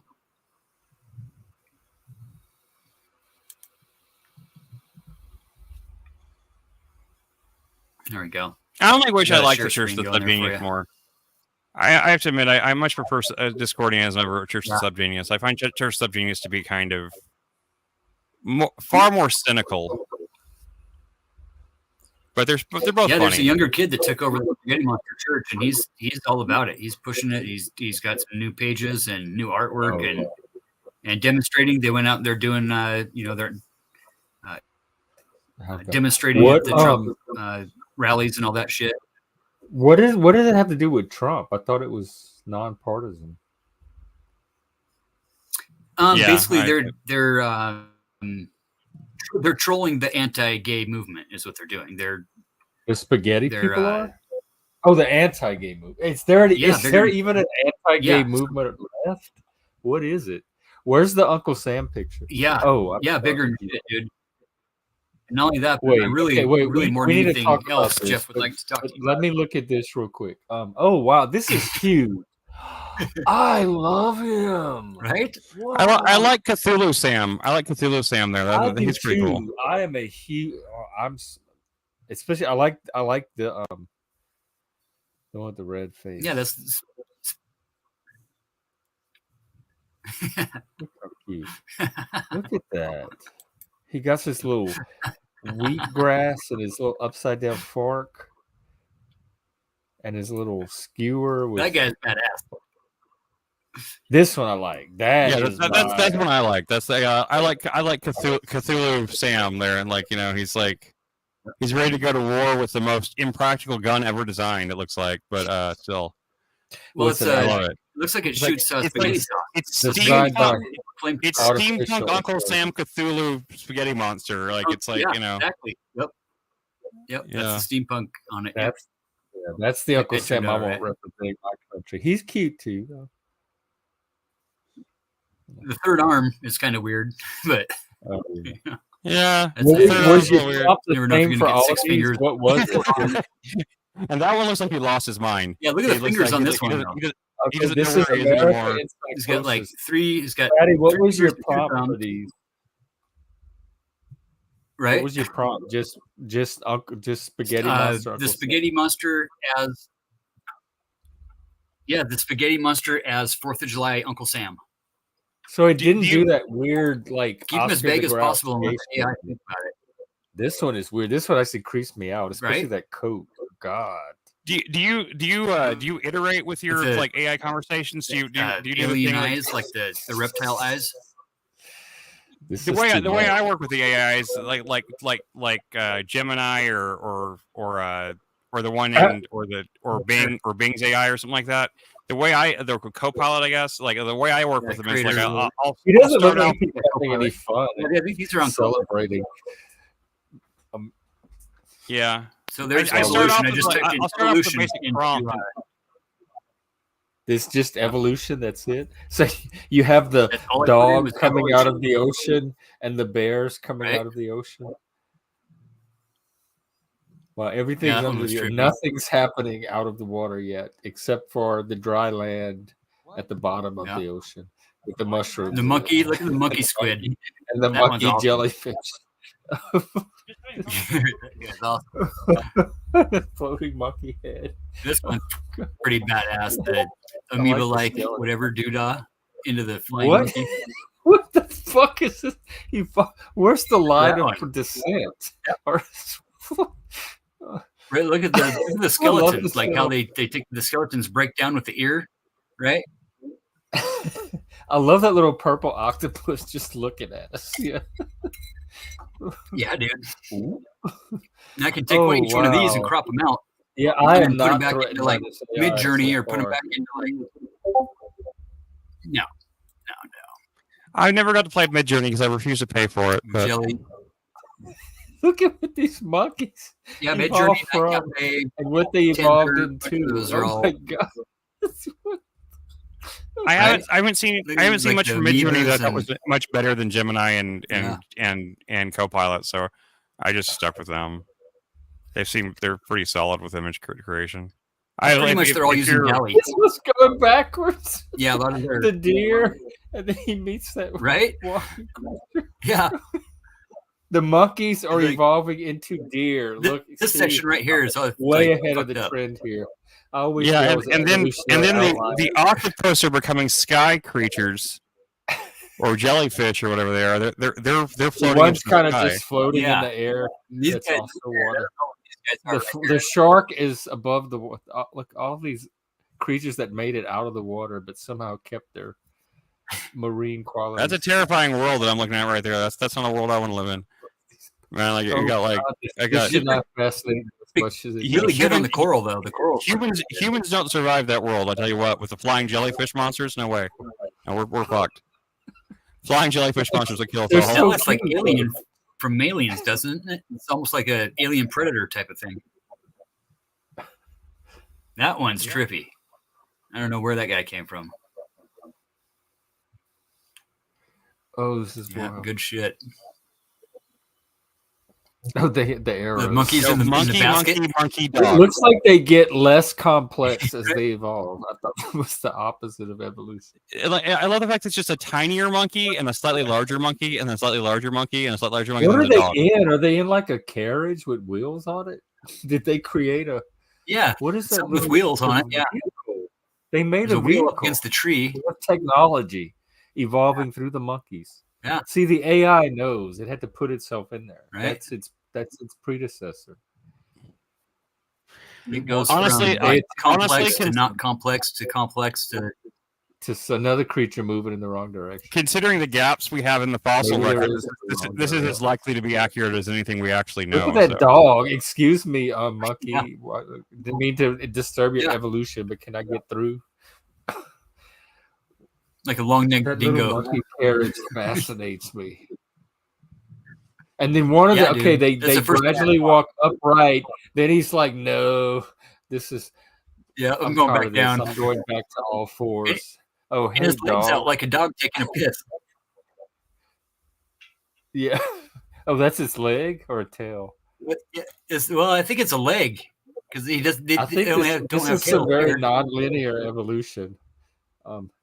Yeah, that's how I know. That's how I know how many Very people have like ambivalent. typed in evolution into the program. Is like Because there it's for a while, building it wouldn't all come the up with anything. It would come up with abstract shit. Like some of the mushroom art that I got out of them too was I typed in like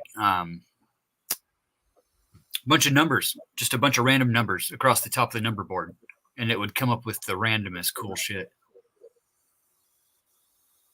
My daily motivationals, those are always good. Wow. Divorce shit. Cool. Oh yeah, the tree of life, the flower of life, the sacred geometry. Sacred G. Oh yeah, I have a friend that does AI using sacred and this geometry. stuff is all off the look at those. face. Yeah, I like the bear and the little girl. Oh, the green deer! These ones turned out fucking killer. The antler deer, the green deer with the antlers. One over, yeah. Yep. Oh, it's never mind. Clovers on his antlers. I mean, he's cute, but the clovers are a little weird. Well, it's special to me because molding. It's a clover deer. Clover deer. Clover deer. Hello, brother. Salute you. Broccoli tree.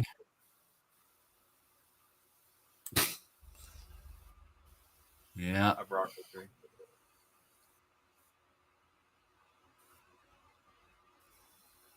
Who's the white Fatty. chick? Is that you? That's your face? Yeah, kind of. Like, it's whatever. Oh my god! Yeah, I mean, you did those ones of me that were amazing. I got endless amounts of joy out of that. That is not a cowboy. You know who that is? I don't think he would make it out on the range. No. Maybe. Neither with this guy. He might be a boy cow. I don't know. Oh, he's cute actually for a fairy. Flow state fairy. Little fairy flow state. Flow state. You know who that is? No, he's actually quite sexy for a little fairy. Like, when have you seen a fairy look that hot? That's not something you associate with fairies. I don't know. Maybe Lord of the Rings. I would give him a shot. Sorry. I haven't seen elves. Come on now, dog. All right, Come on, man. We can be friends. We can be friends, fairy. But sometimes that's all it takes. Come on. Come on now. Right. Is that the AI just making that dialogue up, or did you tell it to say that, or tell it the voice to say that's that? Or is the AI? So I invested in DreamFace back when they first started using those. Yeah. Oh wait, I didn't know these talk. Let me see which. Do another one. These are Who's the old filters. guy? These are pre-made filters. Look at Satan. All of these basically got created off Satan. Off of that picture. Does Satan talk? One row up. Look at him to the left, all the way. These to the ones. Left. Yeah.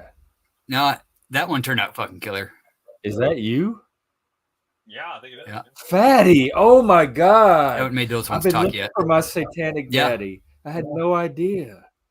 All this time. Wow. Right? Look at that. That's some shit right there. That's not bad. I might have to. With the third arm. See, notice a third arm. We might have to end the stream soon. AI just loves adding extra. I really think that. I really don't think it's a mistake. I think the AI literally thinks that AI knows me.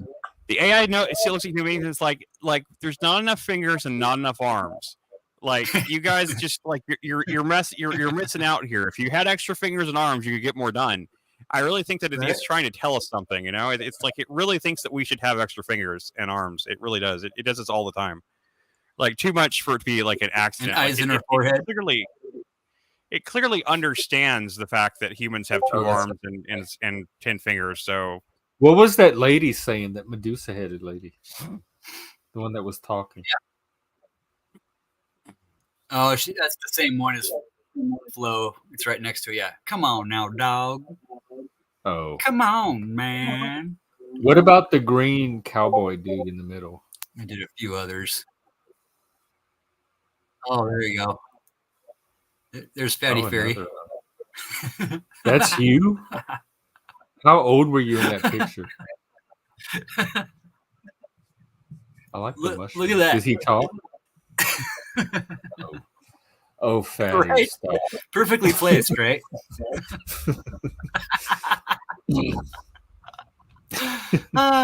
He looks. There's something about his body, though. I don't know. Definitely looks like an AI torso. Oh, that's exactly how I look. No, that's me to a T, right there. Ooh, That turned out good. Yeah. Oh, Zeus. Ooh, Fatty. Ooh, man. Yeah. The lightning. This is better than I'm not that great yet, any of though. the AI I'm not- porn I've seen so far. Wow. Nice. Very nice. Yeah, there's my buddy. This was 10. Oh, this was probably 15 years ago. Wait, my buddy Fatty, Andrew got is that married, and I you? told him if you ever. Is that you? Yeah, this is my.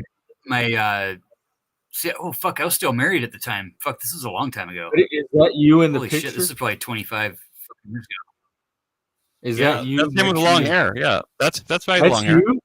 Yeah, it looks just like him. That's Fatty You with long look hair. like the dude, not the dude. What's that movie? Big Lebowski. Spicoli, You remember Big? Was it Sean? Lane Staley, Kurt Cobain. No, there's a comedy movie with this surfer-looking dude person. And that's exactly These other ones. Yeah, I got this whole other one making. Because Trump's been using the.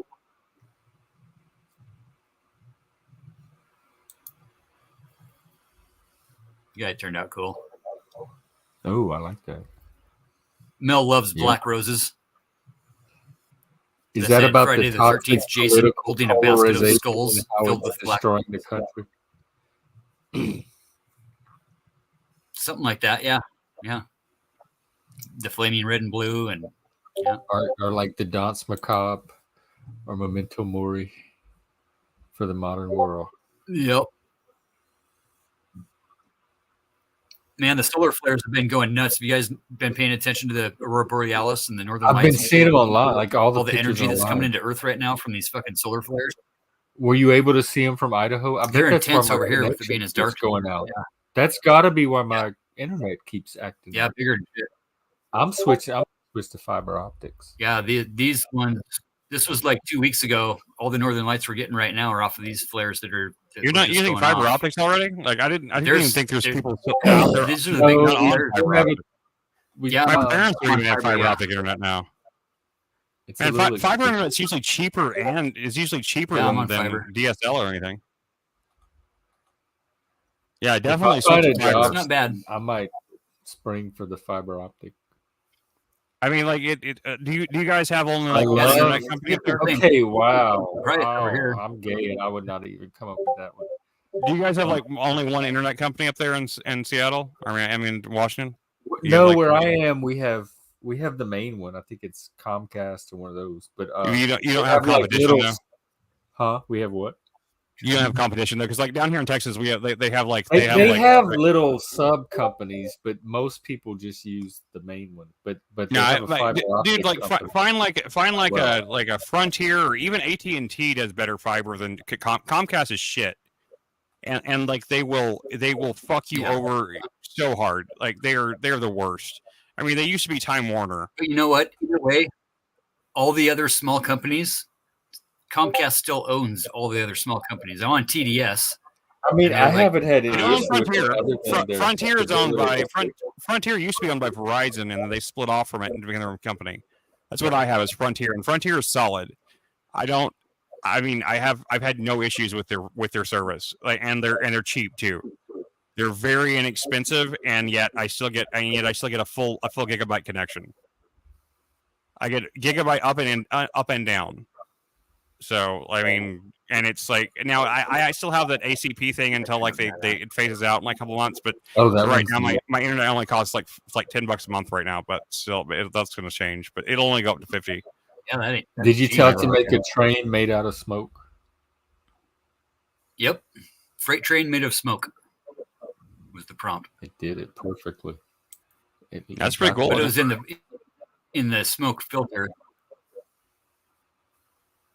There's the spaghetti monster at the Vatican. Of the word.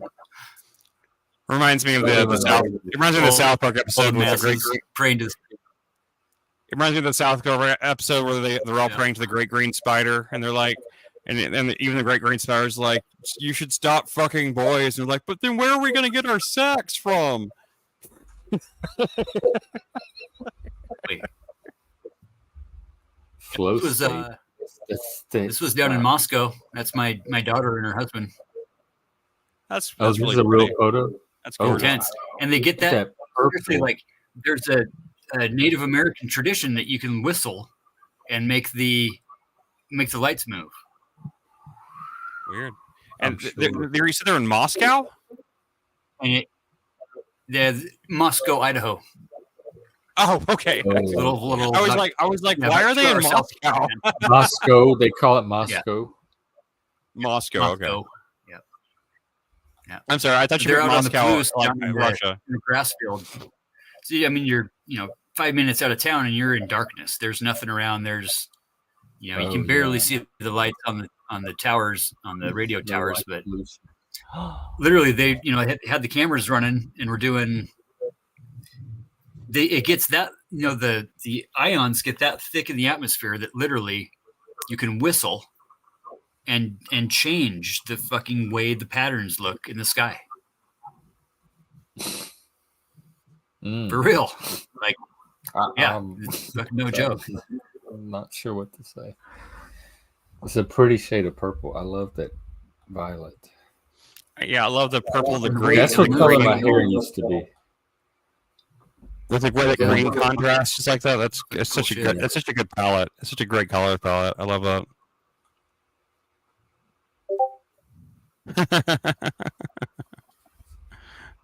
Yeah, that's about right. Got that one right. State, yeah. We should change his name to Flow State.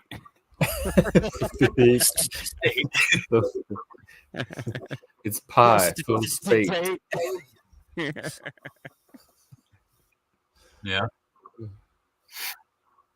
Hot Rod. Old fucking Sergeant Schmenkle. We should prompt it for. Yeah, these were done in Moscow too. We should prompt it for realistic pictures of the moon landing, and see if it shows us what Flow State calls like lawn chairs and umbrellas, right? See if it thinks that it's dude. Yeah, I did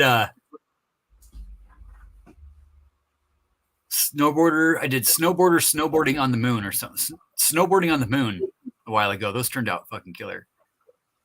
My buddy that's got his butcher service. The horns. Fatty. Oh my god, I want that one so bad.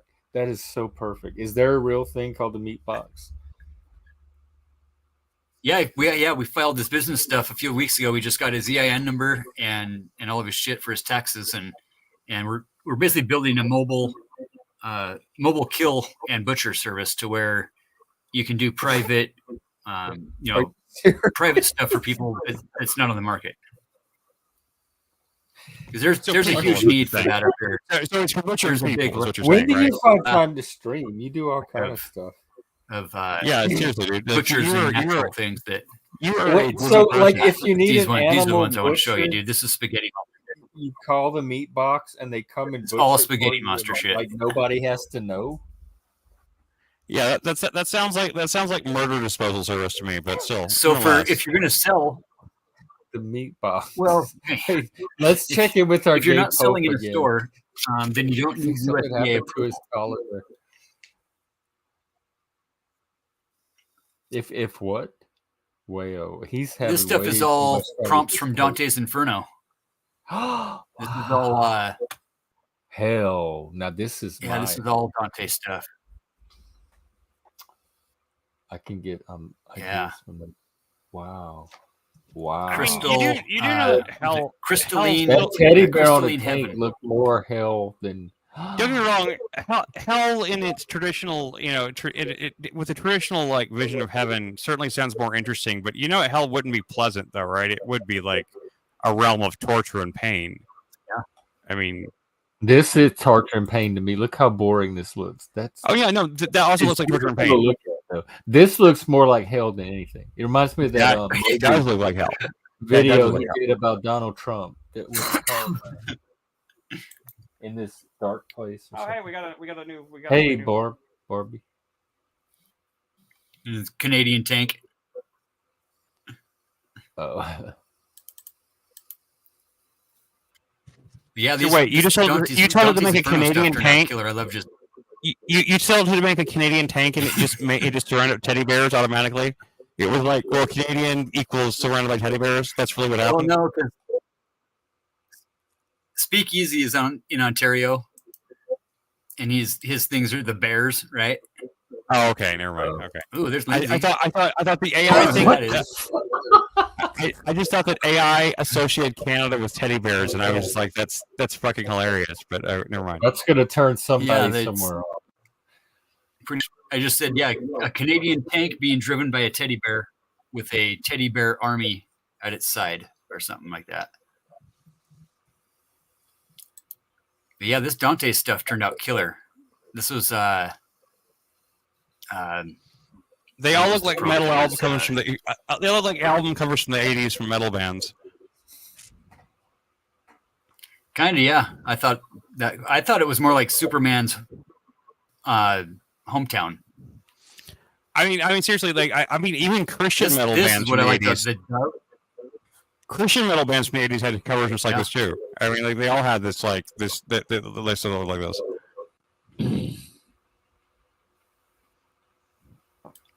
Yeah, these ones are turned out badass.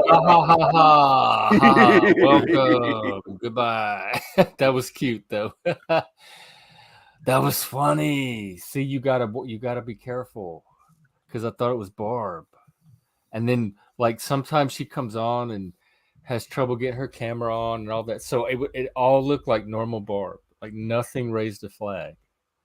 That was cute though. So Especially we're looking at hell, and then that pops up while we're looking at images of hell. Yeah. That was so cool. Yeah, Steven, I was appreciated instantly plunged into actual hell for a brief moment. Yeah. So that was really I quite enjoyed. Thank you. That I appreciate that you put the work in. That was a good troll. I got to give him that. I appreciate that you put the work in. The work in is something, you know. What it's for. Yeah, it was work for all of us. You know, throw these in a folder or something. Put them on your guys' Discord. This is not like look who this is the most beautiful hell. They got angels flying around. Right. You could take a vacation here. This is like heaven and hell combined. This is like this both looks like the things. next playground for the luxury elite. And it said add some tortured souls. The new frontier. And so it added some seals. I can provide. We got plenty of those. Yeah. Just go over to Talcadia and borrow a few, right? I was over there today. That was cool how it traced out the shoreline with the flame. Yeah, wow. I'm liking this hell. Can't come soon enough. Yeah. No shit. And that's just the same thing expanded. I know you didn't get into it, Jeff.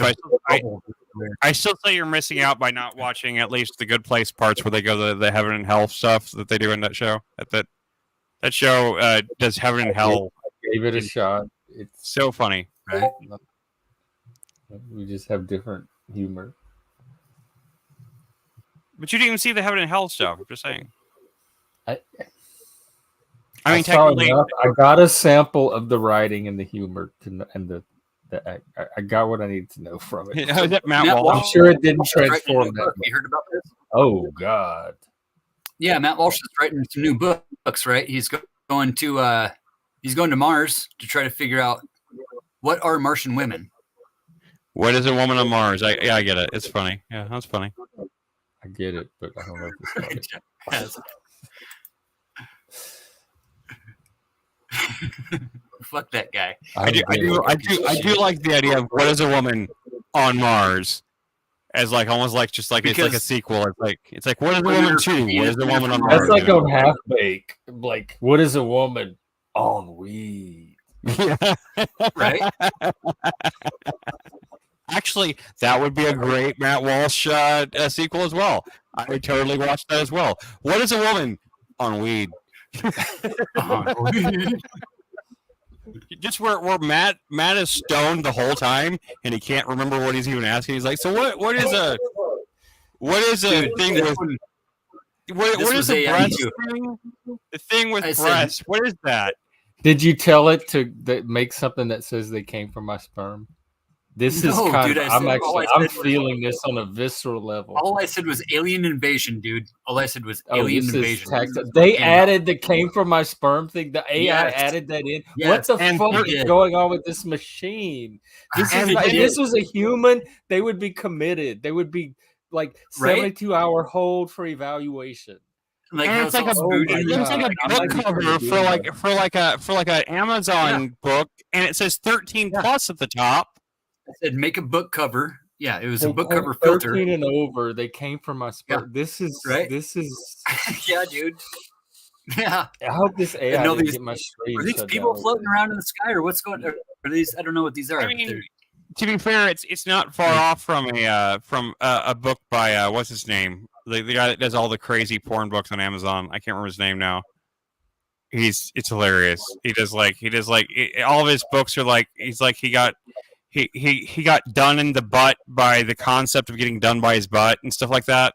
They're like all these like crazy like, oh yeah, no, you've got it. I think we've reached like that fractal point of chaos where the stream starts to.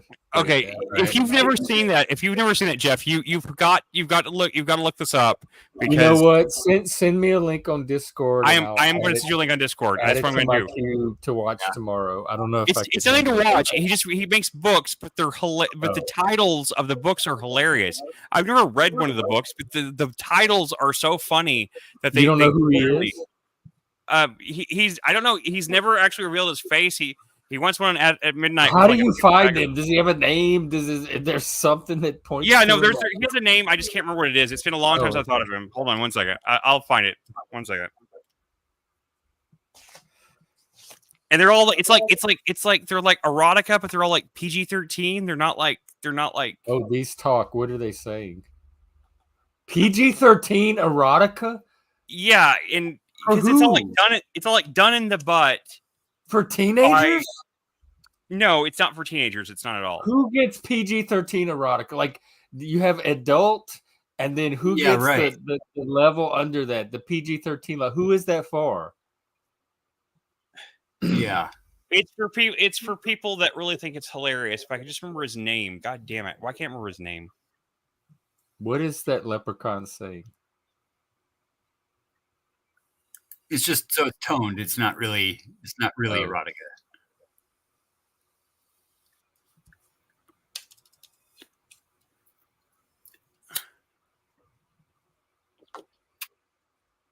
Fatty, I can't believe that's you. How old were you in these images?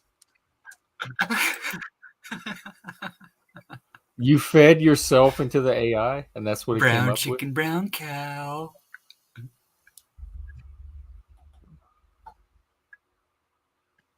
Well, this is one of the pre-programmed ones in like Face Dance or Chuck Tingle. Who? Dreamface. Chuck Tingle. Dreamface. Chuck Pring. Yeah, so there's like Dreamface app. We've got a pre-programmed. Chris, I didn't put in the chat. I didn't hear the name. It's Chuck Tingle. Tingle. Okay, let's see. I've never heard of him. Just look up Chuck Tingle and look at like book covers, and you'll see what I mean. It doesn't take long. Like one of them is pounded by the physical manifestation of the weird, dull sadness that happens after the holiday. Yeah, I've never heard of this guy at all. Glazed by the gay living donuts, Bigfoot sommelier butt tasting, space raptor butt invasion. Slammed in the butthole by my concept of linear time. Helicopter man, pounds dinosaur billionaire ass. Okay, yeah, I see what you're saying. My butt is comforted by the realization that I'm okay and everything will be Yeah. all right. This sounds like Frank would be into this. Not Okay. pounded in the butt by anything, and that's okay. So listen, not pounded at the last second because Right. consent can be given and revoked at any moment, and this is a wonderful thing, and it is important to understand by Chuck Dingle. Buttception, a butt within a butt within a butt. Oppressed in the butt by my inclusive holiday coffee cups. Wow. Pounded in the butt by the handsome sentient manifestation of my Switch stream. Scary stories to tingle your butt. 7 tales of gay terror. Is he gay? Yeah, no, he's gay. Zoe Quinn, wasn't she that Gamergate chick? Yeah. She's creating a in 2016 she announced that they were developing an erotic adventure game. News Kickstarted commentator, in the butt. news commentator Sam Hannity pounded in the butt by the fact that he didn't disclose he has the same lawyer as the president. He also created the website TrumpDebateFacts.com, who fact checks Trump's imaginary debate claims. Yeah, it's not. None of it's like actually real though. He invents entire like absurdist debates. And He's stuff. been a strong advocate for transgender rights. I'm still want to know what rights they don't have. Yeah, no, he's an advocate for like acceptance of all things. So like, I mean, at the same time, but his stuff is he's so absurd that how They can you have like, that. I know. They have like they're the only ones sabotaging it for themselves. There's one called "I'm Not Pounded in the Butt by Anything, and That's Okay." Yeah. I'm gay for my living billionaire jet plane. Scary stories to tingle your lesbian butt. Ladybug on Ladybug Terror. Nice gay dinosaur doesn't pound me in the butt because I'm not interested and he's not actually nice. He's just annoying and creepy and doesn't respect my boundaries.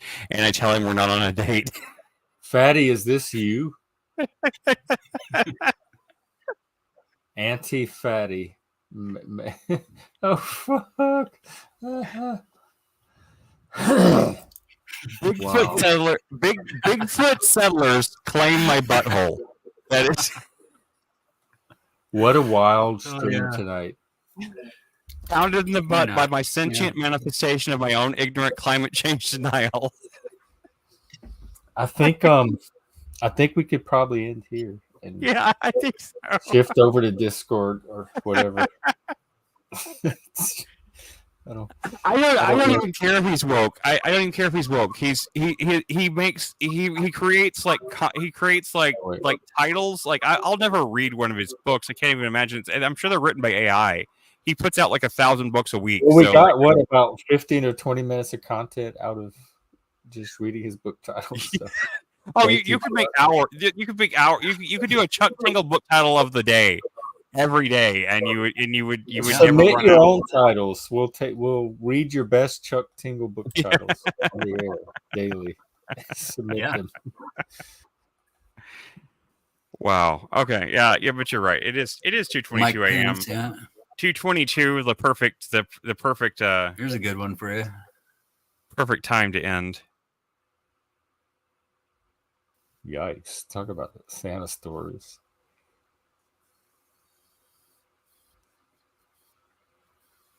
Right.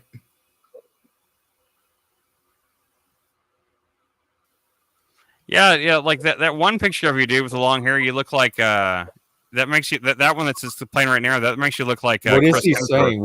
What are you saying? Looks like Chris Hemsworth, though.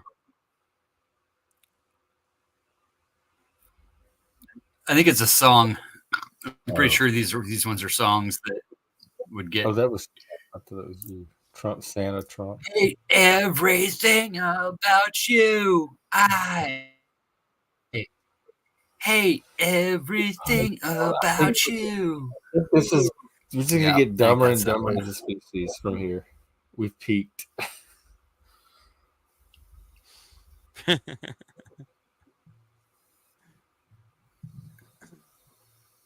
Yeah, I think those are my that favorite- I Hate You song.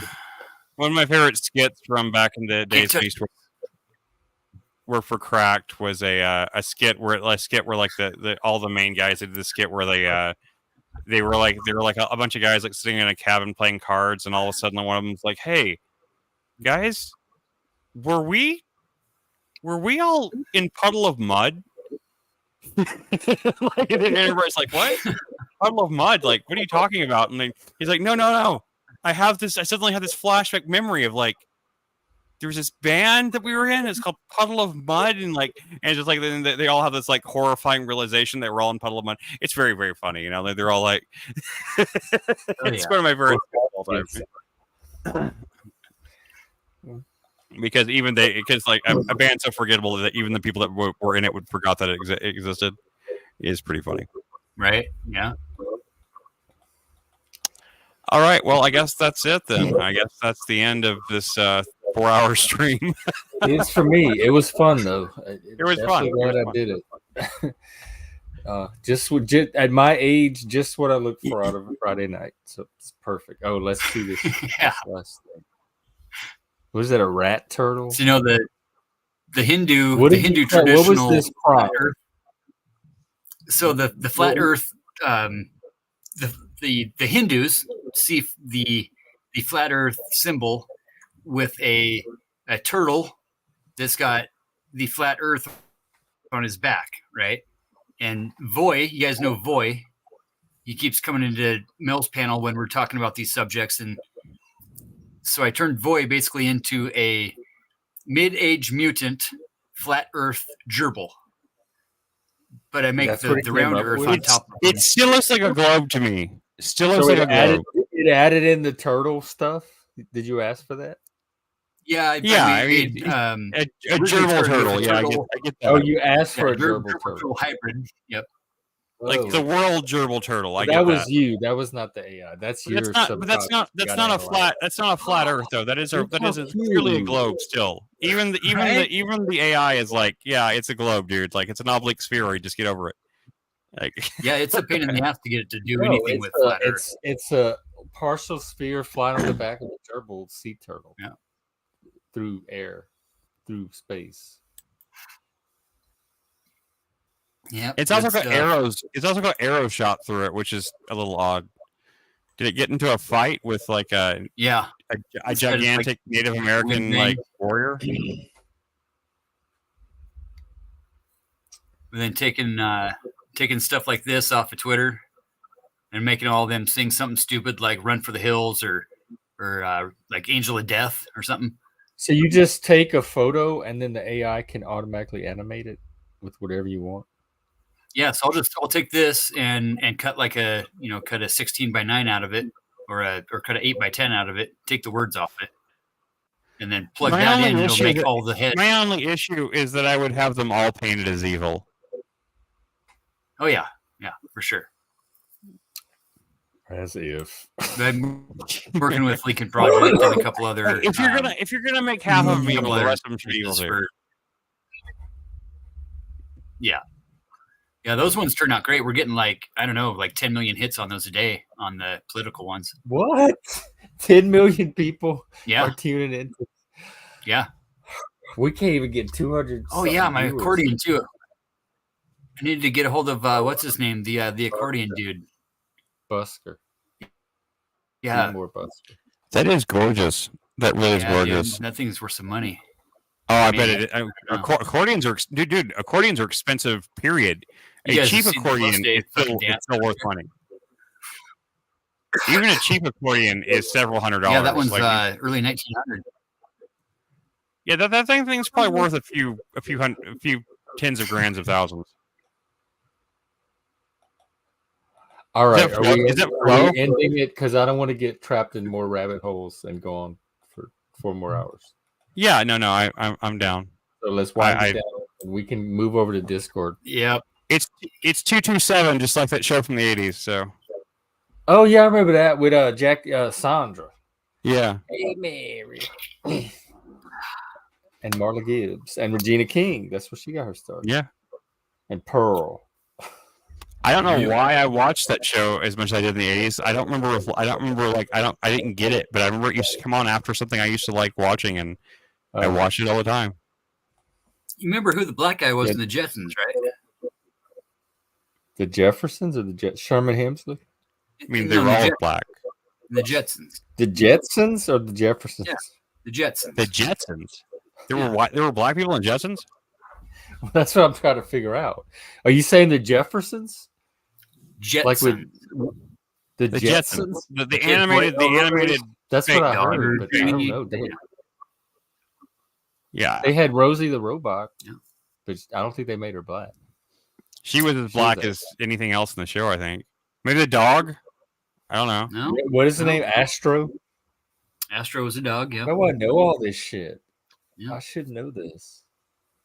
Yeah. So there was no black people in the future. The daughter was Judy. North Idaho joke goes like, And Jane. wasn't the future great? I always thought they were gonna do like a Jetsons movie where they're gonna turn it into like it was gonna be post apocalyptic I and thought they like did one. They and did they're a all the Flintstones. clouds because of climate change or something like that. You know.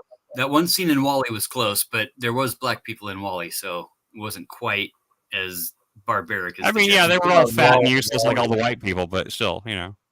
I think we need to do a mashup of the Flintstones meet the Jetsons because there's no black people in the past or the future. How do you know who's white and black? You don't know. You didn't run a 23andMe on Wilma and Fred and Betty and any of- you don't know. Hey, you know what? I think Barney might not have been drawn black, but he was black at heart. I think he was. Yeah, he was funky. He was definitely funky. Wilma, yeah, she could be. Yeah, she would be a hot black bitch, actually. For real. I didn't even think about that. Right. Well, I'm glad we kept it going long enough to capture Hey, that moment. Joe Cole didn't show up. Somebody had to say it, right? Yeah. Yeah, I mean Joe Cool. I haven't I seen would him in a not have while. thought of it. Oh, he don't come back here. He's not come back here. Oh, I didn't know. I didn't know he was. He's banned. around on the other panels. Oh yeah, he's bouncing around. I didn't know Joe Cool had a moment. I guess. Oh, missed he had it. a few moments. He doesn't like my facility. Joe went to Kansas City, and He's hung out with another the one that chooses not to come back to the. There's a whole. The bodies are stacking up. He's just another one on the pile. Pile them That's up. going to happen, I guess. People It's like self-select 300. out. Yeah, make that barricade full of bodies. Yeah. Use blood for the mortar. After all, participation is voluntary. So Yeah. Yeah, it'll be the barricade for our French internet revolution. You know, I like it. stacked to the bodies of our enemies that have fallen behind. Based as fuck. Yeah, I'll check out this paper. Layman to Player, rob indeed. Prayer chain looks pretty cool. The earlier one from like '96, this dude looks like a young Mike Patton, and then you go down a little bit, and it's a gray-haired dude that pretty much looks like Henry Rollins or something. Yeah, I didn't know that if there is any later stuff, but like all the stuff from the mid '90s is like where, as long as I know, I didn't know that they actually had gotten back together and done anything. Yeah, That's they've got actually stuff cool. to like we've made it over 4 hours. Are we ending? Yeah, we're ending. All right. You can definitely go in the Discord. We can Catch play you guys some on the next week. Discord. Actually, you know what? Tomorrow. Yeah, tomorrow I'm on with Reverend Ed Trevors in the Church Without Walls. He's a fucking great dude, and we've got I think 4 or 5 Satanists and quite a What? few. Where? I'm there. Hang atheists. on. Church Without Walls. Church Without Walls. Let me take a look. Reverend Ed Yeah, Trevors. he told us about it before. He showed us the channel before. I'm Yeah, very subscribed cool. to it. We've got a really I'm good subscribed to group it. going right now. I never got seem it, to yeah. I never seem to be online whenever they're streaming though. Saturdays, what's he do? Saturdays around 4:30 Pacific, 4 or 4:30 Pacific, and then I'll be around. Wednesdays he does one in the afternoon. Wednesdays at like about And noon Satanists Pacific. show up? Yeah, we've got at least 3 or 4 in each stream for the past couple of months. Okay. Contrafacts and Are they the woke kind or the cool kind? It's really just a cool, really more than anything, it's a cool live chat, and he takes prayer requests and just kind of answers questions in the chat, and then he does like a like a 10 or 15 minute kind of prayer call for prayer thing at the end. But as he's doing his prayer requests, we're like literally in the chat talking about like DuckTales and whatever the fuck we were talking about last week was DuckTales. Yeah, both. I wonder if he could get one of my prayers to Satan for me. Do you think? No, but he honors like I literally taught him what namaste means. Dude, all your prayers are getting to Satan. Why do only Christian prayers get answered, taken? Okay, all your prayers are getting to Satan, but Satan doesn't give a fuck. That's his whole thing. I think that the Supreme Court would have something to say about that, as well as our civil rights. I'm just saying, Satan doesn't give a fuck. If Satan answered your prayers, that would be completely anti-Satan. Yeah, I mean, I think it's more. Satan don't give a shit. He's the honey badger of. How do you know? How do you know so much about Satan? From you, I learned it from watching you. Oh, okay. He definitely respects the Ave, the Ave word. The link to hang on, it's not set up yet, but I'll drop the link to their channel. And Fatty said it's at 4:30 tomorrow. 4:30, yeah, Pacific time. Great chat, great guy. Oh, hey, Jack. Just really open-minded, real inclusive and really anti-Christian nationalism and anti-Christo-fascism. As a Christian, it's really good to see. As if there's no Christo, that's not even a thing. That y'all are so easily. No, we'll have a discussion here in the next couple of weeks. I got these deadlines to meet at work, and then it's not a threat. Y'all can relax about the Christian nationalism. So I know you're up in Idaho, and it seems bigger than it is, but I know. But I'm actually had to go. I had to create a fake persona, Jeff, to become a member of the Heritage Foundation, so that I could become a recruit for Project 2025. Oh wow! You're gonna try to infiltrate? Yeah, I have. Well, I hope they don't watch this. I've got 2 fake IDs, and I'm getting information now from the Heritage Foundation on how to be a recruit for the Republican Party, that if and when Donald Trump gets reelected, that within the first week, he will implement this. Oh my God. Y'all are so... You know how the trolls come in here and they know what to push and react? Y'all are so... This is not... Listen... I don't doubt that the Heritage Foundation believes. First of all, no president ever is going to do anything in 1 week. So first, that's one of the tales right there. Understand? Jack, what channel are you trying to find? That was the one he said that the Satanists were going to be on. Yeah, I completely believe you, UncleFatty, that the Heritage Foundation believes that shit. The Heritage Foundation is run and filled with morons. So I don't really trust their judgment on what Trump. I mean, they all thought Trump was going to drain the swamp and everything too, and look what happened. I mean, Trump is going to be if he wins, he's going to be just as ineffectual as he was the first time. He's not going to do anything. He's too old and tired. I would typically agree with you. I typically would. This is one instance where I can't, dude. I've got a lot of research investment into it. What makes you take it seriously? The $20 billion that's been put behind it. $20 billion. That sounds like a lot of money. Yeah, that's a lot of money. Where's the paper trail for that? That sounds like a lot of people in the Heritage Foundation are going to get real rich. Project2025.org. They say I'm telling you guys, I'm not fucking paranoid, and I'm not fucking conspiracy. This shit's real. No, it's not a conspiracy because it's a real thing and it's written right out in the open. So it's you not can take conspiracy off the table, but an unreasonable fear is certainly possible. Indeed, but definitely something worth thinking about. Even if it doesn't get implemented, these are the things that the people are thinking in their heads. The main thing is that all porn, right, is illegal. Man. Being gay is porn. But you're connecting dots that are not there. You're trying to intensify the fear you feel by inflaming. These dots are written down. These dots Yes, are proclaimed. You're adding No. more to the narrative than No. is Well, actually no, in the report. hey, and it's let increasing the amount we've of got the fear you documents. feel Like, around it. we'll check them out. Like, come back It's on the a next show. 900 We'll check this stuff out. First of all, they're not going to get rid of porn overnight. They're not just going to snap their fingers and porn is gone. They can think And then that. you're connecting gay to porn because you have this idea that people They are are. still targeting gays when nobody Yeah. gives a shit. Have It's you their looked at the description. numbers? Have It's you looked their at the wording. amount of Republicans that support gays? Have you looked at the people that helped to get the Defense of Marriage Act passed? This Yes. fear but that you have that gays are No, going to be it's not. targeted is not. unrealistic. It's their wording, Jeff. It's not mine. I I'm not- know, but not to pulling take it interpretation. seriously is unrealistic. I know, but it's still worth looking Well, at then don't- because then this is the way do these it. people think. This is what they want, whether or not they get elected and whether or not it happens or not. This The is amount still, of people that want this is this tiny. no, They it's not. There's not enough of them to do anything. It's not though. It's not that tiny, bro. It's not. It It's is. not. It is. And it's just not. And Well, we'll see. we'll go over it another time.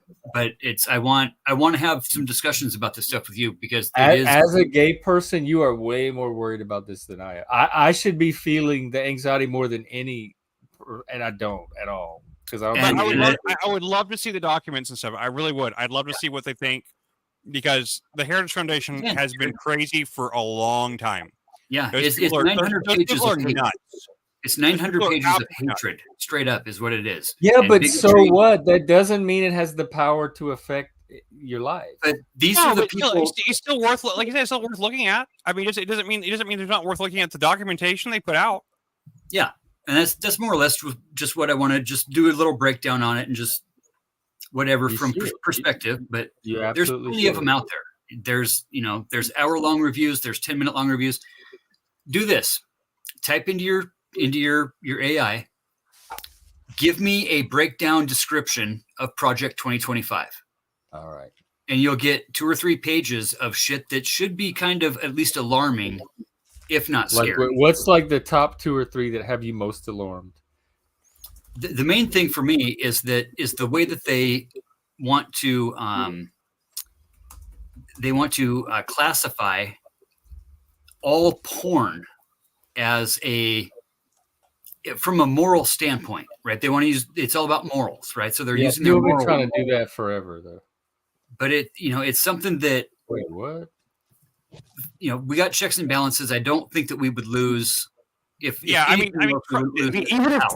if Trump made like a presidential declaration, it's not like it would actually.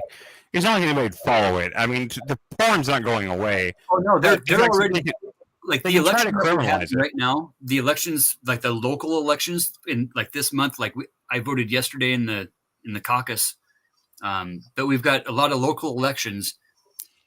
The Republican Central Committee in every county of anywhere that votes, right? The central committees have gone into these counties, and every county has now their Republican Central Committee. They are vetting unfettered offices. They're vetting dog catchers. They're vetting librarians. They're vetting places and elected officials that typically have no affiliation. You're not supposed to declare whether you're Republican or Democrat or not, right? So they're vetting the extreme of the extreme to be the running person, and then they're implementing people in the opposition party to run against those people to create a numbers game. How is that not normal politics? Like that's what is. everybody should be doing. It is, but it's not normal, and it's really not. It's Well, you just said it is and it's not at the same. it's normal. It's normal to a point, but it's really gotten to an extreme where obviously I I'm more totally worried about agree. the left.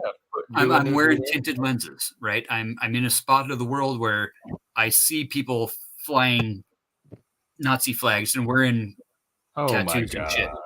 So like every day. I mean, so sure, my lenses are tinted. I will concede that, and at the same time, this shit's real. Like these people are fucking nuts, and they're fucking Christians. And as a Christian ordained minister, I can't fucking go with that. That's why I like Reverend Ed, because he Do calls you out. think any of them would come on the stream so I could talk to them? Yeah, I think I've got a few people lined up that can do I would some love live to see stuff. how crazy they are. Absolutely, You because might be right. Like I might have my own eyes open. they're fucking nuts, dude, and they're just brainwashed. I mean, I'm not saying there's not crazy No. Christians out there, but there were a lot more of them when I was coming up than there are now. Like yeah, they're and I can see that. I have to go search to find them now. Yeah. Like the Fred Phelps type of people, they no one even took them seriously then. You're saying they increased? Nah. Yeah. Nah. And they just, Maybe they're just are. not. There's a broken segment of media, especially too with, just in general. There's like with CNN being bought out recently, and then that whole fucking thing. I don't There's get really any only of my news from any of those places. and they're normalizing. Basically, what they're doing is they're normalizing one person's extremely horrible fucking behavior and trying to compare it to somebody else who really hasn't done much wrong, and creating this normalcy because they have a vested interest in the future. Who's If the they were behavior? to say if corporate media, right, legacy media, whatever you want to call it, they can't just decide today to start telling the truth. Well, what if you just ignore them? If you don't trust corporate media, just ignore them and don't even worry about them. It's like ignoring your enemy, though. I say know your enemy's tactics. I don't see them as the enemy. You should. You think they're deliberately lying, so you're out like trying to stop them from lying to people? It's like this. The word we've psyop, had Fox News like for half my yeah. life, and it was a propaganda art. Like those things exist. Like I don't know why you would stress about them as much.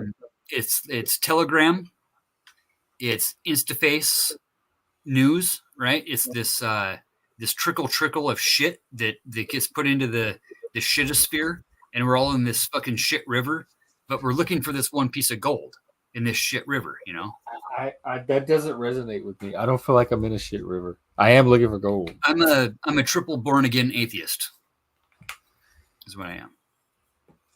I thought you were a Christian minister. A petri tree dish. I think that the Earth is Noah's Ark on a galactic timescale that we can not even imagine, and that there's a force of there's something that's been put in charge of our petri dish that's called Earth, that makes sure that we don't die as we travel from here to there in a matter of time that we can't even imagine, because our imagination of time is bound by speed, distance, and algebra and geometry that we can only try to use to understand things. But I think space is real. I think all the stuff coming out of the James Hubble telescope and the new James Webb telescope is real, and that I don't think that history. I don't think all of history is false. I don't think that we are smart enough to come up with a psyop that big, and just the word psyop alone, okay, is the psyop. Okay, just the word propaganda is the propaganda. Yeah, that's what I think too. But I would apply that to you as well. It's interesting how we went from what is the Nazi anti-gay people to the aliens in space or whatever. Like we're not even on Earth anymore, right? I just think there's more to it than. So this is larger than just you seeing something in the Project 2025 thing that has you worried, because this is spinning out like this is reaching cosmic proportions. Cosmic proportions. I think there's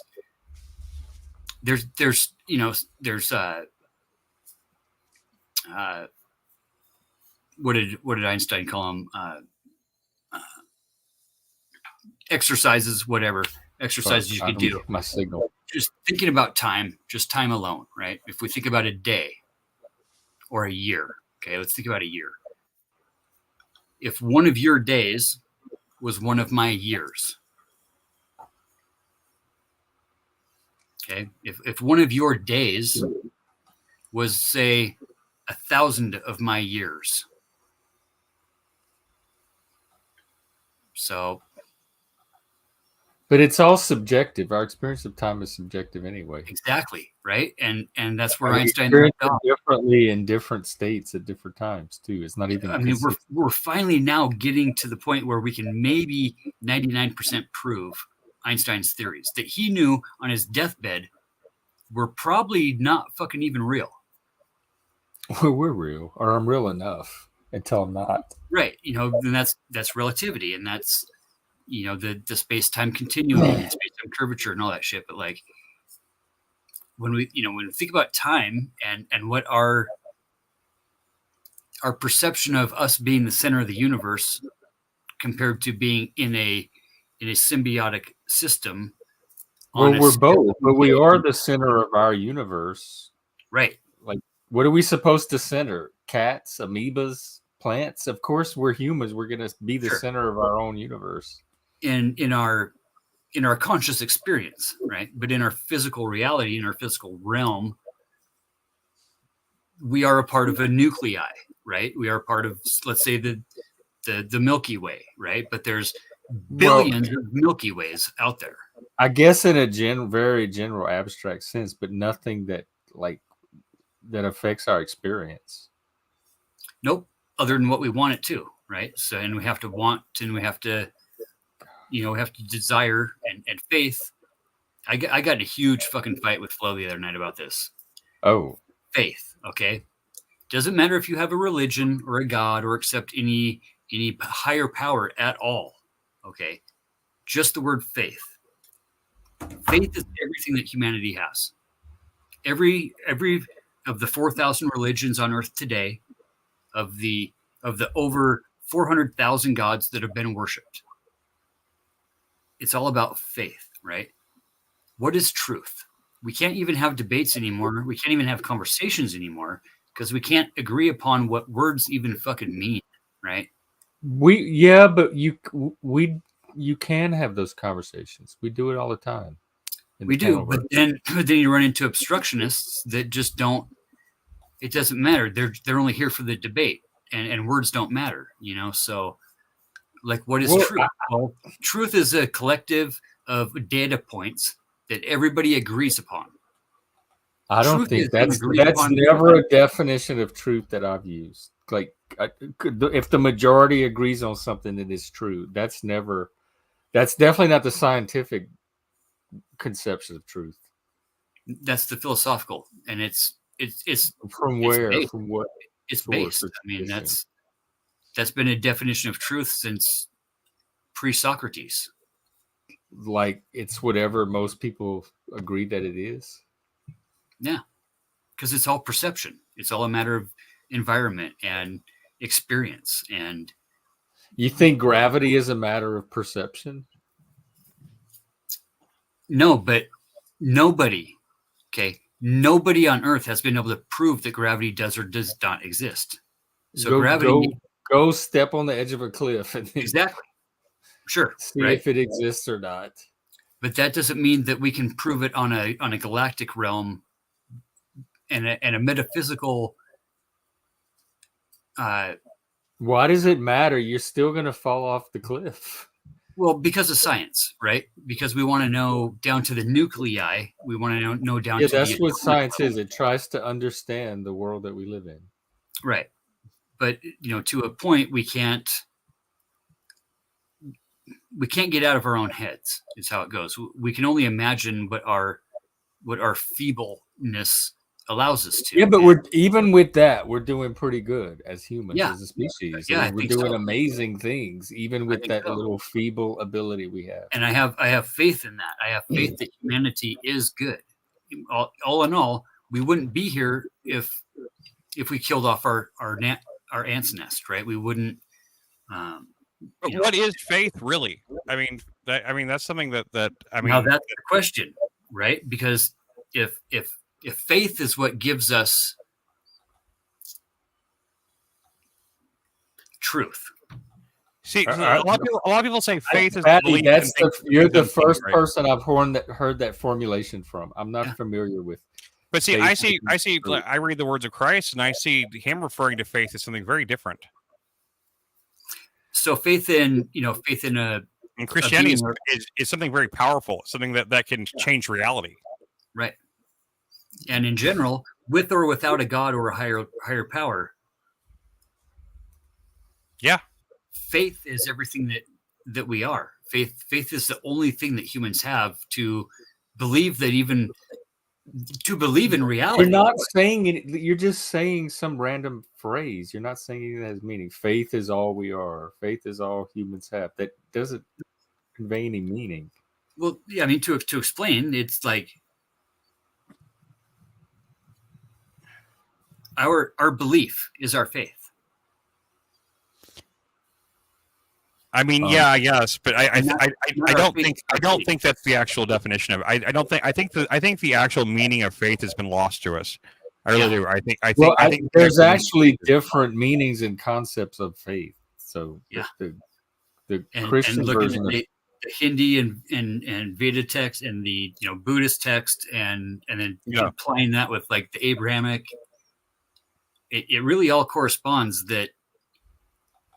As long as we have faith that things will be better, right? Because you got to have faith. Faith. I don't need faith that better if I make them better. If I purposely make them better, I don't need faith. I just need the awareness that I have the ability to make them better. And I say that it's knowledge that I can make it better. So I don't have to have faith. I mean, it would be nice if I could touch your body. It. I know not everybody has got a body like Jeff.